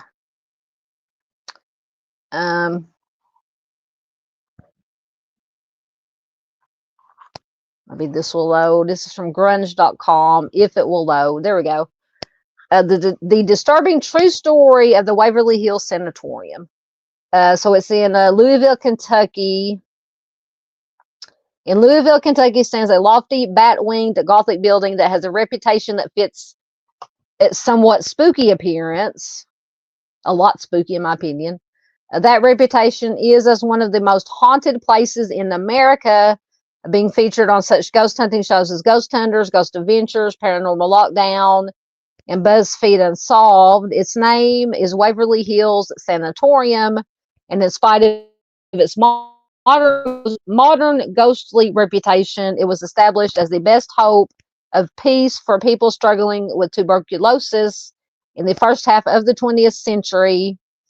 Despite its name, Waverly Hills was not a mental hospital. A sanatorium is actually any institution that provides treatment and convalescence for chronic illnesses. So even in the face of the noble intentions of its administrators, Waverly Hills became the site of thousands of deaths in the face of a raging epidemic of a then incurable disease. Here are just some of the horrible things that have led to Waverly Hills' reputation as a hotbed of unquiet spirits. So the earliest days of Waverly Hills, it wasn't originally a hospital. It was a home with its own little schoolhouse. As Kentucky Historic Institutions explains, the land was originally the family home of Major Thomas Hayes, who bought the land outside of Louisville on which the sanatorium now stands in 1883. There were no schools in the area, so Hayes decided to build a one-room schoolhouse for his own children. The teacher he hired was named Lizzie Lee Harris, who was a big fan of the long series of novels by Sir Walter Scott, known as the Waverly Novels. She asked Hayes if she could name the school the Waverly School. He agreed, and in fact, he liked the name enough to call the entire property Waverly Hills. By the early 20th century, TB was sweeping the U.S. Louisville was particularly hard hit because of its growing industrial economy and location within the Ohio Valley, both of which contributed to a lack of fresh air flow through the city. The Board of Tuberculosis Hospital was formed in 1906 to find an appropriate location or a TB hospital, and Waverly Hill was thought to be an ideal spot due to its distance from the city, its quiet location, its high altitude, contributing to the good air quality. The board liked the name Waverly Hill and kept it, though at some unknown point, the second E was dropped. So in the early 20th century, when TB was raging, there was no known cure, and all the disease had been around since antiquity. The source of the so-called White Plague was not fully understood. However, doctors at the new sanatorium at Waverly Hills had noticed that patients who were able to rest and had access to clean air and sunshine seemed to do better than others. As a result, much of the treatment at Waverly Hills was based on what the medical field referred to as good vibes, which stands in a fairly sharp contrast to the building's current reputation as a hotspot for the unquiet dead. The location of the hospital itself was meant to contribute to the atmosphere of peace and rest, with Waverly being placed on a tall hill surrounded by charming little woods with lots of access to sun and to fresh air.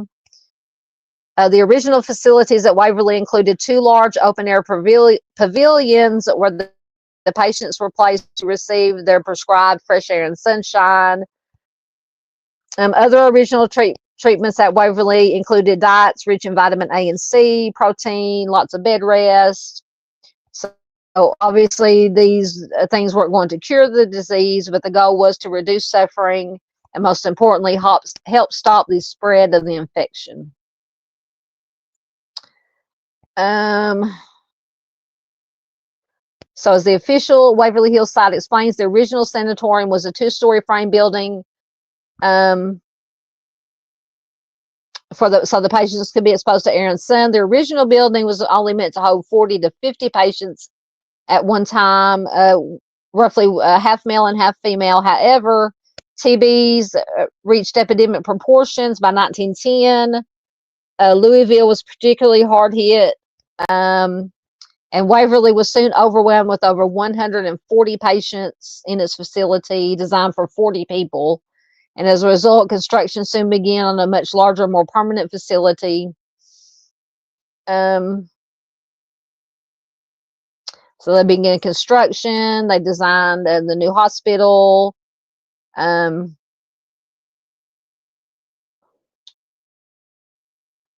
trying to get down to the haunting, the spooky parts here. Oh no, hold on. I forgot to put charge my laptop. Hold on. There we go. Okay.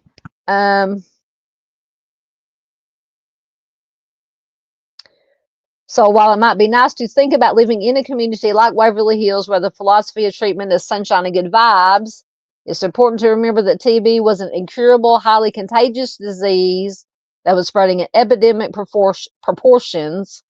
So basically it says if you went to Waverly, you basically were never coming back.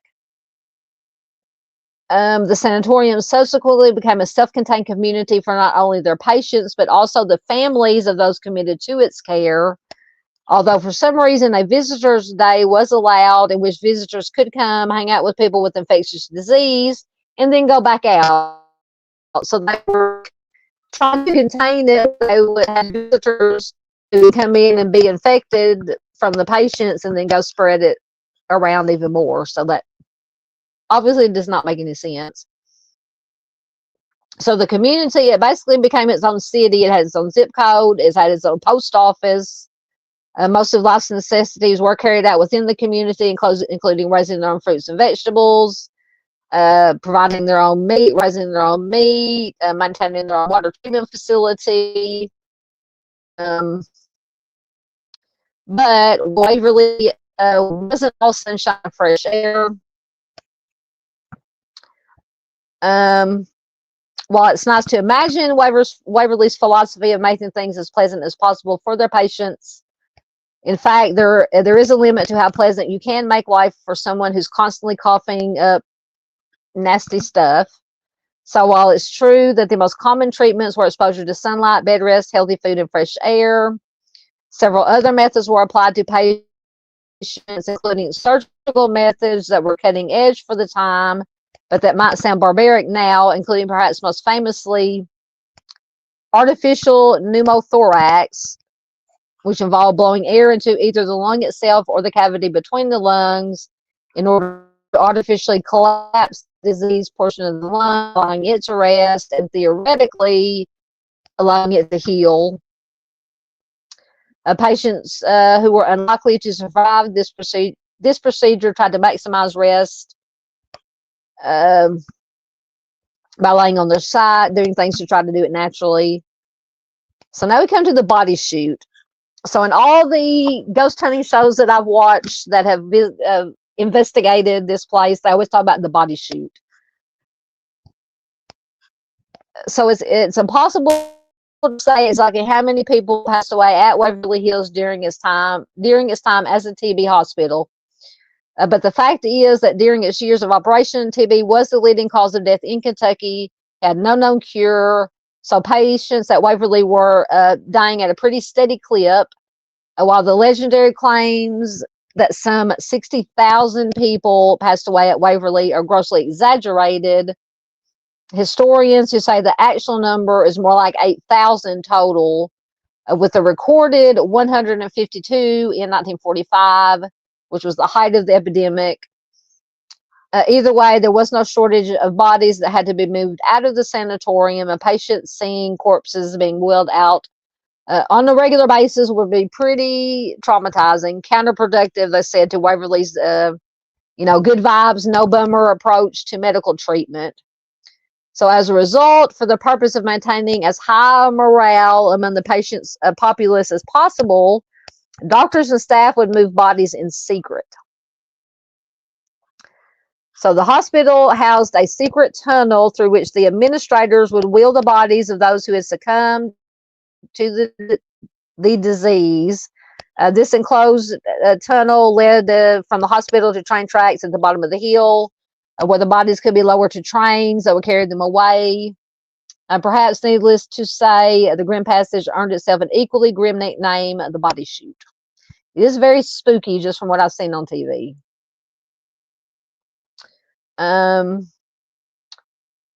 So closing of Waverly Hills.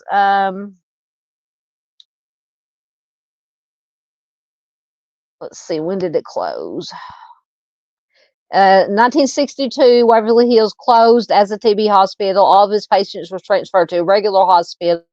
The building subsequently sat empty for nearly a year before the facility was reopened in 1963 as Woodhaven Geriatric Center, which is a living nursing facility for elderly patients with dementia, mobility issues, severe mental disabilities. Woodhaven operated in this capacity until 1982, when it was closed by the state. A grand jury found multiple instances of patient abuse and signs of neglect of the facility itself. Woodhaven was closed. All of its patients were transferred to another facility. So it basically closed down. The ghost, let's see. This might be the last one we get to tonight. We had a couple of more, but we've been in here almost 4 hours, and I'm about to lose my voice. And I'm running out of drink. So let's go over the ghost right quick. Let's be honest, it's no surprise that Waverly Hills Sanatorium is considered one of the most haunted places, not only in Kentucky, but in the whole United States.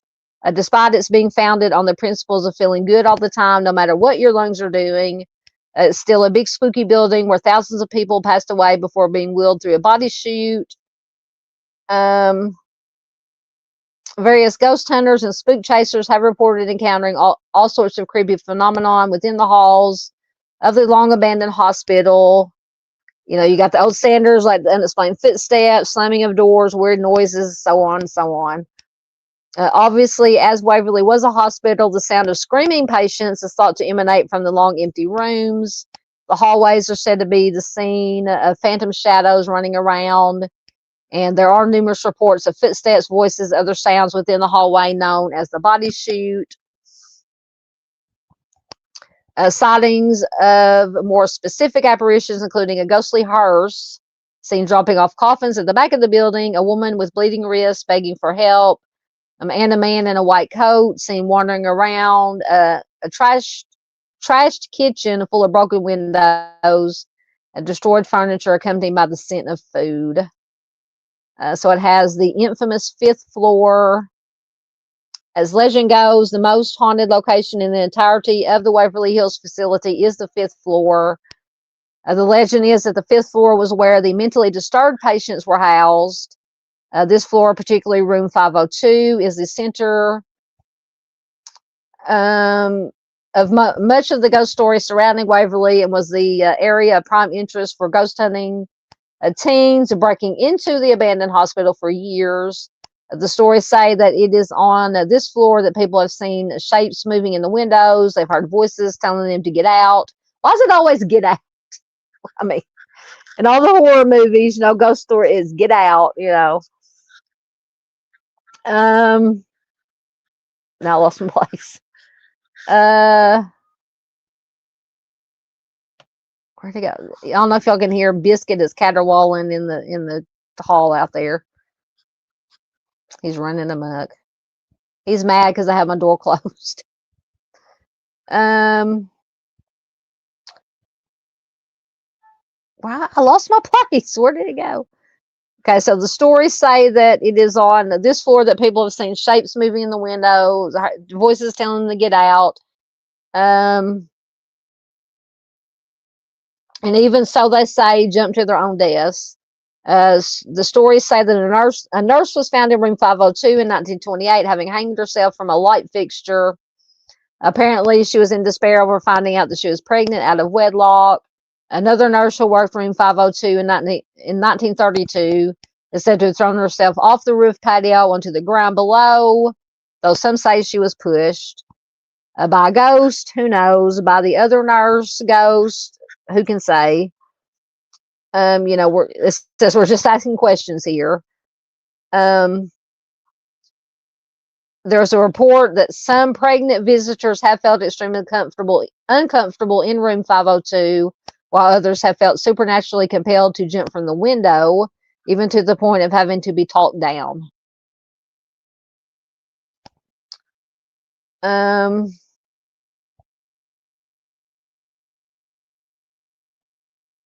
So, well, this is a long article. So there's Timmy and the Creeper. Outside of the 5th floor, there's a number of other commonly reported apparitions around the grounds. The story of one famous enough to have a name, Timmy, the ghost of a young boy who wanders the halls. According to the stories, Timmy moves around the hospital, either playing with his own leather ball or seeking something else to play with. Some guests have reported bringing balls of their own for Timmy, only to subsequently see those same balls floating down the halls carried by an invisible hand. Other common sightings include an older woman with chains around her wrist, often believed to have been a resident when the building was a geriatric center. Apparently, this ghost howls for help, only to run away screaming when anyone approaches her. Another notable apparition is known as the Creeper, due to its creepy crawly movements up and around the walls. Sends chills up the spine. The walls, ceilings, and floors. It's said that proximity to the Creeper brings with it an overwhelming feeling of dread. While there's no explanation for who or what the Creeper might be, some think he might have been a mistreated patient whose contorted appearance reflects the trauma that they may have experienced in life. At any rate, that's a lot of darkness for a place founded on the principle of fighting disease with sunshine. Most definitely. But I would love, like I said, I've always been fascinated with, places like Waverly Hills, Sanatorium. I think I've got the Trans-Allegheny Lunatic Asylum. I would love to be able to go and just walk around inside of them. I'd probably get the poop scared out of me, but it would be interesting nonetheless. But anyway, to see if you guys are getting tired yet or not. I think we got a couple more. I'm just running out of drink here. Let's see.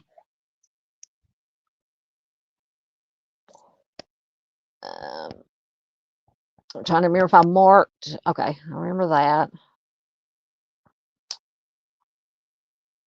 Okay, we talked about the sewer cover. I remember that.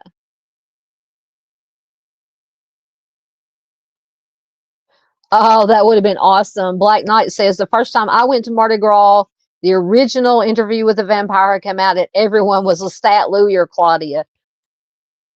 That would have been so awesome to see. Now, I would have went down there. I would love to have seen that because I love Anne Rice. I've read the whole series of the Interview with the Vampire, all the books numerous times.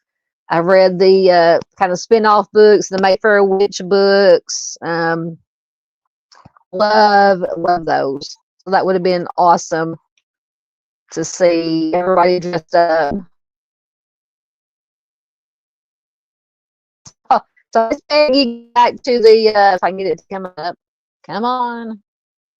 It might pop up. Peggy says, no, think about it. The guy driving did have a license. I'm trying to get up. There it is. Didn't have a license. Imagine if they would have got caught. How would they explain? Yeah, how would they explain taking the manhole cover? It's just crazy. Yeah, Miss Peggy says the things those boys put me through, but still love them all. Absolutely.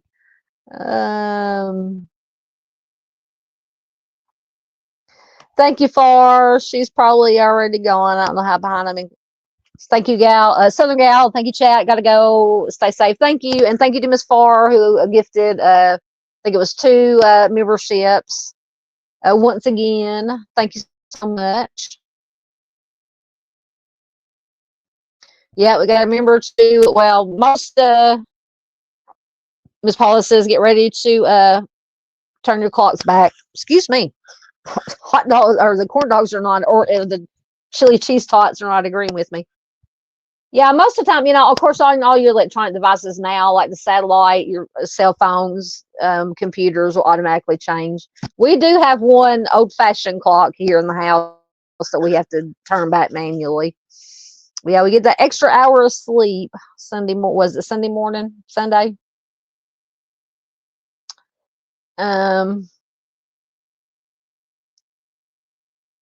Yeah, Miss Paula says she's just got one that she needs to set. Yes, I'm still. Welcome back, Lisa Joe. She came up. She says, "Oh my God, you're still live." Yeah, we're still here. 4.5 hours in here.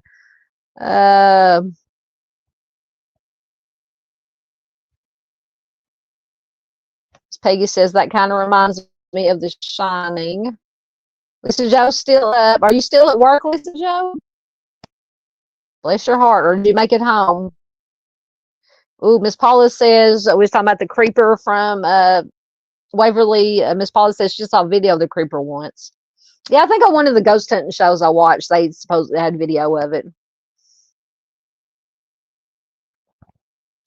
Miss Lisa Joe says she loves the Mayfair Witches Chronicles. Yeah, I do too. And see, now I've got them, although mostly they're doing a series. It's on what, AMC? I started out with the Interview with the Vampire series, and then they started the Mayfair Witch series, and now they started a series about the Talamasca part, which I think is part of the Mayfair Witch series. So I have all those DVR'd. I've got to start binge watching. Before I do that, I still got to finish binge watching my Walking Dead. I'm still working on the latest season of Daryl Dixon, Carol and Daryl, and then I'm still working on Dead City. Maggie and Negan are on there, which once again I'm wearing my Negan shirt tonight. So I've got so much but it's football season because I usually binge watch on Saturdays and Sundays because there's usually nothing that I want to watch on TV on Saturday and Sunday. So that's when I'll do my binge watching and watch like a whole season of something in one day. But during football season, I have to watch football on Saturday and Sunday, so I get behind. Black Knight says they love Anne Rice too. I do too. Anne Rice, Stephen King, my top 2 favorite authors. Trying to think of my others. As far as vampire, supernatural, Stephen King and Anne Rice, and I love John Sanford. As far as true crime, I like his Lucas Davenport series. Yeah, love them, love them, love them. Yep, absolutely. Yeah, the Mayfair Witch series. Yeah, I think they all 3. The Interview with the Vampire, Mayfair, and Talamasca are all on AMC. Yep. Oh, nothing will come up. Once again, everything's being slow again.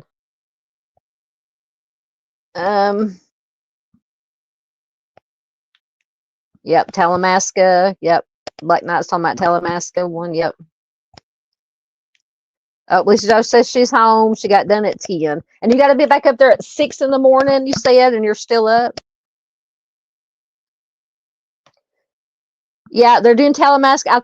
I can't remember if the Talamasca was a shoot off of Mayfair Witches or the whole thing of Interview with the Vampire. It's been so long since I've read all the books, I read all the, like I said, all the Interview with the Vampire books. I've read all the Mayfair Witch books. And I know the Talamasca showed up, maybe in both of them. I don't know. But yeah.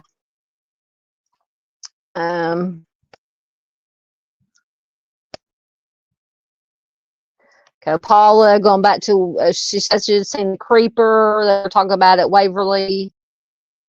Her comment came up. She says it was on Movies and Beyond, one of my horror channels. At the time, they were planning a trip to Waverly. They did go, but we still haven't seen any videos. Oh, so the people from you talking about the YouTube channel, Movies and Beyond, they were actually going to go there? Cool. Yeah. Talking about Walking Dead, at least Joe says, I think Glenn dying was too much for me. I was a huge Walking Dead fan. I hope Michonne action figures. I have Michonne action figures even. I know. I have so much, and it's packed away so much. I have so much Walking Dead stuff. I've got a million t-shirts. I've got the Negan t-shirt. I've got the Daryl t-shirt, because they're probably my two favorite characters. And Daryl wasn't even an original character from the comics, but he, they just threw him in the show when they started the show, and he was just supposed to be on there temporarily. I can't remember if they were going to kill him off. They ended up killing off his brother Merle, which I don't think he was an original character. But everybody fell in love with the character with Norman Reedus. Of course, I've loved Norman Reedus since Boondock Saints came out. But yeah, Daryl Dixon became one of the most popular characters on the show, and he wasn't even in comics. But anyway, so they've ended, obviously, the original Walking Dead. It ended a year or two ago, but then they had the spin-offs. They had Fear the Walking Dead, which I really enjoyed. That it has ended. And then they come out with the Daryl. It was supposed to focus on Daryl and Carol. It's okay, but it's set in, like, I don't want to spoilers for anybody who wants to watch it, but it's set like overseas in different countries. It's okay. I mean, I just love Daryl and Carol together, and their adventures. And then we have Dead City, which is Negan and Maggie. To me, that one's really good. It's been really good. I think it's on its second season now. So it's really good. And then they did one or two seasons of I can't remember what was the other one called. Focus more on the younger, the ones who were born after after the fall. What was it called? I can't think of it. My brain is dying.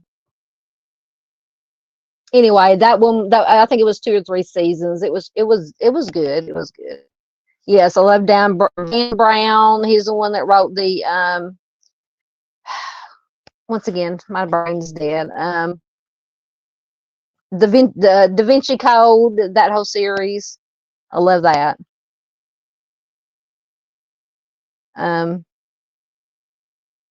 Yeah, Lisa Joe says the Talamasca has a big role in the. Yeah, I think the Talamasca had more to do with the Mayfair Witch books than it did with the Interview with the Vampire.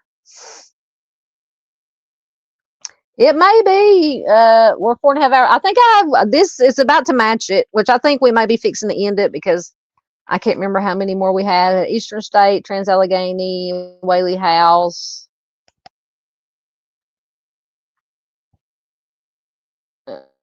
I don't know if I can keep going. For 1, I need a potty break. For 2, my voice is about to go. For 3, I'm out of my drink. I forgot to bring me some water back here. So we may continue this at some point. We could finish it. How about if we finish it? Because tomorrow night around the same time, and we'll finish it up. We'll do some more talking. We can we can talk about whatever the spooky theme. Continue Halloween. Well, technically it'll be tonight because it's 1 a.m. Central Time here.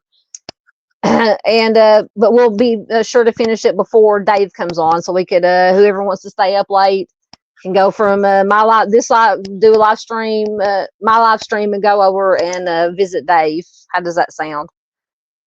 Because we still got so we did Waverly, we had Eastern State Penitentiary is going to do, Trans-Allegheny, a Whaley House, and Limp Mansion. So we had 4 more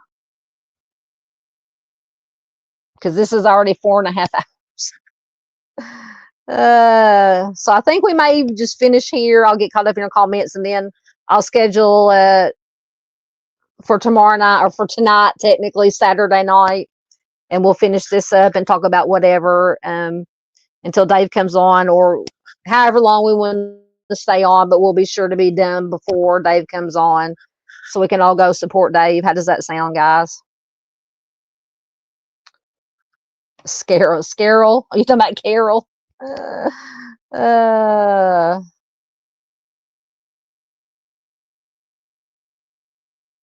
Yeah.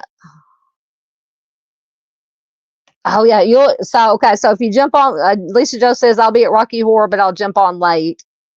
Yes, I want to hear about Rocky Horror.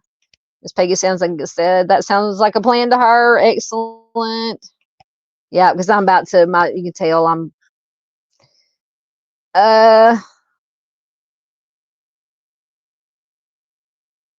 I'll get with Dave tomorrow, or I'll get a notification. He usually doesn't start till midnight-ish Eastern time. So I'll email him or contact him somehow. I'm friends with him on Facebook. And I'll get in touch to see when he's going to start. Black Knight loves the rock. I love Rocky Horror. Come on. See, everything's slow. Black Knight says, I love Rocky Horror. I've seen it in the Village over 100 times. Oh my gosh. See, I've never seen it on the big screen. I've seen it on when you were in high school. Yeah. I've just seen it back in the 80s, late 80s, early 90s. I'm trying to think if we were still in school. No, I graduated in 89.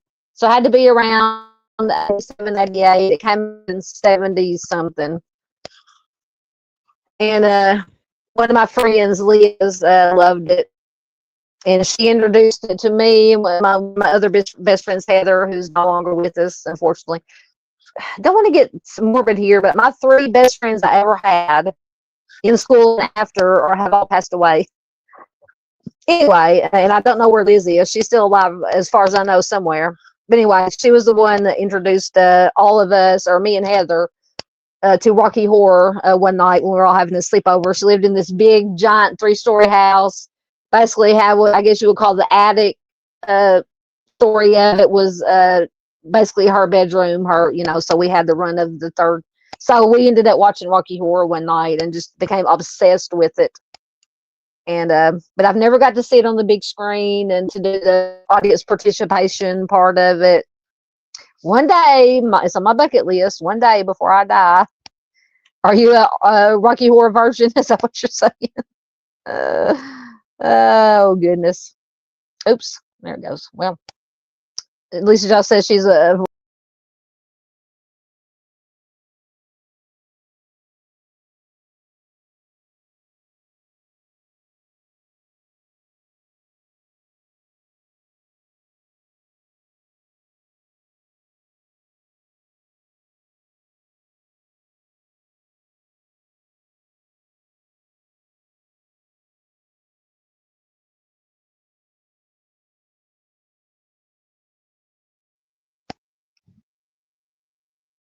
my back. There I am. Okay. See, the StreamYard's telling me it's time to go again. All right, guys. So we will end it for tonight. We will take it up again tomorrow night. I'll get it scheduled in the morning, later this morning, for around the same time, about 8:30 or so, and we'll go till however long we can hold out, or until Dave starts. So I thank everybody who has been here, who's hung around for almost 5 hours, 4.5 hours now. And if you couldn't, that's fine. I understand. If you're watching replay, thank you so much. So I will end it. Miss Peggy says she was holding on. I put in, hold on, I'll be back. I made it back. Thank you, Miss Peggy. Once again, thank you. Miss Peggy says she's got to crash out. Yeah, I think I do too. Thank you, Mustang. Thank you, everybody who's here. And thank you, Miss Peggy. And I don't think I'm even going to do my outro because I'm having so much trouble. But thank you, everybody. I appreciate it. And hopefully I will see you guys later on tonight. Thanks, guys. Thank you, Black Knight. Appreciate you. Thank you, Miss Paula. Yep, absolutely. All right, guys, I'm going to end it here. I love you guys, and I will see you later on tonight.